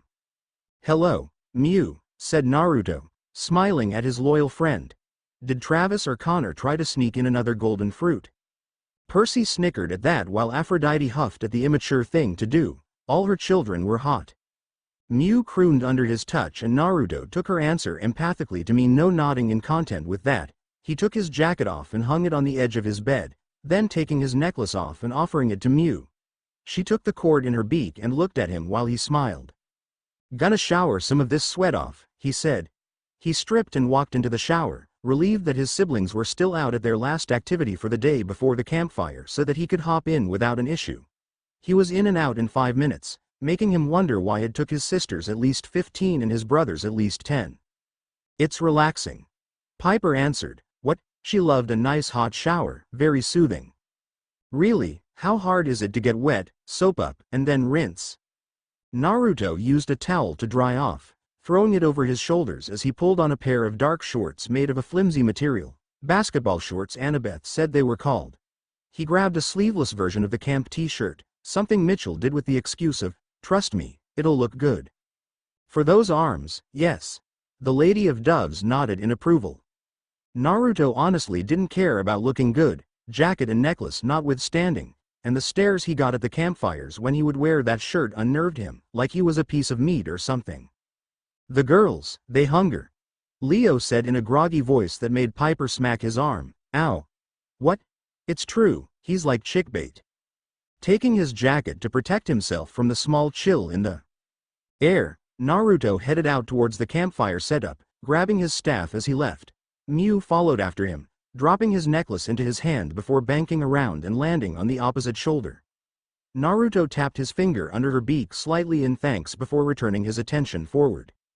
He was pleased to see that he wasn't among the first to arrive, the first two actually being the new unclaimed girl and their resident oracle. Percy smirked at Rachel as Annabeth did too. Man, that was a tough time, but they were friends for it now. Now she was a character. Red frizzy hair, emerald green eyes and freckles that added to her attractive appeal. Rachel Elizabeth Dare was a very unique girl. When they first met, she playfully complained about her position. "Huh?" Percy blinked. "Why is it that every good-looking guy the first meet is untouchable? First Percy, then Luke, and now you. Life is so not fair at times." "Oh well, name's Rachel Elizabeth Dare, and I'm the oracle for you lot." Annabeth snickered as Percy blinked owlishly. What was going on? Of course, Naruto didn't feel like he was anything special. He was just himself. She gave him a dry look and then said, "Boys are idiots." "She said something like that to me once." Percy rubbed his chin. He wasn't that dumb. He didn't feel like arguing it. More than on one occasion he lost in those kind of arguments, and wound up with another lump on his head. "Hey there, handsome," Rachel said with a smile as he walked up and sat down on the log next to his and Piper's. "Handsome," Percy muttered as Annabeth was grinning. Oh, this was going to be good. "Hi Rachel," said Naruto with a smile. He looked to the other newcomer with a grin.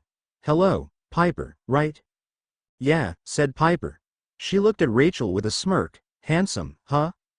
"Duh. You should see his abs," Rachel said. She looked at Naruto's concealed stomach with a leer. "You could grate cheese on them." Percy's jaw unhinged as Annabeth was laughing up a storm while Nico was snickering with glee. "And how did you see my abs?" Naruto asked, a brow arching in amusement. "Water balloon fight 2 weeks ago," said Rachel. While he nodded in remembrance, Piper blinked in confusion. "But it's December," Piper said. "Very true logic."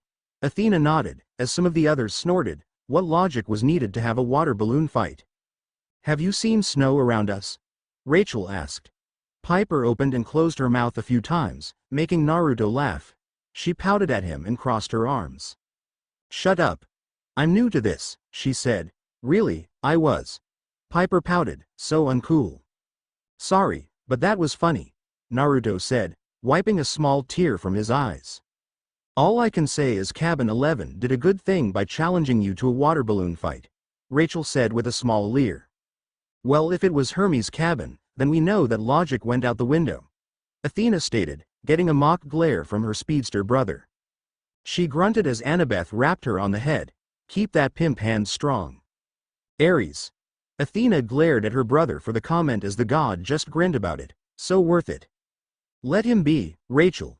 Don't you have a hands-off policy?" she asked, sitting down between Rachel and Naruto. "Protective and much?" Piper asked the blushing Annabeth. I feel I might have to with all the girls trying to rope him in, the blonde huffed. Someone has to watch after him. I'm sure my other will join you on that one, the charm speaker smirked.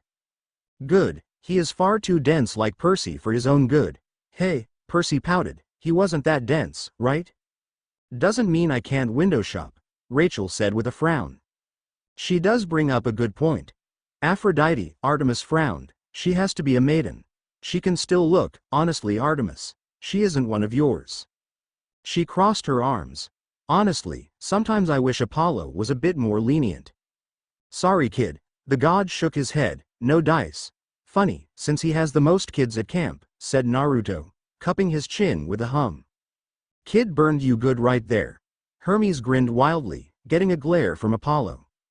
Rachel, Annabeth said warningly. Her nephew was a good guy and practically innocent to all the things Aphrodite's children loved. Annabeth. How could you? She is doing the smartest thing for the boy, Athena sniffed to said boy's mother. Honestly, she wasn't the only divine in the boy's life. The Lady of Doves needed to learn that. TCH, just have to have all the cute ones, don't you? Rachel asked with a smirk. Shut up. Burn, Talia whispered to Annabeth, who flushed hotly at that and glowered at the amused hunter. Piper and Naruto shared a small laugh at the embarrassed flush Annabeth had on her face.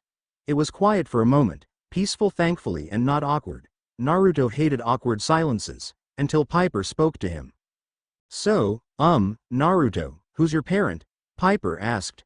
Well, Mom, no jokes. The Lady of Doves just gave a teasing smirk. That sounds more like a game show question than a real one, said Rachel, getting a glower from Annabeth. Game shows were not her cup of tea. Naruto laughed at Rachel's comment while Piper flushed. That would be a fun game to play with kids in Cabin 11, he said. Looking at the blushing Piper, Naruto said with a grin. Cabin 10. Naruto, Annabeth said exasperated while Rachel chuckled at Piper's confused arched brow. What? He asked. She's new, Annabeth said, giving him a look. Didn't you do the same to me? Shut it, seaweed brain. Annabeth muttered with a pout and flushed cheeks. Oh, right. Naruto had the decency to look sheepish. I'm a son of Aphrodite. Really? Piper asked, looking between Annabeth and Naruto. I would have sworn you were her brother. Very close. Athena said with a smirk. Right? Rachel asked with a smirk. Handsome here has all the good genes. He is the new definition of smexy. And to young Rachel for the winning phrase, smart and sexy indeed. Aphrodite nodded in approval. She keeps calling him handsome, Percy muttered and Annabeth patted his shoulder. I think she moved on. Percy gave her a dry look. Yeah, I got that, he said just as dryly. Immortales, Rachel, I'm sitting right here, Annabeth groaned. Well then move so I can window shop, Rachel said with a pout. Yes, Annabeth, move for the poor girl. Aphrodite cried out, how unjust. And let you corrupt him? I don't think so. It's a miracle his sisters haven't yet. Annabeth said. She turned to her nephew and pinched his whiskered cheek. Isn't that right, Naruto? Hey, Piper frowned. They weren't that bad, but Leo was snickering. Baby him much, Annabeth? Ah, but he's like a big kid. The blonde pouted. After Apollo Naruto messing with her other, it was just proper payback. Annabeth. Knock it off, Naruto said with a whine as he batted her hand away. He's the definition of smexy? Piper asked, amused. Well duh, said Rachel, rolling her eyes. He's sexy fine, the perfect balance of sexy molecules and fine molecules. Oh, she is a goldmine on this. The love goddess squealed in fun. Such a shame. The goddess was sure she and Naruto could be cute together. Not to mention being Athena's grandson, giving him the smart to go along with it. Thus, handsome is the new smexy. He's bring smexy back, Apollo sang out. Yeah, Hermes chorused. Piper was once again speechless after Rachel finished her explanation. Annabeth, however, openly glared at the girl for talking about her nephew that way. Honestly, as if she didn't have enough problems with the rest of Cabin 10 trying to show him off as their prime example of Aphrodite's children, like he's the new Aeneas. Well, he certain is the perfect example of my children and he is probably a better fighter than Aeneas. The love goddess stated. Athena was glaring at her for daring comparing her legacy to that filth. Her nephew was better than that barbaric idiot. Hey. Jason frowned, along with the other Romans, to the sheepish-looking Annabeth. Well, she isn't wrong, Athena mocked them. Rachel, Naruto said with a small flush. He scratched his cheek. You're putting way too much into it again. I'm not all that smart. And he's modest. Seriously, he's like near perfect. Just give him a white horse, Rachel said with a groan. I try. Aphrodite smiled. Poseidon turned to his rival. Amazing, a modest legacy from you. He got a disgruntled huff from the goddess and her patented glare. She looked up at the sky and clasped her hands together. Lord Apollo. Please, can you just make this gig seasonal and not a lifetime? Apollo raised a finger in the air and said, Why no, Apollo? Aphrodite frowned, the poor girl. No means no, Dite. I don't think she understands, Artemis said with a chuckle. Shut up, the love goddess pouted with crossed arms. Rachel. Annabeth did not look amused. I was just kidding, Annabeth, geez, Rachel said with a frown. So, you're Athena's grandson. That means your dad was a son of Athena, right? Piper asked, looking at Naruto with intrigue.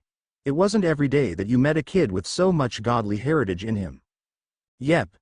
Naruto said with a chirp.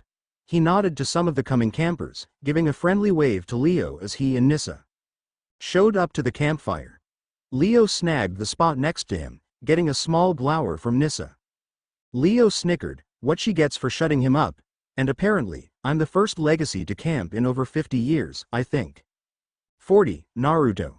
Annabeth said, correcting him. The last one was William H. Gates III, a son of Athena and a grandson of Hephaestus. Wait, say what? Leo blinked. He was related to Bill Latesh? I'm related to Bill Gates? Leo asked with bright eyes. I know. It isn't that big of a deal, Leo. Oh, but Annabeth, it so very is. The Pyro retorted, it just made them all the more awesome. Naruto shrugged. He still didn't see what was so special about technology. Oh, the door can open with a click of a button. Mortals were just getting lazy if you asked him. Yes, but don't let that go to your head, Naruto. It's a very rare for a legacy to show up at camp. Annabeth said, to which he rolled his eyes, but nodded nonetheless. Soon enough, the rest of the kids at camp had gathered around the campfire. Naruto noticed Piper stealing glances at Jason and Leo was doing the same, but not for the same reason. Jason, the poor guy, looked distraught and confused, which was understandable, considering he was suffering from amnesia. Poor me, Jason frowned as Piper patted his arm. Naruto didn't know what that was like, but he supposed it was akin to a Jinchuriki losing their tailed beast, like when he almost died from Kurama's yang separation. Thank goodness his dad had given him the yin half of Kurama. Naruto wouldn't know where he would be without the giant fox inside him. Kurama was his friend, practically a brother. Well, they seem friendly, Apollo said in a dry tone. Best I could hope for. Aphrodite sighed out, sealing a demon in her child, honestly. And his current coma was upsetting to the blonde Jinchuriki. He knew that Kurama had to find balance between his two chakras, but it was taking so long. Naruto hated waiting, he missed his friend. He wanted to share the new world he discovered with Kurama. I will show you the world. Apollo sang out, but getting slapped by Artemis stopped. Ow. Really? Yes, now hush. Eager to hear more about Dite's kid? No, the huntress glared. Your voice irks me. Apollo deflated at that. Seriously, kick the groin harder. Naruto was broken from his thoughts when a bolt of lightning came down and struck the bonfire. He immediately hopped to his feet with his staff in his hand. Jason was standing as well and the air suddenly became still, as if it were confused over who to side with. What? Zeus asked with narrowed eyes and a frown. Seems the sky favors its grandchild, Zeus. The Lady of Doves said with smug. Zeus' frown deepened as even Jason was blinking in surprise at that. Annabeth stood and sat the older blonde down, while Chiron did the same with Jason. A son of Zeus, said someone from where Apollo's cabin sat. Zeus kids get all the cool stuff, a son of Ares whined. Jupiter. Naruto caught the name and blinked, his head tilting in confusion. Wasn't that a Roman name as well? This Jason kid really knew his Roman pantheon. I wonder why? Percy asked with a chuckle as the reader rolled his electric blue eyes. Zeus is your sire, Jason. Chiron seemed a bit too eager to enforce that. He really was being Mr. Negative lately, even with training. He was shifty when it came to questions about the big three in events after Greece's fall. It made Naruto curious. Well, he is naturally curious it seems. Athena stated as Annabeth smirked, a common trait among those of Athena's blood. A son of Poseidon goes missing and a son of Zeus arrives? Naruto asked with a frown on his face. Doesn't anyone else find that a bit strange? Amazing that someone catches that, to be honest, Nico pointed out. True, Annabeth nodded, not many put thought into that one when it had happened. Like you're one to talk, said Mark with a snort.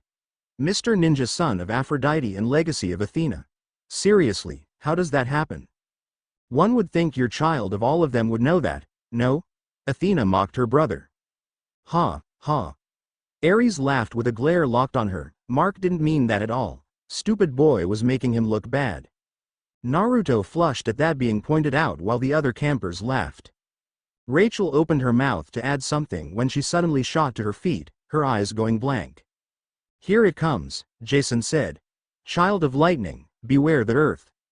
The giant's revenge the seven shall birth. Child of love, beware the king's wrath. Lest the sons of the sage walk a different path. That wasn't there before. Piper pointed out, the only kings she messed with was Midas and Porphyrion. And the sage? Apollo pointed out, seems Naruto is going to tag along somehow. Or end up on the quest as the Aphrodite member. Athena retorted, getting a shocked look from Piper. The forge and dove shall break the cage, and death unleash through Hera's rage. She's coming out of it, said a child of Apollo. Rachel was caught as she fell down to her seat, the boy that spoke before being among the few that helped her into a chair that was set behind her as soon as she shot up. Rachel looked exhausted.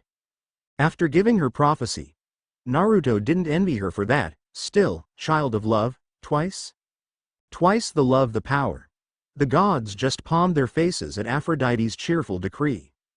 It seems, Jason, that you have been given a quest by the gods, said Chiron. He looked around the campfire. Forge and dove are quite obvious indeed. Do we have any volunteers from cabins 9 and 10? Leo tapped his chin. I wonder who? Jason rolled his eyes with a smile. Count me in, Jason. Leo said, hopping to his feet. I had your back at the canyon, and I got it now. Leo gasped. I didn't see that coming at all. Are you sure, Leo? Jason asked. The guy had been nothing but helpful and kind. You know it. Leo said with a smirk. All right, but you have to find us some transportation, said Jason. The beware the earth line had him a bit concerned for the way they would be moving. You have no idea, other J. Leo nodded. Time to go dragon hunting. That takes care of our cabin, said Nissa. She looked over where the Aphrodite daughters and sons were gathered, and then stole a glance at Naruto as he fidgeted with his staff. I'll go, Drew said, hopping to her feet. She smiled. I'll be a great help on the quest, won't I? Attention-seeking. Piper, hush. Fine, Mom. The girl pouted with crossed arms.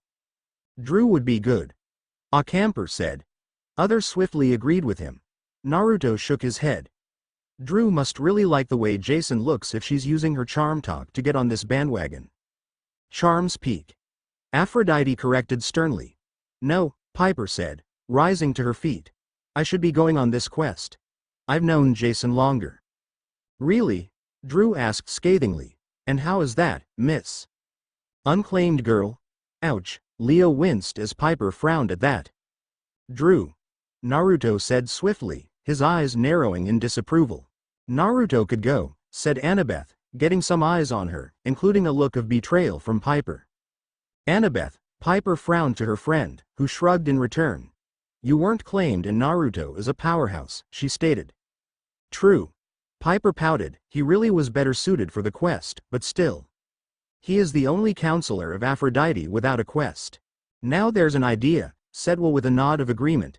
Many others soon began mumbling in concurrence. But, I should go.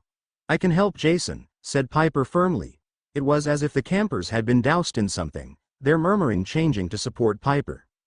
Show them what you got, the mother smiled as Piper grinned too. No, I'm a daughter of Aphrodite, I can go, Drew said with a frown. You just like the way Jason looks. Piper said accusingly. You want to use the quest to get closer to him. Isn't that what you want to do? Drew asked with a scowl. It was more to protect him from you, Piper said with narrowed eyes. Thanks, Piper. Jason smiled to his girlfriend, who just gave him a hug as he continued reading. And the fact remains that you're not claimed. If anyone doesn't have a right to volunteer, it's... Drew was cut off by a bright rose-colored light appearing around Piper. Her hair was pulled up and the jeans and shorts she wore were replaced with a long white dress. Above her head after the light faded was a pink dove. Bletch. But Piper, you look glamorous. Mom, I'm good with what I got, trust me.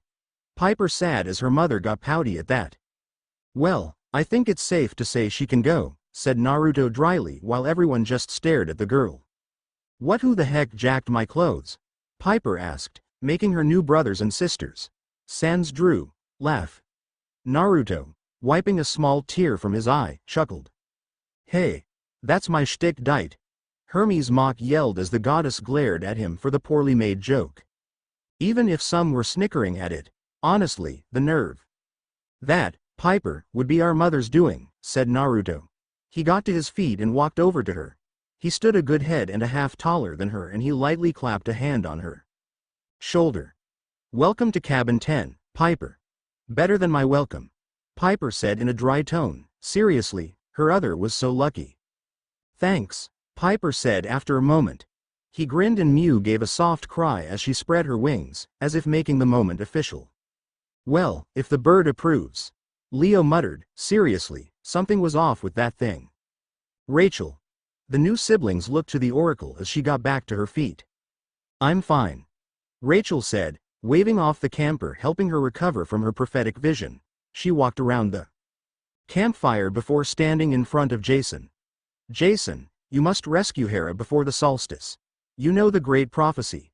The prophecy of 7. Some of the 7 are here already, I'm sure of it. She looked exhausted and stumbled back. Before Jason could help her, she was caught by Naruto's clone. She grinned up at him while the new 3 demigods gaped. Thanks, handsome. Yeah, seeing your new brother cloning himself would do that. Piper smirked as Jason and Leo nodded to that also. Anytime, Rachel. The Naruto clone said, grinning back at her. He helped her back to her seat before he disappeared in a poof of smoke. What the heck was that? Leo asked, a few campers murmuring excitedly about it. Another reason I wish Lord Apollo was more lenient, said Rachel with a sigh. Handsome here is every girl's dream come true. A man who's good-looking and can multiply. Percy palmed his face. Really? He asked aloud. Aphrodite nodded. It really is. Just imagine. Aphrodite, their children present. Hestia scolded her only non-related relative. Yes, Hestia. The goddess rolled her eyes, killjoy.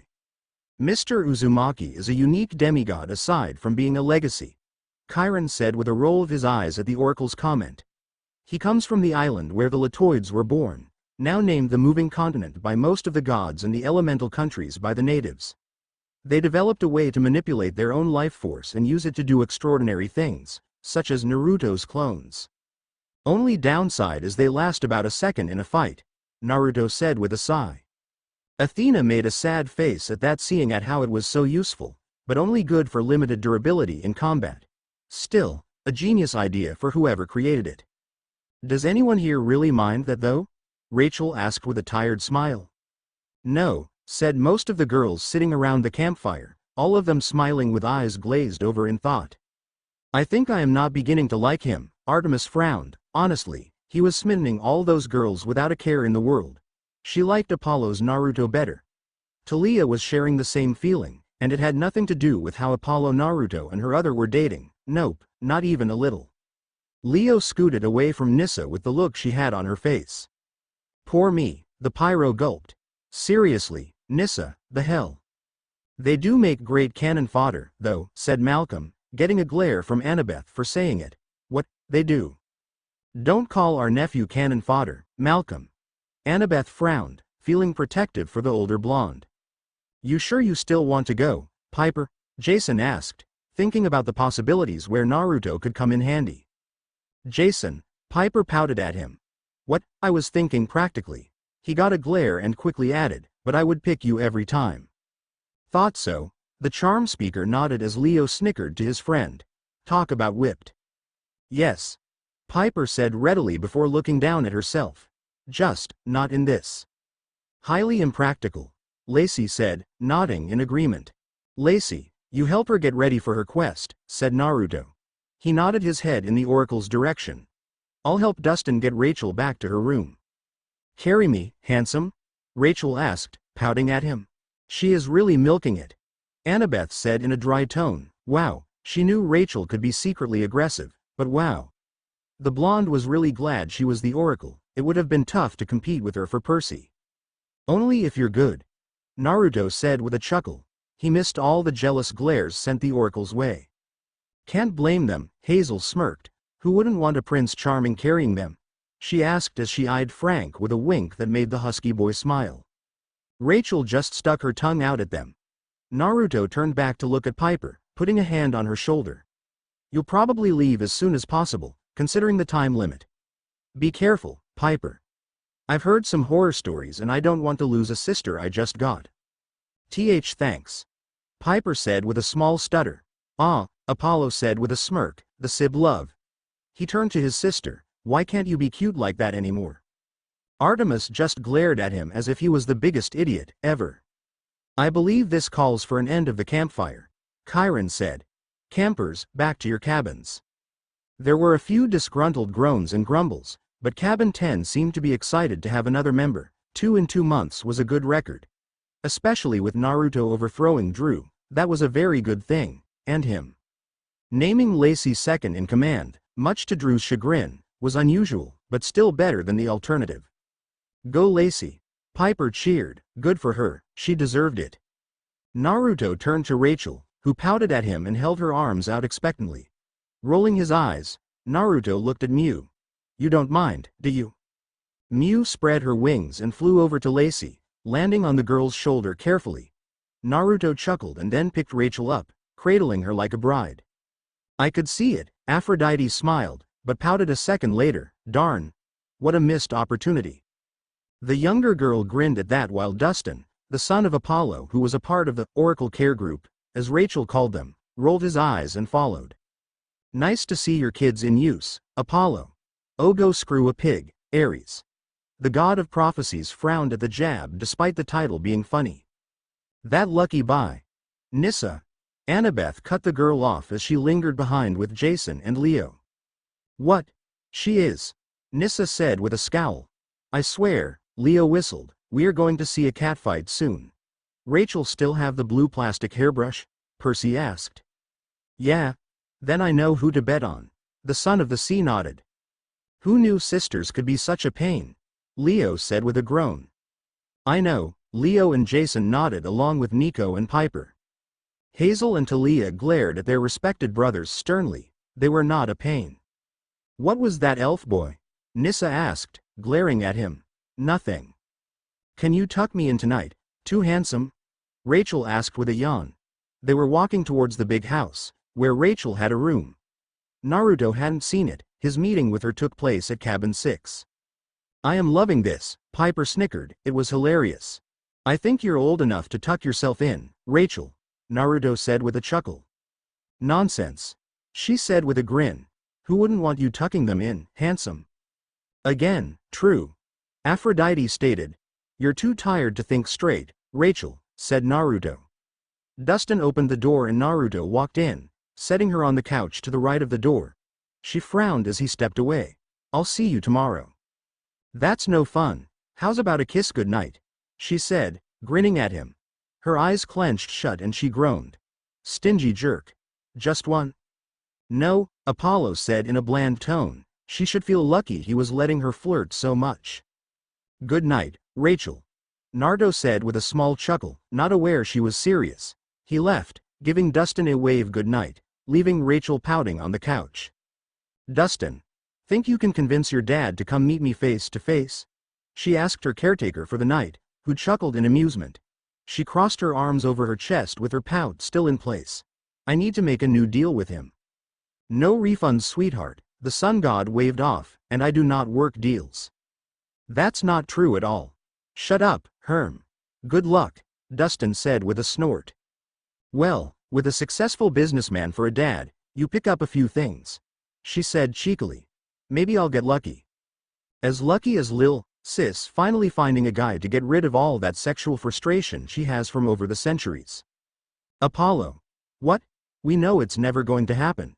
And then the gods will grant me immortality. Not likely, said Dustin with a chuckle at her pout. Jerk. Naruto made his way back to the campfire, his mind racing with worry.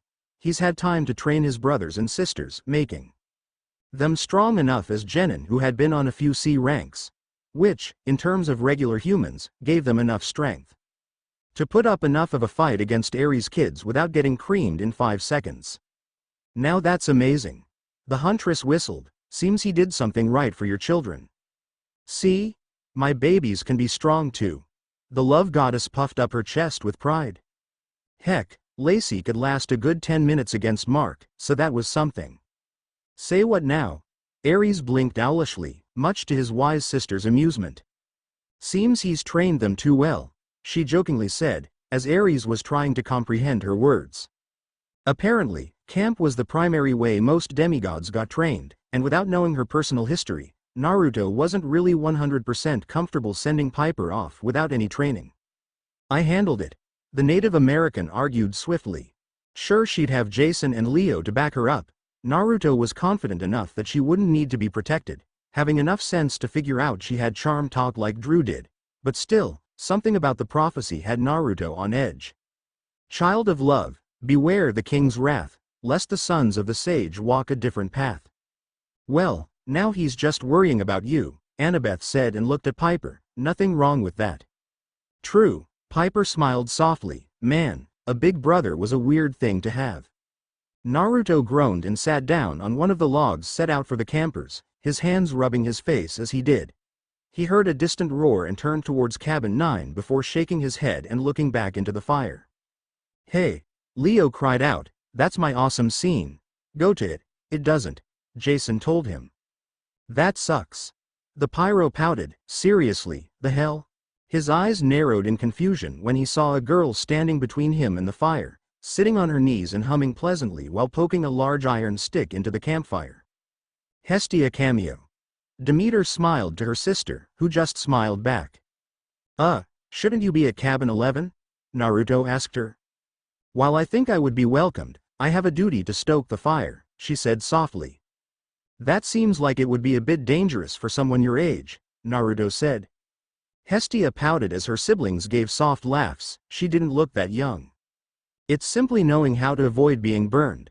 The girl looked over her shoulder and the flames seemed to crackle in her eyes as they met his. You sound troubled, groaning to yourself. I'm just worried about Piper, said Naruto. He felt very comfortable around this girl. She gave off the same feeling Ruka did. It's a gift, the goddess of the hearth smiled. Oh, she liked the boy, he was such a sweetheart. She set her iron stick down and turned to face him fully. She literally just fell into this role and she seemed more concerned about Jason than herself. I've had a friend who was like that once, unable to bear the thought that a guy she liked was fatally injured. Is he comparing me to the pink thing? Piper cried out in fury. How dare he? I doubt Piper is that bad, but I don't know. Something feels wrong about letting her go off alone and untrained. Thank the gods, Piper muttered. If he was thinking she was some blind smitten twit, then he had another thing coming. Let me tell you a story, the girl said, getting Naruto's attention. There was a boy much like you at camp, once. Worried about his friend that was on a quest. He went so far as to break the rules and leave the camp to save his friend from the sea of monsters. I wonder who that can be? Percy smirked as Dionysus rolled his eyes. Yes, Peter, I do so ever wonder. He faced a sorceress, a hydra and the Cyclops who held his friend hostage, all for the sake of his friend. This hero came back successful, and his name is heralded as one of the bravest and foolish. Aunt Hestia, Percy pouted as said goddess giggled while others laughed outright. Heroes this camp has ever seen. Well, she isn't wrong, Poseidon said with pride as his son smiled at him. Sounds like my kind of guy, said Naruto with a small smile. What is his name? Percy Jackson. The girl's eyes twinkled in amusement as Naruto burst into laughter. Oh man, I can't wait to meet him, he said. Naruto chuckled and looked at the sky. I think we'd get along just great. Wonder if he likes ramen. Yeah, liking this Naruto 10 times better. Percy smirked, he'd be up for a bowl. I'm sure you both would get along greatly, the girl said with a smile. She picked her iron staff up and stood, smiling at the blonde as she did. You will know what to do, Naruto Uzumaki. The last Olympian smiles upon you. Favorite, Hestia? Hera asked. You have yours. Why cannot have mine, sister? Indeed, and good choice. The Queen of Heaven praised as Hestia smiled softly. Dionysus?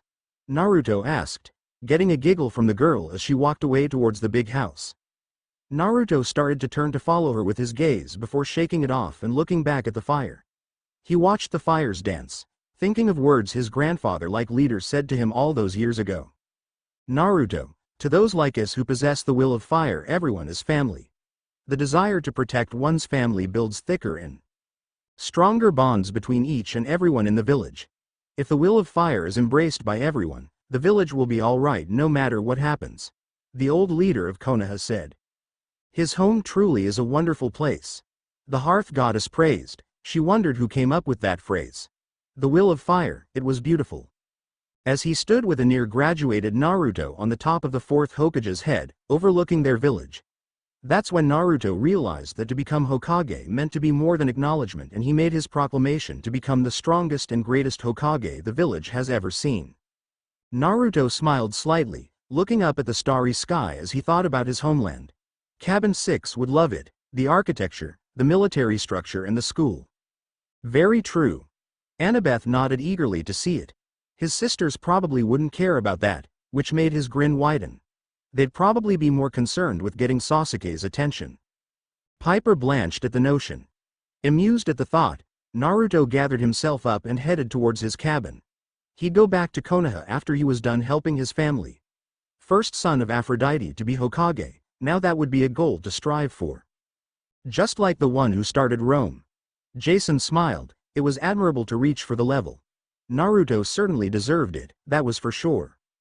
The next morning came all too soon for Naruto, who woke with a groan as Mew cried out to the cabin along with the morning horn. Several of his sisters joined him in groaning, enjoying their beauty sleep far too much. They woke sluggishly, Naruto getting out of bed in all of his boxer-clad glory to give Mew a pat on the head. I wonder if he has stalkers? Piper hummed with a finger on her chin. They'd be drooling at a sight like that.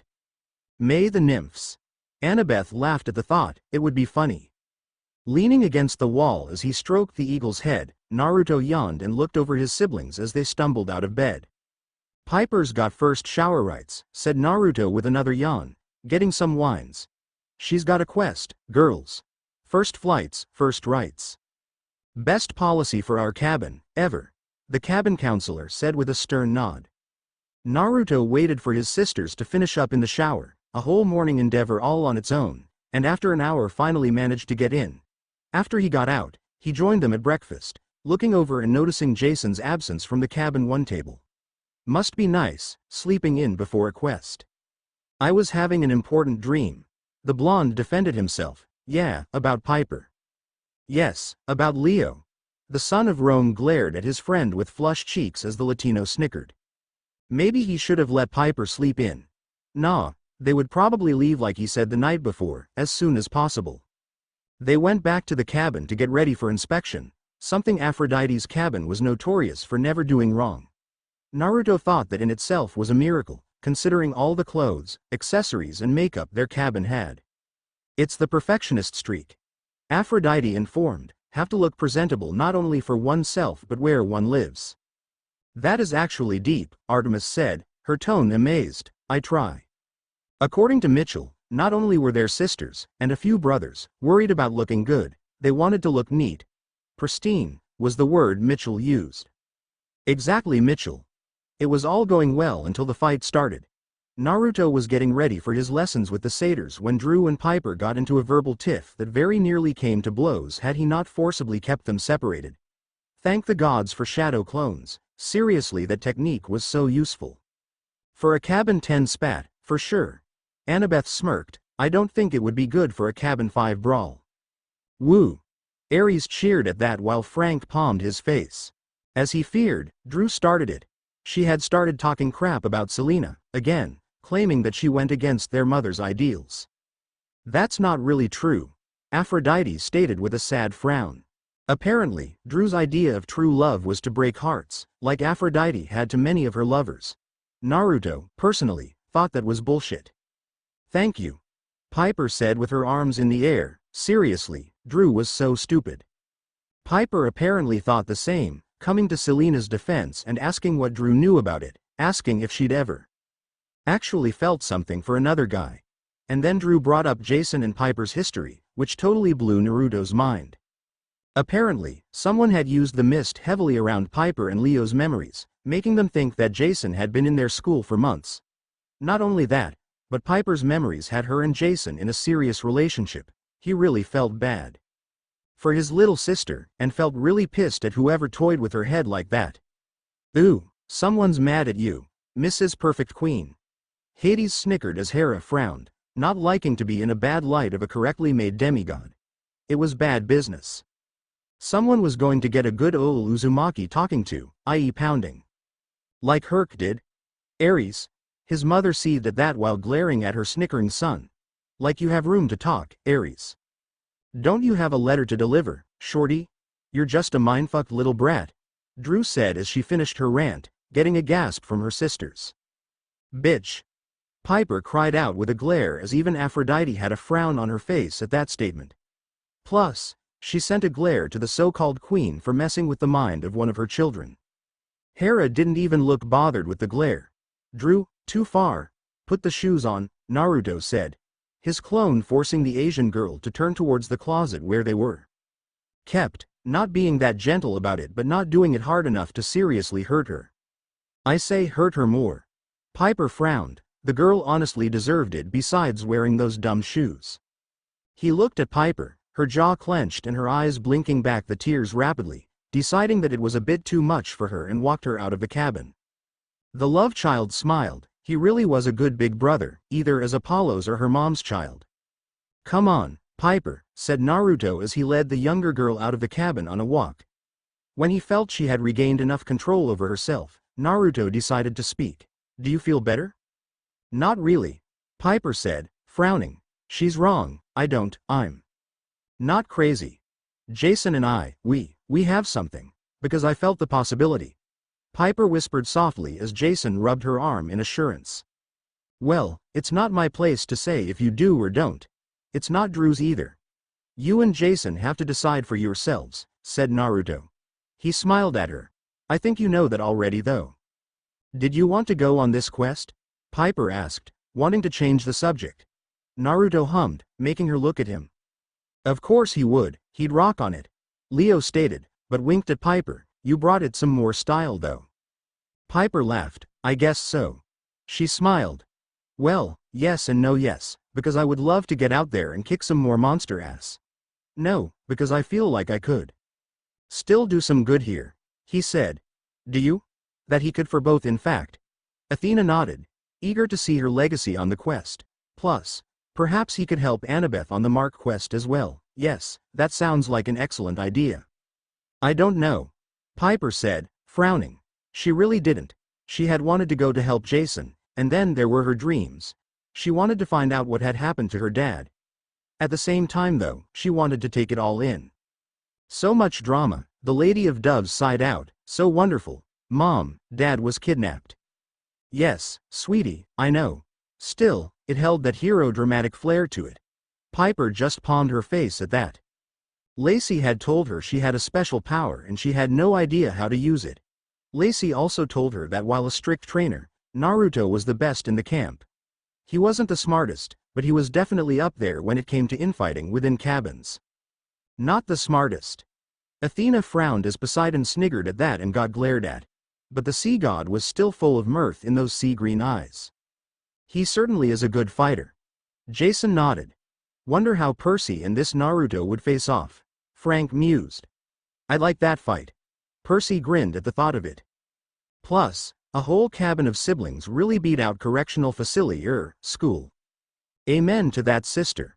Piper and Leo nodded quickly.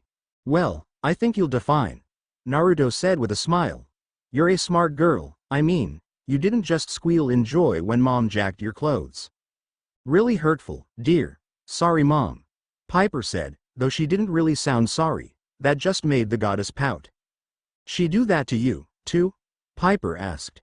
The blonde deflated. She took my calluses. Oh, he is still not going on about that, is he? Aphrodite groaned. Her husband huffed, a pampered princess like you would never understand. Nor do I want to. That's bad. Naruto gave her a haunted look. It's horrible, I've worked years and it showed with the calluses on my hands.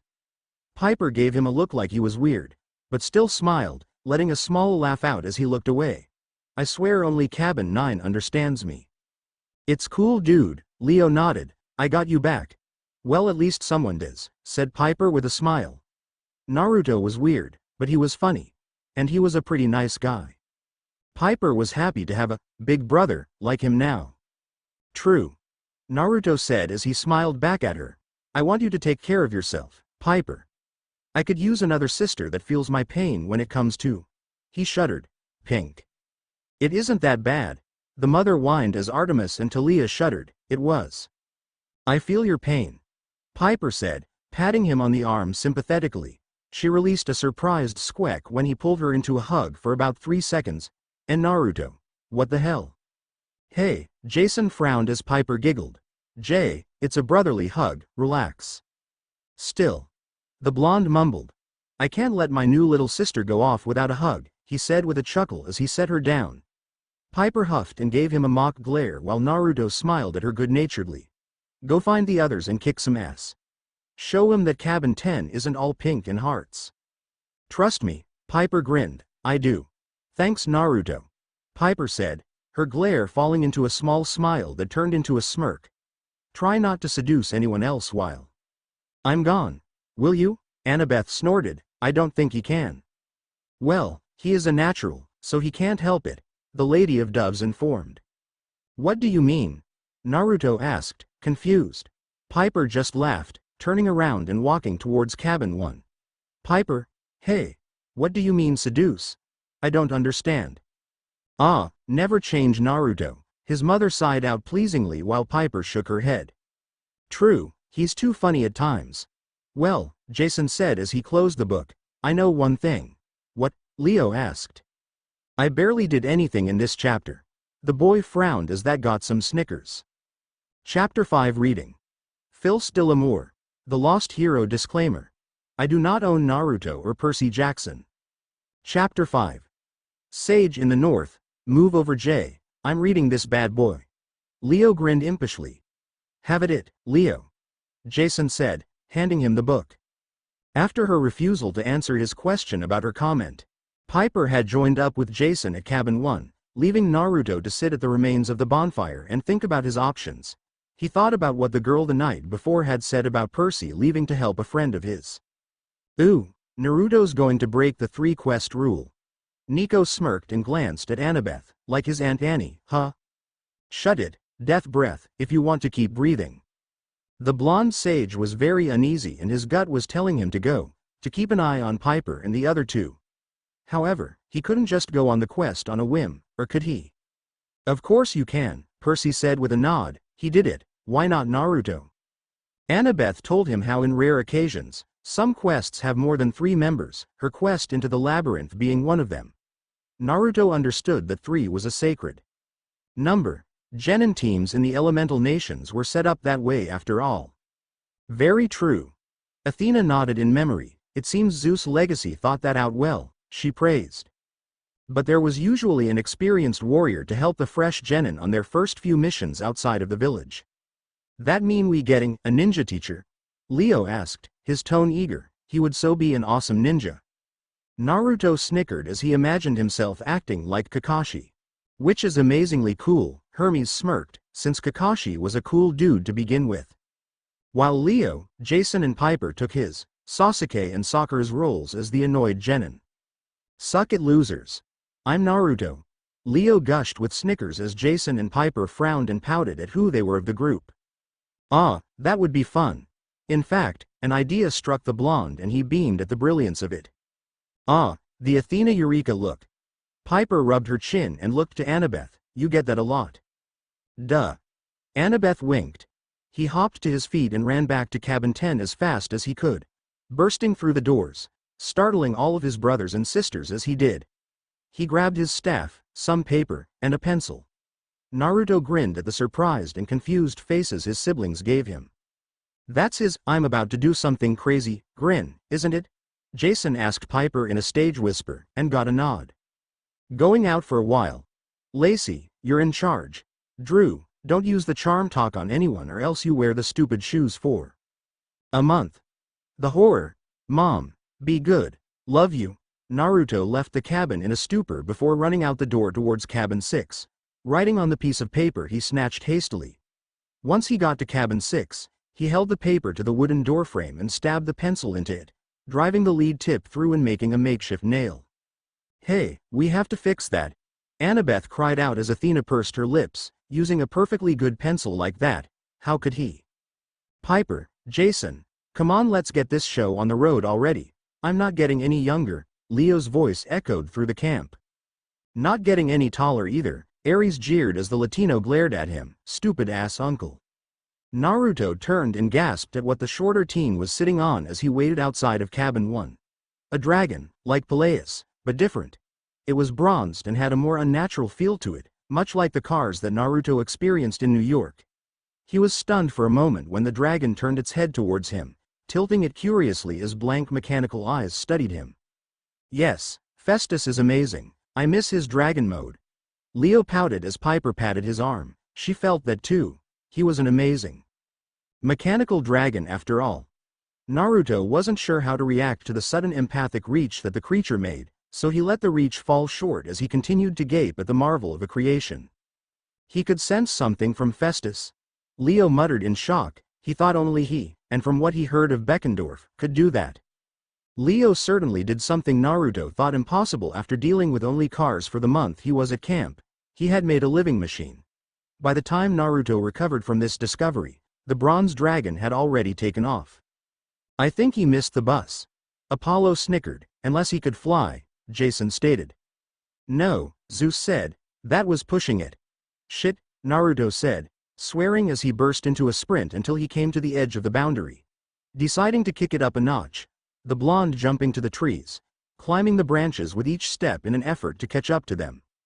That's some Jackie Chan stuff right there, Frank whistled in awe.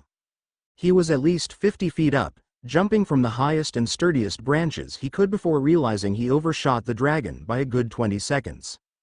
He faster than the dragon, Percy said with disbelief. It's the nymph lean-cut barbecue, plenty of protein. Annabeth told him with a smirk as he rolled his eyes. Sure it was, weird ninja chakra magic. Damn it, Naruto said, cursing himself for not paying complete attention. He jumped to a tree the dragon looked like it was going to fly over and climbed to the top with ease, perched on the tip by the balls of his feet.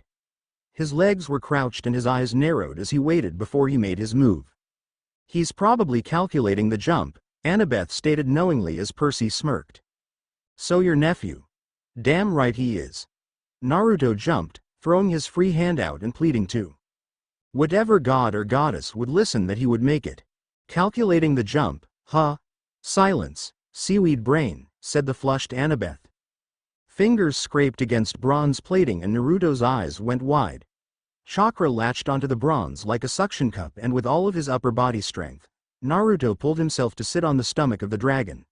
He sighed in relief as he crossed his legs, not caring for the thing that most humans and demigods called gravity as he openly spat in its face.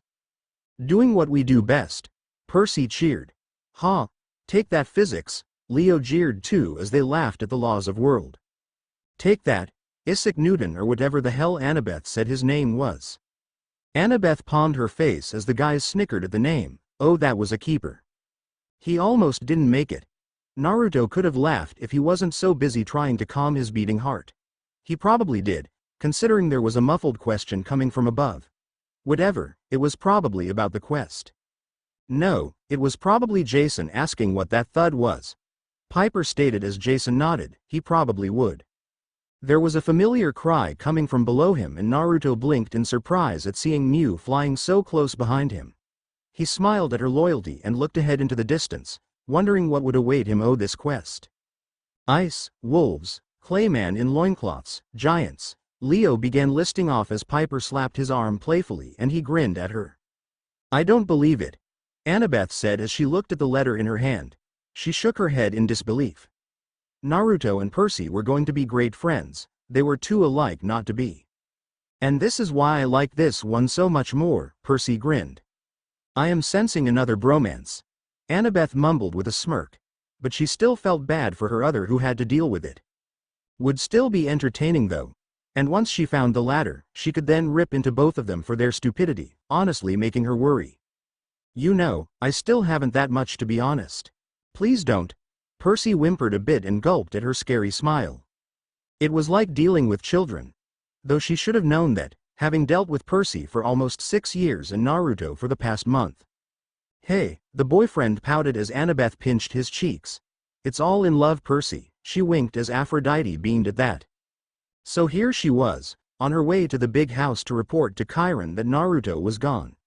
From the panicked satyr, Billy was his name, she thinks, running past her towards the entrance of the camp. Apparently Chiron would already be aware of this. Damn it Billy, Hermes mock scolded, how could you lose him at camp of all places? He wagged his finger. To be fair, Naruto is a handful, Aphrodite stated with pride. We noticed, said everyone at once. Which was good. This was too big a problem not to report, but her nephew should have known better. I mean really, running away from camp to join a quest, what kind of idiot does that? Annabeth asked herself. Percy raised his hand.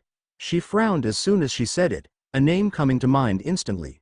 Percy Jackson was that kind of idiot. Damn right, hey, great, now she had to put a stop to that sort of behavior. One Percy was enough for her. Nonsense. Percy grinned as Talia glared at him. It is, you're stupid is contagious, without you even being there. The boy just pouted at that, it was so not contagious, it wasn't like stupid was a disease either. As she walked up to the front door, Annabeth could hear the lovely voice of Drew Tanaka arguing with Rachel. Meow. Leo grinned widely. Great, just what she wanted to deal with. He put Lacey in charge. Drew, the whole cabin has reported it. Of course she would try to take over again, Piper said in a dry tone. Just because you're the Oracle doesn't mean you get to decide who does what. Ms. Tanaka, Ms. Dare, would you both stop arguing over this matter? Chiron said as Annabeth opened the door. The centaur sighed in relief as his weary eyes landed on her. Annabeth, thank goodness you've come. Tell me Naruto is in your cabin doing his studies, please. Poor Chiron, Artemis said with pity. Actually, Chiron, I came here about that, Annabeth said with an apologetic smile. She held out a piece of paper and Chiron stared at it for a moment before taking it. His eyes scanned over the words and as the hurried note was reread, Chiron groaned in dismay. Another Percy, I don't know how I'll be able to deal with him. They're both worse than Theseus, I swear, he said.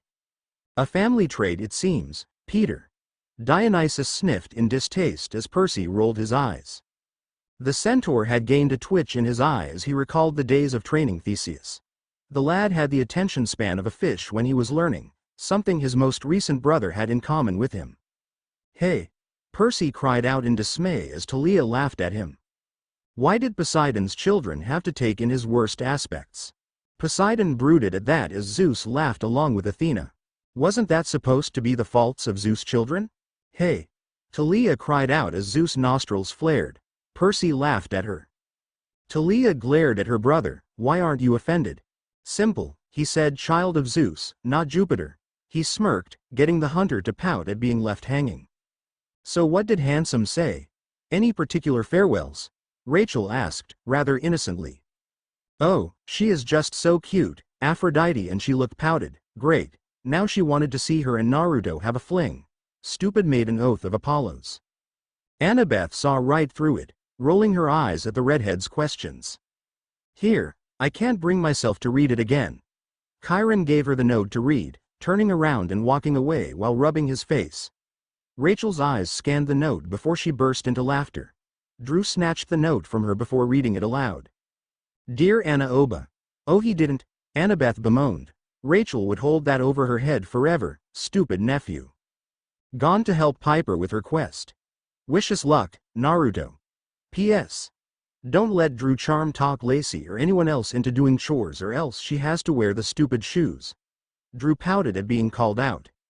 Serves you right, and glared at the little drawing of her brother's face with a small peace sign drawn next to it. Apollo and Hermes laughed. Man, that just tops it off. The god of the arts snickered.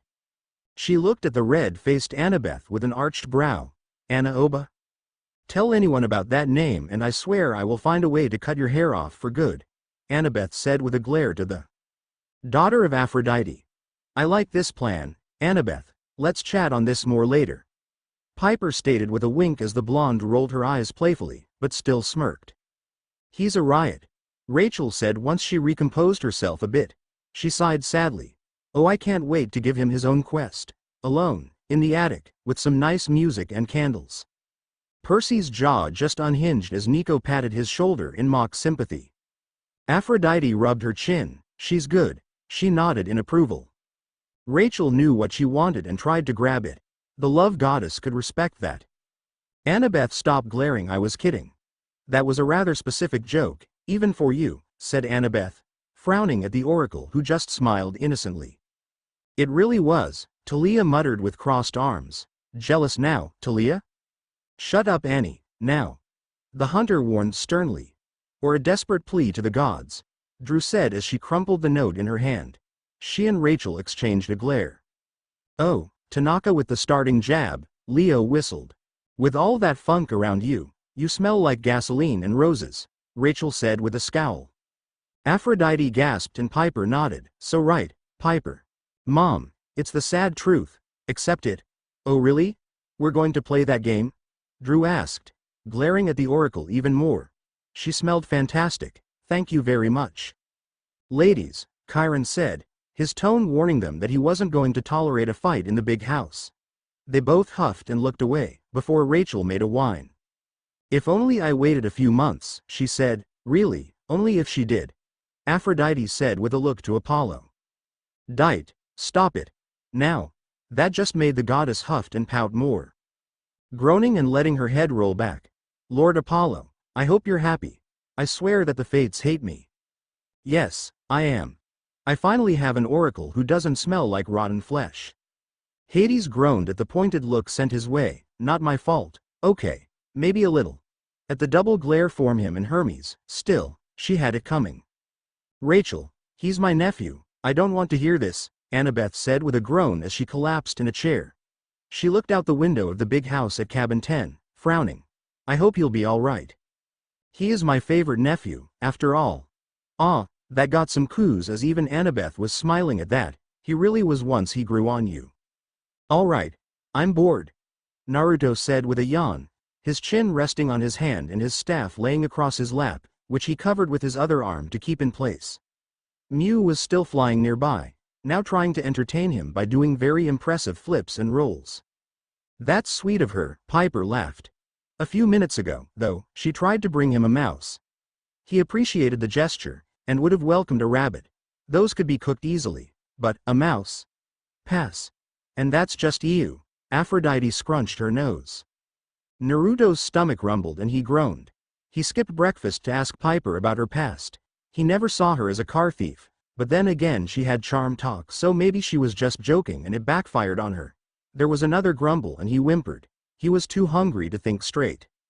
We all know where he gets that from, Poseidon said as he looked at the flustered and glaring Athena. So what if she couldn't think straight on an empty stomach?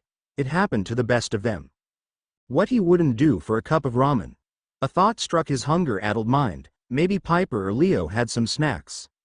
I have actually food, Leo pointed out at the time. Hope filling his chest, Naruto climbed to his feet and began walking around the dragon. The whiskered blonde grinned as he sat down behind his little sister. Oh, he wouldn't. Piper groaned as Leo laughed. Ninja stealth for the win. Piper, you got something to eat? Dios mío, ¿Qué diablos estás haciendo aquí? Oh my god, what are you doing here? Leo said in Spanish while both Jason and Piper jumped in surprise. Freak out much? Frank asked with a laugh as Leo glared at him. I'd like to see you stay calm after some dude appearing out of nowhere. Tu insanus bastardus, you crazy bastard, Jason said. Jason, Piper frowned, that's my brother. And he's not a bastard. Hera pointed out sternly, getting eye rolls from the other gods. She was so adamant about that fact. Naruto. What are you doing here? Piper asked with a scream while tightening her grip around Jason's sides. Ah, the budding of Jasper. Aphrodite cooed happily. Thought she was still wondering who was going to be with Naruto. Oh, she hoped it would be interesting. That's what I said. I felt like going, said Naruto with a shrug. Jason just turned around to stare at him, his electric blue eyes wide in shock. Piper also turned to look at her older brother. You felt like, Naruto, you can't just leave the camp, Piper said, shouting at the blonde while also trying to calm her still beating heart. Who's going to keep Drew in line while you're gone? Did you think about that? He left a note. Percy reassured jokingly as Piper rolled her multicolored eyes. Drew knows not to use her charm talk on the cabin, Naruto said, waving the concern off. Besides, you haven't had any real training yet. Why does that concern me, like, a lot? Piper asked, nervously. Because Naruto is a slave driver. Leo supplied helpfully. You do know he's going to train you too, right? Oh, wait, does this mean we have Super Ninja with us? Leo asked, recalling the clone thing. Well, I wouldn't say super, but pretty much, yeah, Naruto said, grinning happily. I like this plan. I feel really good about this plan. I say the pretty boy stays, Leo said. Agreed. Super Ninja for backup. This is the best plan ever. Leo cheered as Piper had to nod with him. It was. Having another military kid would be very useful. Jason concurred. Sweet wait, pretty boy? Naruto asked. He blinked in confusion. What do you mean, pretty boy? He cannot be that dense, right? Hazel asked with a blink. Dude, you've seen yourself in the mirror, haven't you? Leo asked. Yeah, I know I look so weird, said Naruto. He rubbed at his cheeks. I mean, Dad looked okay, but I'm so used to having a rounder face. You look much better now, sweetie. Aphrodite assured with a bright smile. Are you gay? Leo asked, arching a brow. Hell no, Naruto said, his face bright red as previously repressed memories started to rise. He shuddered and spat over the edge at the memory. Sasuke was like his brother. That was just a horrible thing that happened to them. Twice in fact. What happened? Aphrodite demanded. Did Duck Boy make a move on my sweet little boy? How dare he? Naruto would rather dine on Matoad's bugs for the rest of his life than relive those memories. Okay, no need to be so vehement about it, said Leo. Nothing wrong with being gay, I was just curious. Well, I'm not, said Naruto with a pout. Still, if it was with someone else, Mom. What? Nothing wrong with it, dear, just thinking. Stop thinking, now. Piper deadpanned. He really hoped no one found out about his and Sasuke's accidents. Great, now he'd have to repress those memories again. He shook his head to get those thoughts out of his head. So what's the plan? Annabeth said that we should talk to the Lord of the Winds to find out why the Venti attacked us. Jason said. We're going to Quebec to find the god of the North Wind and get some answers. And meet our first enemy. Leo stated as Piper scowled. Great. Cool, meeting a god. Hopefully better than the last experience I had before Mom, but that goes without saying. Naruto said, shivering at the recollection of meeting Kagaya Otsutsuki. She deserved the name Rabbit Demon, freaky pre-lady. And he was her descendant? Yikes. Sounds like one hell of a lady, Ares mused. Says she could warp reality and bend the elements to her will with a mere thought. Leo read out. What? Zeus frowned. You've met a god before? Piper asked. Twice before actually, but it's a really long story we don't have time for, said Naruto. It can't be that long. Piper said. It goes back to before I was even thought of and ended just a few months ago, said Naruto dryly. That's a rather long story. Jason mused. Meh, Apollo shrugged. Doesn't sound as long as ours, he smirked. Yikes. Leo said with a wince. Tell me about it. I lived it and it still makes my head hurt, said the whiskered blonde. He looked at his little sister as she giggled. And grinned. So what is your weapon? Katropus, said Piper, grinning as she unsheathed the dagger. Helen of Troy's dagger. I don't know who that is. Naruto and Leo said as one. Of course you wouldn't. Piper rolled her eyes as Leo grinned, though you'd think Naruto would. She said with a look to Annabeth, who puffed up in defense. We probably haven't reached that part yet, with clones? Shut up. Piper rolled her eyes. The most beautiful woman in ancient Greece? The reason there was a Trojan War? Still no idea. That doesn't help me at all. You two are not allowed to be alone, said Piper with a frown. Nonsense. Leo declared, we'd be an awesome team. The boy praised and everyone was looking a bit worried at that. I'm still learning though, Naruto said with a pout. He smirked at Leo. You, however, have no excuse. He's got you there. Bro, Leo whined as the blonde gave a laugh. Don't make me kick you off Festus. Happy or not, this dragon only listens to me, Leo said. You tell him other me. Well, charm speak could work on him. Piper said. Girl, whose side are you on? Seriously. Leo pouted to Piper who smirked back at him. Family first, Leo. Wow, Piper, I feel the love. Well, I am the child of it. Ha. Ha. Funny, aren't you? I try. Yeah, but I don't have charm talk, said Naruto.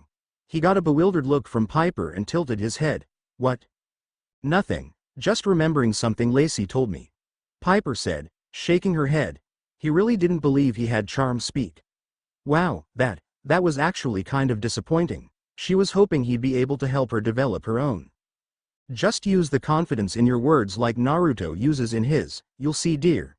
Aphrodite winked as Piper playfully rolled her eyes. Yes mom. Oh. Can I see Katro whatever it's called?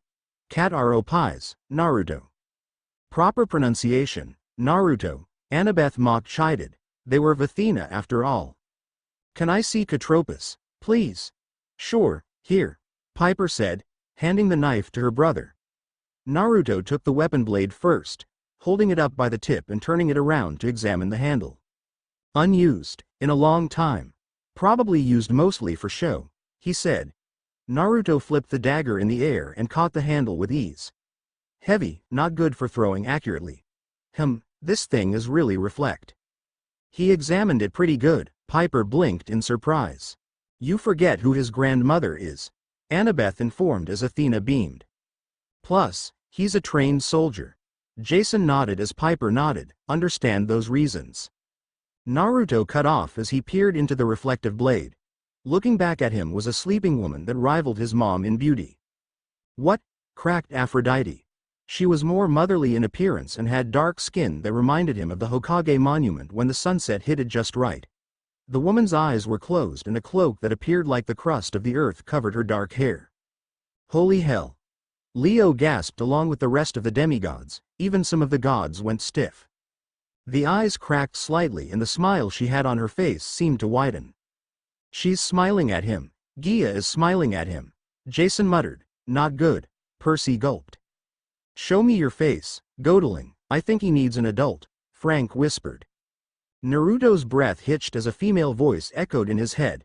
He continued to stare at the image he saw, watching in a disturbed sense of fascination as the eyes slowly slid open, revealing two green and black eyes. Is this getting freak for anyone else? Leo asked as everyone kinda raised their hand. Oh, cool, thought it was just me. I wish to meet the legacy of the Shinju. Naruto's eyes went wide at the mention of the Shinju, the monster created by his ancestor the rabbit demon, Kagaya Otsutsuki. The Shinju was the original name of the Jubi, the 10-tailed Biju that was separated into the 9 Biju by the Sage of 6 Paths. The shinobi-consuming tree that nearly killed all of the elemental nation's inhabitants. That giant thing was a tree, Hades said and took a side glance at Demeter, who ruffled. I had nothing to do with it, of course.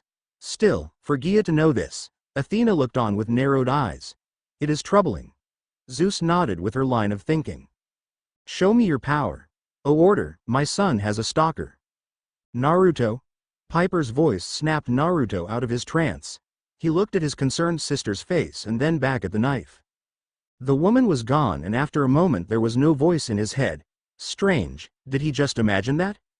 No, you didn't, Piper muttered, worried for her big brother. Naruto, you still there? Piper asked. Yeah, he said. He shook his head. Sorry, thought I saw something. This blade is real strange. Very. Piper added with a nod. You thought you saw something? Piper asked, her own eyes widening slightly. Naruto shrugged. Probably just a figment of my imagination, he said. Naruto, I saw something in it, too, she said, making Naruto look at her oddly. Are you going to be comparing notes with him before us? Jason asked, pouting almost. Piper gave a weak shrug. Maybe. It's called Katropus, Naruto. Mirror, Naruto said, looking at the blade.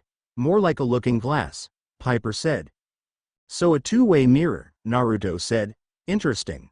No, it's going to be a big pain later on, Piper groaned. He chuckled and looked at the staff resting across his lap. And here I've just got a bronze staff. A cool one. Hazel supported. Ah, but Teddy Roosevelt loved the phrase, speak softly, and carry a big stick, said Piper. Athena nodded. Well said, Piper. Getting the girl to beam at the praise of the wisdom goddess. The three boys gave her odd looks that had her fidgeting. I pay attention in history class. Teacher's pet. Stuff it, Valdez, yeah Leo, but the boy just stuck his tongue at her playfully. Anyway, Naruto said, getting his sister's attention, so what did you see? Piper fidgeted for a moment before looking away. I'll tell you later. You are so going to tell him before us? Leo frowned as Piper gave a sheepish laugh. Well, he is my brother, she stated weakly, but the boys just pouted at that. All right, Naruto said. He made a contemplating hum before he spun the handle of the dagger on his open palm. He caught it in a reverse grip. Have you ever used a knife before? No, Piper stated flatly. Time for Ninja 101, Ares laughed. No, I just picked it because it felt right, Piper said, wondering if that was wrong. Always go with your gut, Piper, Percy smirked at her. But use your head as much as possible, Annabeth added, getting her boyfriend to pout at her, getting her to smirk kindly to him. Piper rolled her eyes at the couple. Well, we can't all be naturals, Naruto said with a shrug. There's that Athena pride. Poseidon smirked as the goddess rolled her eyes at the jab. The boy truly was though. Nothing wrong with his words. He kept the blade in his hand and spun his seat to the side. So when you're fighting, the most effective use of a dagger, in my opinion, is the reverse grip like this. It keeps your arm free to use and doesn't limit you to a front stab. Pretty good. Ares nodded. It was true. Kids these days were all about the stabbing, left you open. Really? Piper asked, daring to let go of Jason with one hand to look. Jason turned around with her and Leo snorted.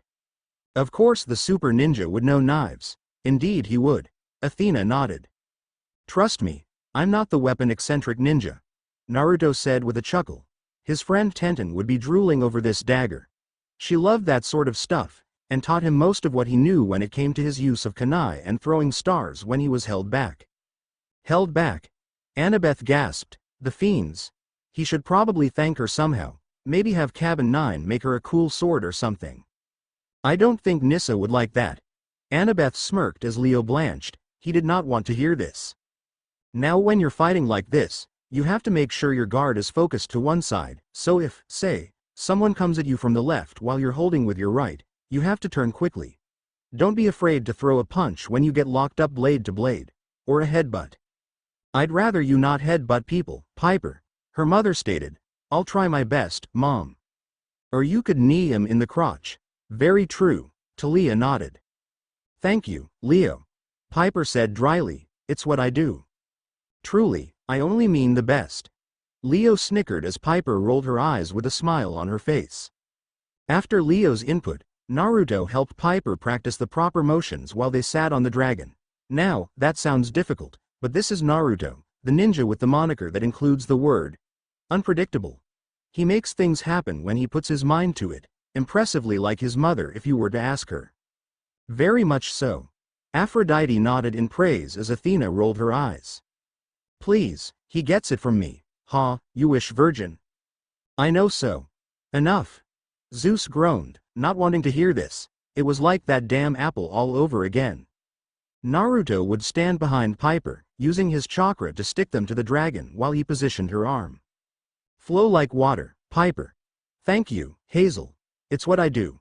The ferrokinetic said with a smile. Jason, interested, tried to watch, but when he turned around he nearly got brained by Piper's elbow. That would have really hurt, Jason muttered, his girlfriend has wicked elbows. Sorry Jason. All the while, Leo hummed a tune that Piper told Naruto was called Kung Fu Fighting. Nice one, Leo. Apollo praised, very appropriate. Naruto taught Piper other grips and ways to use her dagger, telling the three of them stories about his homeland all the while keeping her on the dragon as they soared towards Canada. Feels nice to get some training on the flight. Piper muttered with a pout, seriously, some lessons would have been nice before being rushed off like that. So we hear stories too. Leo grinned, best flight ever. Now entering Quebec, Leo said, collapsing a telescope he pulled from his tool belt. He patted the belt. I love this thing. Best belt, ever. It's like a sealing scroll, but with less smoke, Naruto said, letting out a chuckle as the mechanical dragon took them through the cool air. He was feeding Mew as she rested on his leg. It was too cold up north for her to fly for so long. Ah, you're just jealous. Leo said with a smirk. Little bit. Naruto said, King the Latino laugh. Leo was grinning, damn right he should be jealous. How can the both of you joke around at a time like this? Jason asked, rubbing his coin to comfort himself as they drew nearer to the city. Cause you're a stiff? Jason just gave Leo a flat glare, he was not. Easily. Leo said, looking over his shoulder at the blonde. You just need to relax, I mean it could take us a bit to get to Bor whatever. Boreas, Leo. Piper said, shaking her head in bemusement while putting a hand on Jason's shoulder in an effort to ease his worries. But Leo has a point. You should relax. You should listen to us more often. Leo nodded as Jason rolled his eyes as they snickered at him. Or at least keep an eye out for where the north wind would be, said Naruto. He looked down at the city. If you were a god, where would you live? A castle? Piper said, pointing at the castle in the distance. Isn't that a bit cliché? Leo asked. Not really. The big three said with smirks. It's probably not really a castle, Piper said. And as Festus drew closer, they discovered Piper was right. In fact, the building was more fancy than just being a castle. It looked just like a hotel, it was a hotel. Such a grand place. Aphrodite commented with a smile. What kind of god lives in a hotel? Leo asked. A god that controls the wind, Naruto said, knowing the unpredictability of his chakra element. Two winged men approached them after he said that. Speaking of. Great, those two. Leo frowned as Piper gagged. We got company, Jason said. Festus gave a small roar, glaring at the two angels, and coming to a halt midair, preparing to shoot a fireball at them. Leo, not wanting to start a fight with two possible gods, rubbed the mechanical dragon's neck. Easy boy, easy. Shoot him down. Leo declared. We can't, yet. Piper frowned, as she too wanted to see them blasted out the sky. This is going to be fun. Jason muttered, he did not want to see Kione again, that was a pain. Halt. Barked the one on the left. He looked rather brutish in Naruto's opinion while the other looked full of himself. Joy, he loved arrogant pricks. Well, Sasuke was okay, sometimes.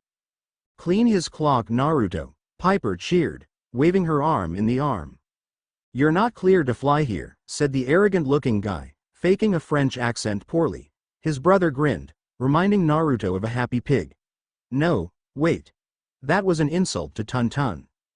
Ah, the pearl-wearing pig, Aphrodite nodded, her son may be right on that one. We need papers to fly a dragon? Leo asked, amused at the thought. This is a restricted airspace, said the guy that was full of himself. Lethal action is authorized. Ares grinned as the kids looked horrified at that while the parents glared at him. So worth it. Says who? Naruto asked. Us? The brutish brother said with a smirk. Mikal. Which is short for Callias. I am Zeths, Zeth said. Cal here is unfortunately limited to words fewer than 2 syllables. And this traveled with my namesake? Jason asked. Sadly so, Hera nodded mournfully. Destroy, pizza. Well, aside from those 2 words. Zeth said. He looked at the dragon. And unfortunately for you, we're going to have to ask you to turn around. Or else. We destroy, quite so, Cal. Please, we could wreck you posers, Leo snorted. Charming, aren't they? Naruto asked Mew dryly. You have to leave. Or we destroy. Cal said with a scowl. Dragon no welcome in Quebec. Not bad, buddy, that was 2 more words with 2 syllables, and was that 3 sentences? Somebody's practicing their hooked on phonics, Leo said, letting out a laugh. Everyone laughed at that, man, Apollo said, since when did Hef ever have a funny kid? Never. Hermes snickered as the smith rolled his eyes. Leo was beaming though. Oh yeah, funny guy, right here. Callias and Zeths? The Boreds? Jason asked. So you know us, cool. Still not good enough to get through, though, Zeth said. Papers? No. Had chance. Destroy, so hungry for blood. Athena groaned as Ares grinned. He loved that about the guy. Please, we need to make an emergency landing, Piper said, getting Zeth's attention back on her. He grinned. Sorry sweetheart, but our sister would have an avalanche if we let you. Bet she would. Hera spat. Please, our dragon is falling apart. We could crash at any minute. Festus was such a good dragon in Naruto's opinion, honestly. Who else could have jerked at that precise moment and shot a cog from their neck to support Piper's words? Only Festus. Leo sung praise. Shame about that nice car on the ground though, it looked really expensive. Nice going buddy. Leo snickered as Piper blinked. Wow, at least no one was instead of it. That's a good point. What kind of person would I be to leave such a pretty girl? Dude, that's my sister you're eyeballing, Naruto said with a frown. Best brother, ever. Piper smiled brightly. Can you honestly blame me? Zeths asked. Yes I can. Break his nose, Naruto. Anyway, I would have to be pure evil to refuse such a request. Though father has been a bit cruel to guests, Zeths said. Cal nodded. Best destroy for him, he said to his brother. Now, Cal, let's not be rude, Zeths said, chidingly. Manners, amazing. Athena rolled her eyes. We Canadians are known for our hospitality, Frank added with a grin. No destroy, Cal said dejectedly. No destroy, Zeth said with a chuckle, turning to fly away. Ah, Ares whined as everyone just looked at him in disbelief.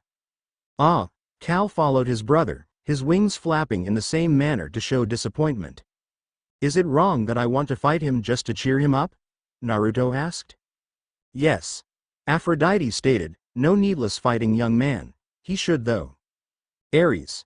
Yes. Yes it is. Piper said as Festus followed the Boreds into the hotel. The side of the roof slid open for them to land inside. Naruto happily hopped off of the dragon, Mew landing on his shoulder after he stretched. Man, that was a long flight. Wish I could teleport like mom can. Or use the Hiraishin. Maybe Athena Oba left a clue in that journal how to do it, Naruto said, scratching his chin, getting some looks from the other demigods. I think I might, Athena smirked, the boys certainly deserved it after all. Cal looked at Zeths, who shrugged, before turning their heads at the sound of a throat clearing. A woman stood opposite them, pale like snow, and just as beautiful. She dressed in an icy blue dress that clung to her form. Black hair cascaded down her back and dark brown eyes looked over the newcomers her brothers brought, narrowing. Her gaze at the dragon. She looked over the demigods once more. Third-rate goddess. Hera seethed as Zeus wilted a bit for falling for the snow goddess words. Man, that coach was not a fun place to sleep on. Wow, she's hot. Leo said with a dreamy smile that had Naruto arching a brow in amusement. Name's Leo Valdez, honey. What's a girl like you doing in a place like this? Leo flushed a bit as Aphrodite and Ares snickered at his line. The smith god groaned at it. Great, he was not going to hear the end of this. Hot. You dare insult me? I am cold, Leo Valdez. Very, very cold, the woman said, glaring at him. Cold-hearted bitch. Piper spat as Leo nodded. Sexy she may be, but her attitude sucked so much. Not what I meant. Leo said with a blink. The woman huffed and looked over the others again, giving Piper a mild look of annoyance. Piper just gave her the finger, and then examining the two blondes, she gave Jason a look of approval. Oh that. Piper fumed as Jason looked nervous, and lingered her gaze on Naruto. Of course she would eye him up. Piper frowned, not wanting that hussy near her brother at all. I am Kione, the goddess of snow. The newly dubbed Kione said, her lips curling into a small smile. Naruto smiled back at her and closed his eyes, missing the way her eyes washed over him. Wow, he's really clueless. Demeter muttered, to think a child of Aphrodite was really like that. Piper, however, didn't and scowled at Tay Goddess for ogling her brother like he was a piece of meat. Granted the glare wasn't as bad as it would have been if she ogled Jason, but it was still pretty damn intimidating nonetheless. Ah, that's sweet of you Piper, the mother smiled. Someone has too, Piper sighed while running a hand through her hair. Like us. Annabeth nodded to her. Nice to meet ya. Name's Naruto Uzumaki, son of Aphrodite. The sage said, getting looks of disbelief from the Boreds. Why? Aphrodite frowned. He was muscular, yes, but still very good-looking. It should be easy to spot that he was hers. He grinned at the bird of prey on his shoulder. This is Mew, say hello Mew. Mew shrieked and flapped her wings on her perch, getting amused smiles from the demigods. A boy and his bird. Leo said with a sigh as he latched his hands together over his heart. Isn't it touching? Eagle. Zeus said with pursed lips. Eagle, Leo. Jason said with a smirk. Thank you, Jason. The Greek aspect of his father said. Whatever, dude. Leo said, his eyes rolled and he dropped his hands to his sides. Can we see Boreas now? Absolutely not. Kione said, hostility lacing her voice as she leveled a glare on Leo. You and that beast stay here. That's discrimination. Leo cried out. For the Latino part? Hazel asked, knowing about discrimination very well. No. Cause of the fire part. She hates his hot beasts. The boy smirked wildly. Festus looked insulted, and quite frankly, Naruto could understand. Festus looked awesome. He was the very thing most thought of when they heard the word dragon. Not in Naruto's case, but according to Annabeth, that was because of his Oriental-like culture. Naruto made sure to look more into this Oriental stuff to compare after all this was done. That sounds fun, Annabeth nodded. It would be interesting to compare some things with his culture. Hey, Festus isn't a beast. He's badass, Leo said with a frown. But if you don't want him to go, who am I to argue with a pretty woman? Festus, come here boy. The dragon approached him and he reached behind the foreleg of the machine and hit something that made a click. Festus' eyes darkened and he began folding inward. Leo chuckled when it finished and grabbed the handle of the bronze-colored suitcase that now sat in front of him. That is awesome. Percy odd, he wanted a suitcase with a carry-on dragon. Ta-da, 1 second. Leo said, struggling with the bag. He knelt next to the suitcase and tinkered with it before lifting the bag with ease. Huh? Ta-da, the world's heaviest luggage bag. Leo Valdez, that's not the point. You have fire within you, heat and ice do not mix, said Kione with a frown. Naruto caught Leo's tensing with those words and blinked in confusion. See, discrimination. Leo huffed. Weird. Kione's voice snapped Naruto out of his thoughts. You do not join us. No deal. Either all of us goes or none of us do, Jason said. Amusing. You think you can negotiate with us? Kione said with a small smile. The room became bone-chillingly cold and Naruto really wished he had easy access to Kurama's chakra at the moment. Valdez stays. She must really hate fire. Frank stated, knowing the feeling. Meh, Prometheus would disagree. We all need fire. Leo grinned. Percy brooded, Guy was a total jerk. Fine, Leo said with a whine.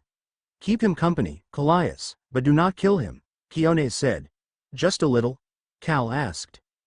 No, Leo deadpanned. Seriously, the dude had a few screws loose. And that was saying something if Leo was thinking that. No, Cal. Kione said with a smirk as Zeths led the other 3 demigods into the room. She hung back with Naruto while Cal pouted.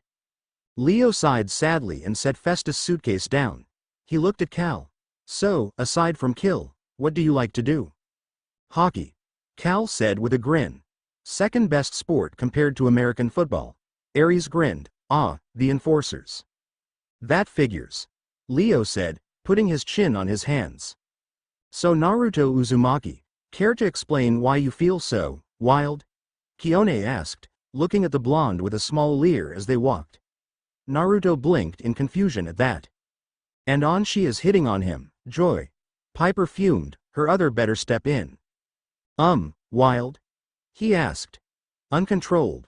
Like your friend Leo Valdez, you have your own feel to you. Warm, wild and so very much like the wind. Kione said, a faint blush covering her cheeks as she looked him over. So she likes the wild ones, huh? Mom, don't even think about it. Piper scowled. Piper, maybe Naruto can turn her away. Doubt it. Hera stated scathingly. Jason Grace has a similar feel, but his is controlled and thunderous, demanding attention. Can only wonder why? Hades remarked, getting Poseidon to snicker and Zeus to glare at him.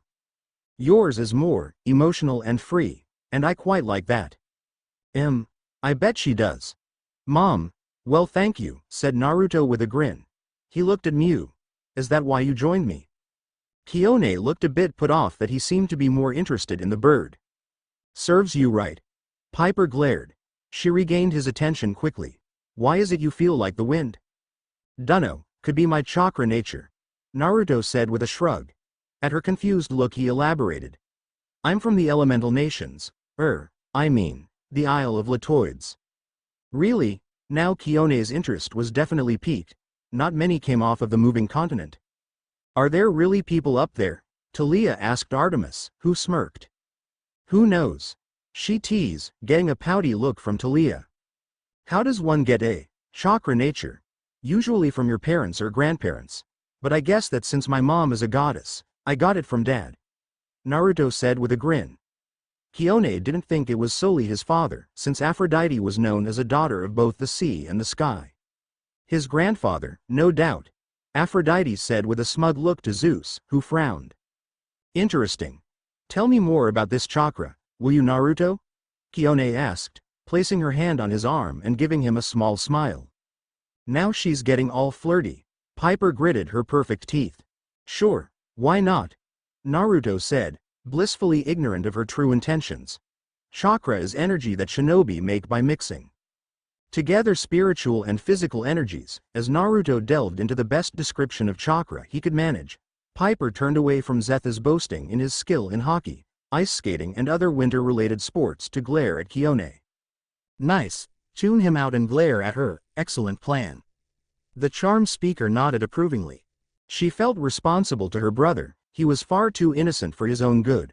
Honestly, how did he miss all the flirts that Rachel exchanged with him and the leers he got in camp? It's a gift? The Lady of Doves questions. No, just plain ignorance since he is focusing on his studies, Athena stated. Suor. Percy said with doubt, getting the war goddess to glare at him. Sure. Jason seemed a bit dense, too, in those false memories, but Naruto took dense and added a whole other layer to it. He had to be the most clueless boy on the planet. Elsewhere, in his forced sleep, a raven-haired teen sneezed and mumbled out the name Annabeth. Frank rubbed his chin, so it might be a tie for denseness? You are hilarious. Percy deadpanned as Frank just shrugged. And as one of the most down-to-earth sisters he had, Piper had a duty to protect him from hussies like Kione. That's right, you hussy. At one point, Kione caught the look Piper sent her and smirked at her, glancing at Jason for a moment. This succeeded in making Piper bristle and take a step closer to the son of Zeus. Jupiter. Jason corrected. Whatever. Piper said and moved closer to snuggle with him. You know, I knew a guy, at least I hope it was a guy, who could use ice. Naruto said, getting Kione's attention on him. He had wind and water chakra natures and could mix them to make ice. That Haku guy, or girl, right? Hazel asked. I think so. Annabeth nodded. Interesting. What happened to him? Kione asked, genuinely curious. Naruto's smile dimmed and, Despite herself, Piper felt pleased that Haiwan had upset him. Less likely for her to twist her brother around if he was depressed. Ooh, evil Piper is evil. No, the Native American corrected Leo, just protect him is all. He died protecting his most precious person, a man that took him in after his mother was killed by his father, Naruto said. Mew leaned forward and met his gaze, getting him to smile a bit at her. Piper smiled a bit at the sight. Sure, Leo may have made fun of it, but it was a bit cute. That's so sad, said Kione, taking his free arm in her own to give him a comforting hug. He sounds like a good person. Bitch, Annabeth said with crossed arms as Piper nodded in agreement. Talia looked a bit irked, but not much since she didn't know this Naruto. Haku was the kindest person I knew, Naruto said, sighing. I wish I knew him more than I did, and that I didn't think he was a girl when he first back. Yeah, could do without those memories. So a pretty boy. Hear that, Zeths? I think Naruto may have known a descendant of yours, Kione said. Okay, that's a good, Piper begrudgingly said. Laugh it up, Kione, Zeths said, scowling over his shoulder at his sister. He frowned even more when he saw the closeness between Piper and Jason. His gaze returned forward as they approached two large doors partially covered with frost. Zeths put his hands on either door and pushed them open. Father. We have guests. Daddy, Daddy. Ares mocked in a high-pitched tone, getting some snickers from his brothers. Merveo.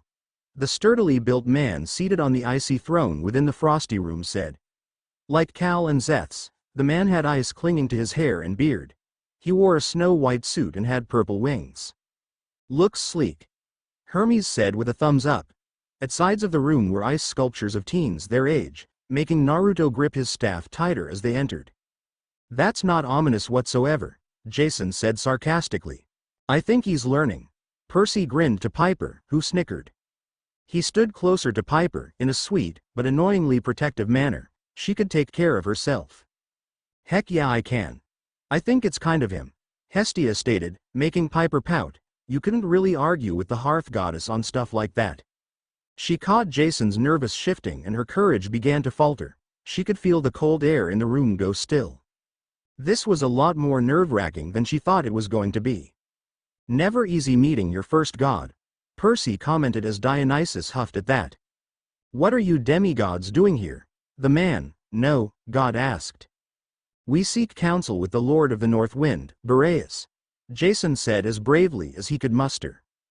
Go Jason. Leo pumped his fist in the air, glad he wasn't in there. You have it, Godling, Boreas said, smirking at them. Now, do you intend to waste my time or not? He's certainly cranky. Zeus frowned from the way he addressed his child. Yeah, he really was. Jason nodded to the king of the gods. So, next chapter, we seeing some action or what? Ares asked. Maybe, Aphrodite said. There was a flash of light. What am I doing here? Reyna asked in confusion and weariness. Oh, joy, Talia muttered. Chapter 6 Disclaimer. I do not own Naruto or Percy Jackson. Reading. Phil Stillamour, The Lost Hero. Chapter 6. The Motor City. So, Reyna started slowly, after getting caught up to speed, if I am correct. All of you are here, on Olympus, reading a story. Yep. Percy nodded.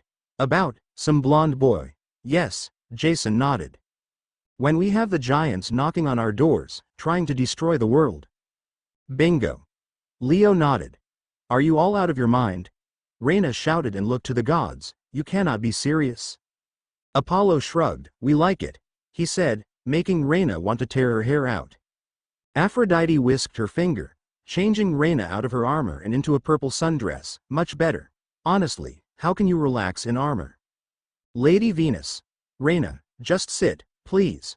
Percy asked, and the Roman grumblingly did so, sitting next to Hazel. Who is going to read? Demeter asked and eyes turned to Reyna. Fine, the praetor grunted out, holding out her hand for the book and it was given to her. Chapter 6, she said with very little enthusiasm. Naruto stared at the amused Boreas with a bit of awe. This guy felt just like Madara did after he absorbed the power of the Jubi and like Kagaya. This is what being in front of a god was like. Damn. Hard to believe he came from a being that powerful. It's not that hard for her, Artemis commented, getting an eye roll from her rival. Well? Boreas asked, looking a bit annoyed at their presence. What brings 3? 4, father. The 4th is waiting with Cal in the hall, Zeth said.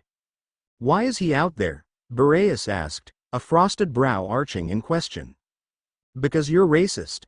Leo shouted with a point of his finger. He is of fire, father, Keone said with distaste. Boreas huffed in disgust and looked over the demigods once more. I hate him, Hephaestus frowned, they never got along when they ran into each other. Then I must ask again, what brings these 3 before me? He said. Children of lesser gods deserve a swift and cold death, I could use some more decor. Lesser gods, Zeus frowned along with Aphrodite and Athena. What did they do to deserve that? Naruto asked, all eyes going to him. Boreas looked him over before giving a light smirk. A standing order my lord has given. You see, boy, my lord Aeolus is the one who controls the weather, gives us directions on where to blow our domains. He is angry with the gods. After the second Titanomachy, the defeat of Typhoon released many wind spirits that he now has to control. The overabundance of spirits was his last straw, and he decreed that the children of the gods were to suffer his wrath. Hence, my decorations you see here. Pissy little bitch, Ares snickered. Zeus rubbed his chin. Why would he do that? He questioned with a frown. He is only a mortal, father, Athena noted, his job is very stressing. I still haven't turned him into a god yet. No, Athena said in a dry tone. Zeus coughing into his hand, ushering Reyna to continue, quickly. That's hardly fair. Naruto said with a frown. Just because my mom is a god, I have to die. Boreas said, prompting Zeths to grin and unsheath his blade. Keone frowned. Wait, before you kill us. We came here to get directions to Aeolus in order to find Hera, Jason said, stepping forward. Boreas' gaze shifted to him and his eyes narrowed. Hera's missing, boy, who is your sire? He asked. Well, at least that saves you, Talia told her brother, who nodded in agreement. Boreas wouldn't be foolish enough to harm a child of the Sky Lord. Zeus is my father. Aphrodite is the mother of Piper, Jason said, gesturing to the girl on his left and then to the staff-wielding blonde further from him, and Naruto. No wonder dear sister is smitten with the ruffian, Zeths said, smirking at his scowling sister. Melt that ice queen, honey. No, Hera and Piper said as one. The snow goddess deserved no mercy. Really? Boreas asked, eyeing the half-siblings with interest. He switched dialects, speaking another language that Naruto could understand. So 2 children of the love goddess are before me. She wishes me to really decorate my home with the finest, I suppose. Traitor. Zeus frowned deeper, griping his armrests tightly. Oi! Watch it, Frosty. Naruto said with a scowl while Mew shrieked and flapped her wings threateningly. Boreas merely gave the blonde his amused smirk. Now there's a heated reaction I'd expect of Lord Zeus' lineage, Boreas said, leaning forward to get a better look at the blonde. You have some in you. Deep down. A legacy? Good eye. Athena complimented begrudgingly. Of Athena. Naruto said, his hand gripping the staff tighter. So what? No wonder you're so inquisitive, Boreas said, leaning back with a chuckle. Hera's missing. Consider yourself lucky boy. Aeolus told us to hear out a son of Zeus. So tell me, why should I tell you where Aeolus is? Jason began as all ease fell to him. He fidgeted in his spot and nervously scratched at his tattoo, which seemed to be burning in Boreas' presence. The god's eyes followed Jason's movement before his eyes narrowed on the tattoo. His appearance changed, his face turned thinner and he miraculously shaved in under a second flat. His clothes changed into a toga with purple lining. That was cool, Frank said as Leo rolled his eyes. Really? What? Dude, just no, the Latino shook his head. Oh. Zeth said, his eyes widening as did Keone's. This is not good. You think? Keone asked with a hiss. She looked to her father with a look of unease. Aquilon, always a pleasure. Keone. Aquilon said, nodding at her. He looked back at Jason. Son of Jupiter. An honor. You wish to rescue Juno? To see my lord. Tell me, were you attacked prior to arriving here? Yes. Yeah. Piper quickly said, as Jason seemed to stare in awe at the god. A wind spirit, a total jerk, attacked us at the Grand Canyon. Who would totally hit on Piper all the time? Leo. Yes. I received that report a few hours ago. Aquilon said, eyeing the demigods with interest. To get more answers, I would suggest going to the Windy City. How poetic. Hera said dryly. You're just going to let them go? Zeths asked, appalled. What about Aeolus' decree? His orders are nullified. Aquilon said, waving his son off. There is more to this than just Aeolus' orders. A bigger threat than before rises. Let them leave. Seems the Roman god is more willing to side with Olympus. Rhaena commented, getting some grumbling looks from the Greek gods. But Aquilon, I think keeping one would be more than enough. Kione said, drifting closer to Naruto with a small smile on her face. You would be interested by this one. Born on the Isle of the Latoids. My son isn't some trophy. I think the girls at camp would disagree, Mom. Piper said dryly as her mother nodded sadly. Oh, the curse of being good-looking. The horror, Artemis muttered dryly. Aquilon arched a brow as his gaze went to Naruto. He shifted back to Boreas, his beard growing back just as quickly. Cracking his neck, Boreas grunted before looking hardly at the blonde with the bird on his shoulder. Elemental, what is? Your element, boy? Naruto blinked before he held his free hand out and concentrated. A blue spiral started to appear in his hand, the diameter adding a wind blade to it. Naruto smiled at his mastery over his first self-created nature technique. Fuden. Rasengan. So, he's holding some kind of wind grenade, right? Hermes asked his dad, who nodded, looking like a pouty kid. Why hadn't one of his children created something like that? Boreas laughed in amusement. Wind nature. Brilliant. Yes, I should have assumed her child would have had that element. You're free to go, child of the moving continent. No problem, sweetie. Aphrodite smiled. Mom, Piper trailed off dryly, she was still there. What about me, Jason and Leo? Piper asked.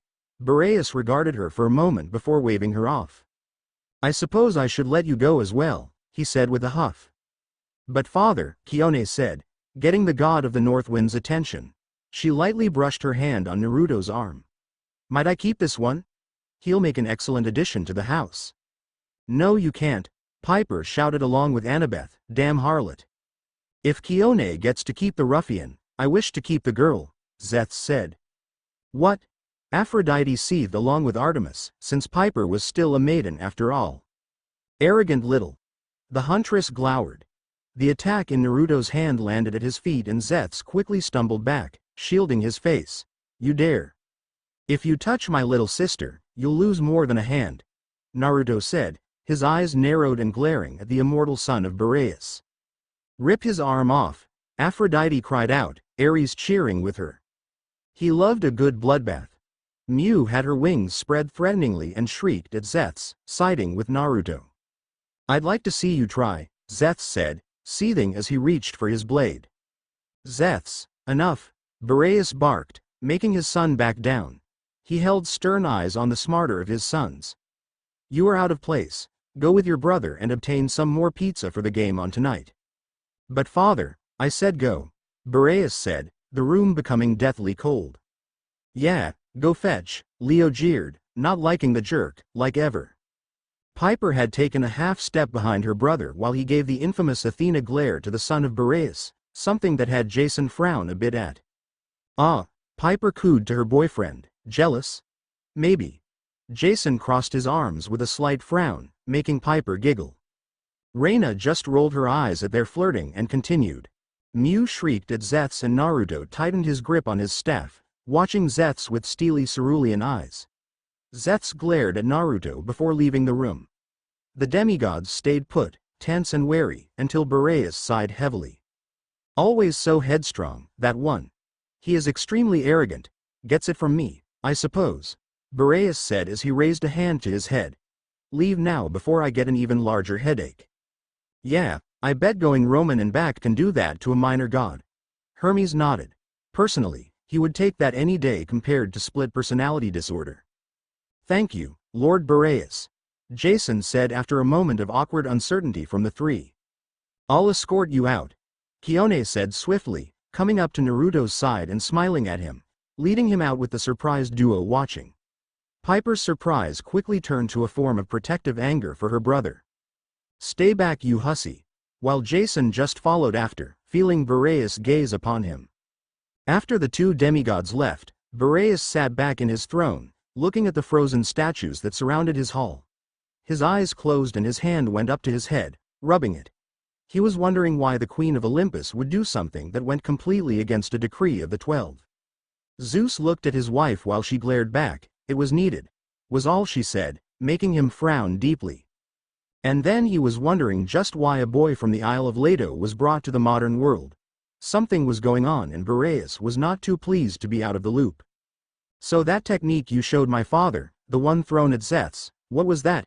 Kione asked, curious. Hungry for some dirt. Athena frowned, or just interested in him as a whole, Aphrodite stated. The beginning step to one of my strongest techniques. Something my dad, a son of Athena, was not able to finish. Naruto said. He held his hand out again as they walked in. Made a Rasengan. This is my dad's greatest jutsu, well, the second greatest.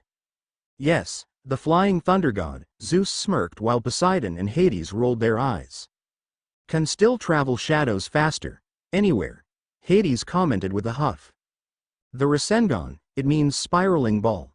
Nature chakra, which I told you about before, was meant to be added to the technique, but Dad died before he could do it. My sensei, Kakashi, tried but instead ended up making his own technique out of the failed attempt. A success through failure is not truly a failure, Athena noted, it is just a different route. No, Ares grinned, he failed, he said, making Athena glare at him for mocking her son's student. He helped me develop this, and it took me a war with a psycho and a fight for my life to figure out how to do this on my own. Sounds like a long story, Kione said, smiling lightly at him. I wouldn't mind hearing it. With some pillows, no doubt. Aphrodite, Athena glared, he should not even be lingering with her. Oh, I think he can change her mind. The love goddess waved off, believing love would sway the snow goddess easily. It goes back around 200 years, I think. Time estimation in the elemental nations isn't exactly a precise science past a certain point, Naruto said apologetically. I've got time, Kione said, smiling as she sidled up to him. Yes, but unfortunately he doesn't, Piper said, appearing at Naruto's other side and grabbing his wrist, pulling him along. Come on, Naruto. Piper sighed, my job was tough with just these two, she pointed to Jason and Leo. Hey, they exclaimed, but she just smirked at them. Ow, Piper. What did I do? The older child of Aphrodite asked as he hurried after his sister. Jason sped up so as not to be left behind, leaving the chilly air that was surrounding the displeased-looking Kione. In your face. Piper jeered, loving this. You need to learn how to avoid large cats, Naruto, Piper said under her breath. And other assorted felines, Annabeth added. Me ouch, Leo snickered. What does that mean? Naruto asked. It doesn't matter, Piper said, looking at Leo as he fiddled with Festus Wing. Get the dragon ready. We're going to Chicago. Why? Leo asked, tightening a bolt. Because that's what Boreas said to do, Jason said as Piper pulled Naruto to the dragon. He got on without any prompting, grumbling to Mew about mean little sisters. I'm just watching your back, you mean his backside, right? Piper glared at the innocent-looking Hazel. He got a shriek of agreement. Leo and Jason shared a look before shrugging it off and joining the grumbling Piper on the dragon. Jason sitting in front of her behind Leo while Naruto sat with his legs crossed. Now I have a new job to worry about, Piper said, catching Jason's attention. What job is that? He asked. Piper just huffed, babysitting. Piper and Annabeth felt pity for their others. Naruto was a handful if Apollo Naruto was anything to go by. Naruto rolled his eyes, looking back at the hotel as Festus disembarked. In the window stood the snow goddess, watching the bronze dragon fly off towards the south. Her lips curled up in a small smile and her eyes glazed over slightly. They were an interesting group, that was for sure. The son of Hephaestus was a nuisance. Screw you. Leo pouted with crossed arms, but the two blondes were delicious. She just wants to eat you two up, the love goddess said, looking at the paling Jason. Piper growled at that, snuggling into Jason's side. She frowned. If only Aphrodite's daughter hadn't got in her way. Oh well, 4 is an unlucky number for questers. That's actually true. Percy frowned, remembering how that happened to him for the first time during that time in winter. Perhaps Kione will be able to snag him later, if he lived that long, anyway. Piper, wake up, Naruto said, jolting his sister from her sleep. Which was a terrible dream, mind you. The charm speaker frowned. Piper gasped as Festus jerked, suddenly going down. Leo struggled to regain control, yelling in Spanish at the diving dragon. Naruto stood on the back of Festus, easily keeping his balance while Mew took off from his shoulder. What a traitor, Poseidon said, getting Zeus to glare at him for insulting the loyalty of the eagle. They were seconds from the ground, and if he moved fast, Naruto could use his clones to jump the rest of them to safety. Well, he would have done that if Jason didn't grab Leo and Piper, hovering in midair. Wow, leave Naruto to fall, Jason, Piper frowned. What? He can ninja jump. The blonde sweated out from the look he got. HMPH. Like Kagaya, Madara and even he himself had done during the Fourth War. He can fly too. Jason frowned, that was so his thing of the group. Well damn it, now he missed Kurama's cloak even more. That sage cloak mode was awesome. And hovering midair, damn, the pranks he could do. Hear hear, Hermes and Apollo cheered. Naruto, Piper said. Jason looked down, in his rush to save the group he momentarily forgot about Naruto. But isn't he part of the group, too, Jason? The son of Rome stammered at Annabeth's look. To the three demigods, it looked like Naruto was about to become a pavement pancake. Then, he did something physically impossible. I'm a ninja. Naruto jumped to the roof of a nearby small building. His landing made the roof make a crack that looked like a spider web beneath his feet. Like a superhero. Percy nodded, that was cool to be able to do, to be honest. The blonde sage stood from his crouch, the position used to brace himself and keep from shattering his legs on impact. Naruto turned to watch Festus hit the ground, wincing in sympathy while Leo cried out in concern for his dragon. No, Ares drawled out, bored, the hunk of metal. Say it isn't so. Leo glared at him along with his father. The war god just laughed. Jason slowly descended down to the ground while Naruto hopped over the edge and landed on a knee, using his staff to help brace himself for the landing. Festus. Leo said in concern for his dragon. Ah, buddy, what happened to ya? Well, based on the pieces there and there, I'd say he fell when he should have flown, Naruto said. Dude, not cool. Getting a mild glare. What? Sarcasm is the one class 1 aced in the academy. Funny. Now do me a favor and give me those robot parts in your body, Mr. Impossible. We can build him better, faster, stronger, Leo schemed sinisterly. What's a robot? Naruto asked, getting a scowl from Leo as he turned to his dragon. What academy are you talking about? Piper asked her brother. The Ninja Academy, of course. It's where I learned to be awesome, Naruto said jovially. Showin' dat swagger like a boss, Apollo cheered, he just had to. Hey, be a little courteous here. Festus is really hurt, Leo said, looking annoyed at the two children of Aphrodite. Seriously, our mode of transport is down and you two make jokes, Leo pouted. Piper smiled apologetically. Sorry, Leo. Leo, relax. You can fix him, right? Jason asked, trying to play peacekeeper. Leo huffed and looked back at his dragon, reaching into his belt to pull something out. Jason shook his head. All right, first things first, we need to find out where we are, and we need to help Leo fix Festus. I'll find a sign or something, I guess, Naruto said, walking off as Mew landed on his shoulder. Piper, go with Jason. Help Leo out. Fine. Don't talk to strangers, Piper said, making Naruto snort. Piper sighed, they grow up so fast, she joked, getting some laughs. She and Jason walked off in the other direction, leaving Leo alone to work on Festus. I'll be fine. The son of Hephaestus said, pulling a disc out and dropping it immediately. Geez. The disc was completely iced over, colder than anything else he had ever touched before in his life. So cold, it burns. Ares grinned as the smith looked miffed since his fire children were vulnerable to freeze burns. Leo glared at it before reaching into his belt and pulling out a pair of tongs, using them to pick the disc up. This was the control disc that made Festus work properly. There was no way it could have frozen over so quickly, especially with how Festus was flying from Quebec. Especially with how hot it is in there. Leo nodded. Oh my, how could that have happened? Leo jumped where he sat and looked around for the owner of the voice. Here, Leo. Right here. Leo looked at the disc and jumped, a visage of a woman with closed eyes facing him, a serene smile on her face. It was a familiar woman, a woman he saw once in his mom's workshop. That's not creepy at all. Nico muttered as the son of fire and his father glared at the image. Her lips parted slightly as she spoke. Hello again, Leo, she said softly. It's been a while, hasn't it? You, Leo said, glaring at the visage of the woman through the disc. I hate her so much. Leo gritted her teeth, fists clenched tightly. Who are you? How are you doing this? All elements that appear on this planet fall under my domain, no matter what they are. Granted, I prefer the warm, cushiony dirt to this cold hard metal. It's much easier to talk to you this way, she said. Again, not creepy. At all.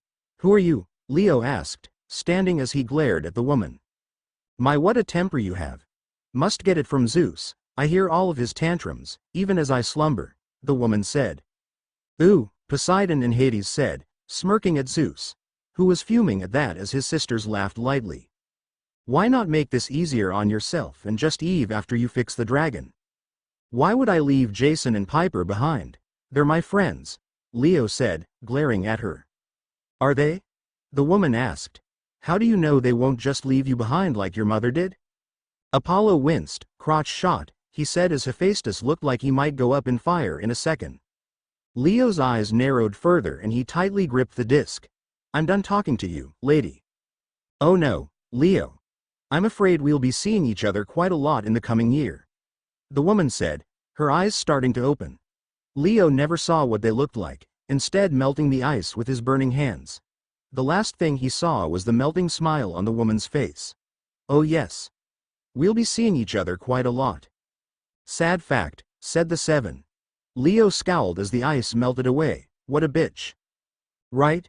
Well, that makes perfect sense. Naruto said dryly as he looked at the giant billboard across from his perch on the roof of a small building. It was some strange English word, one he couldn't read. Tyroded.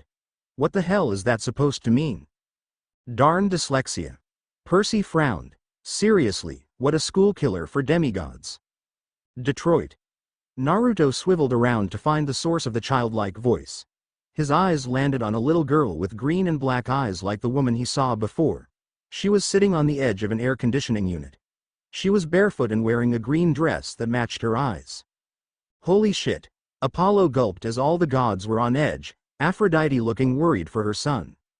Oh man, Percy muttered, sweating a little. It's a unique city, much like how you're a unique boy. Are you supposed to be up this late? Naruto asked, getting the girl to tilt her head, her raven locks bouncing as she did. It's so creepy that she looks so innocent. Hermes shivered. Like Hestia in child form. Hades shivered. I do try, brother. Hestia smirked slightly at him. You look a lot like him when he was your age. The girl said with a small smile. He was nice then. She really is comparing him to him. Zeus muttered in shock. I'm amazing grandfather was actually nice. Poseidon added. Oh, I'm sure it was young love back then when it all started. Aphrodite, please no, Hera said softly. Who? Naruto asked. The girl just laughed. I like you. You're interesting, she said with a smile. That is never good. Annabeth stated, but, if she likes him, oh boy, Piper grimaced. Her face seemed to crumble a bit and Naruto became wary. Tsuchi Bunshin. Naruto said under his breath, thinking the girl was a sort of Earth clone. No, far off. Demeter said dryly. The girl's smile widened and she started to visibly crumble away. You're so interesting, Naruto Uzumaki. Just like he was a long time ago, she said before she crumpled completely into dust, blowing away in the wind like she was never there. I feel sorry for him, Hestia frowned, to gain their grandmother's attention like such. Who knew what could happen? Naruto just stared at her spot until being snapped from his gaze by Miu's returning cry, landing on his shoulder with a crumpled piece of paper in her beak. She dropped it into his open hand, nuzzling into his cheek after doing so. Naruto gave her a gentle stroke on the beak, the strange girl, who he dubbed Tsuchi, still in his mind. A perfect name. Apollo nodded. He unraveled the paper and looked at the Japanese characters painted on it. Free milkshakes. Naruto read the characters with an arched brow. He gave his companion a bemused look. Is this supposed to help me? My milkshakes brings all the boys to the yard, Mom. Miu just looked back at him and Naruto shook his head, tucking the piece of paper in his back pocket. At least her heart was in the right place. He decided to head back to Leo, intent on telling him they were in Detroit, wherever that was, and seeing if the dragon was fixed. By the time Naruto got back to Leo, the elfish boy was tinkering with the wing he was trying to fix before in Quebec. Any luck? Naruto asked, making Leo jump for a second and give the shinobi a glare. Geez, dude, how hard is it to make a sound? Leo asked, getting an impish grin from the taller blonde. Like a tree falling in a forest, ninjas do not make a sound. Hermes snickered, but Demeter refuted him. They do though. Do they?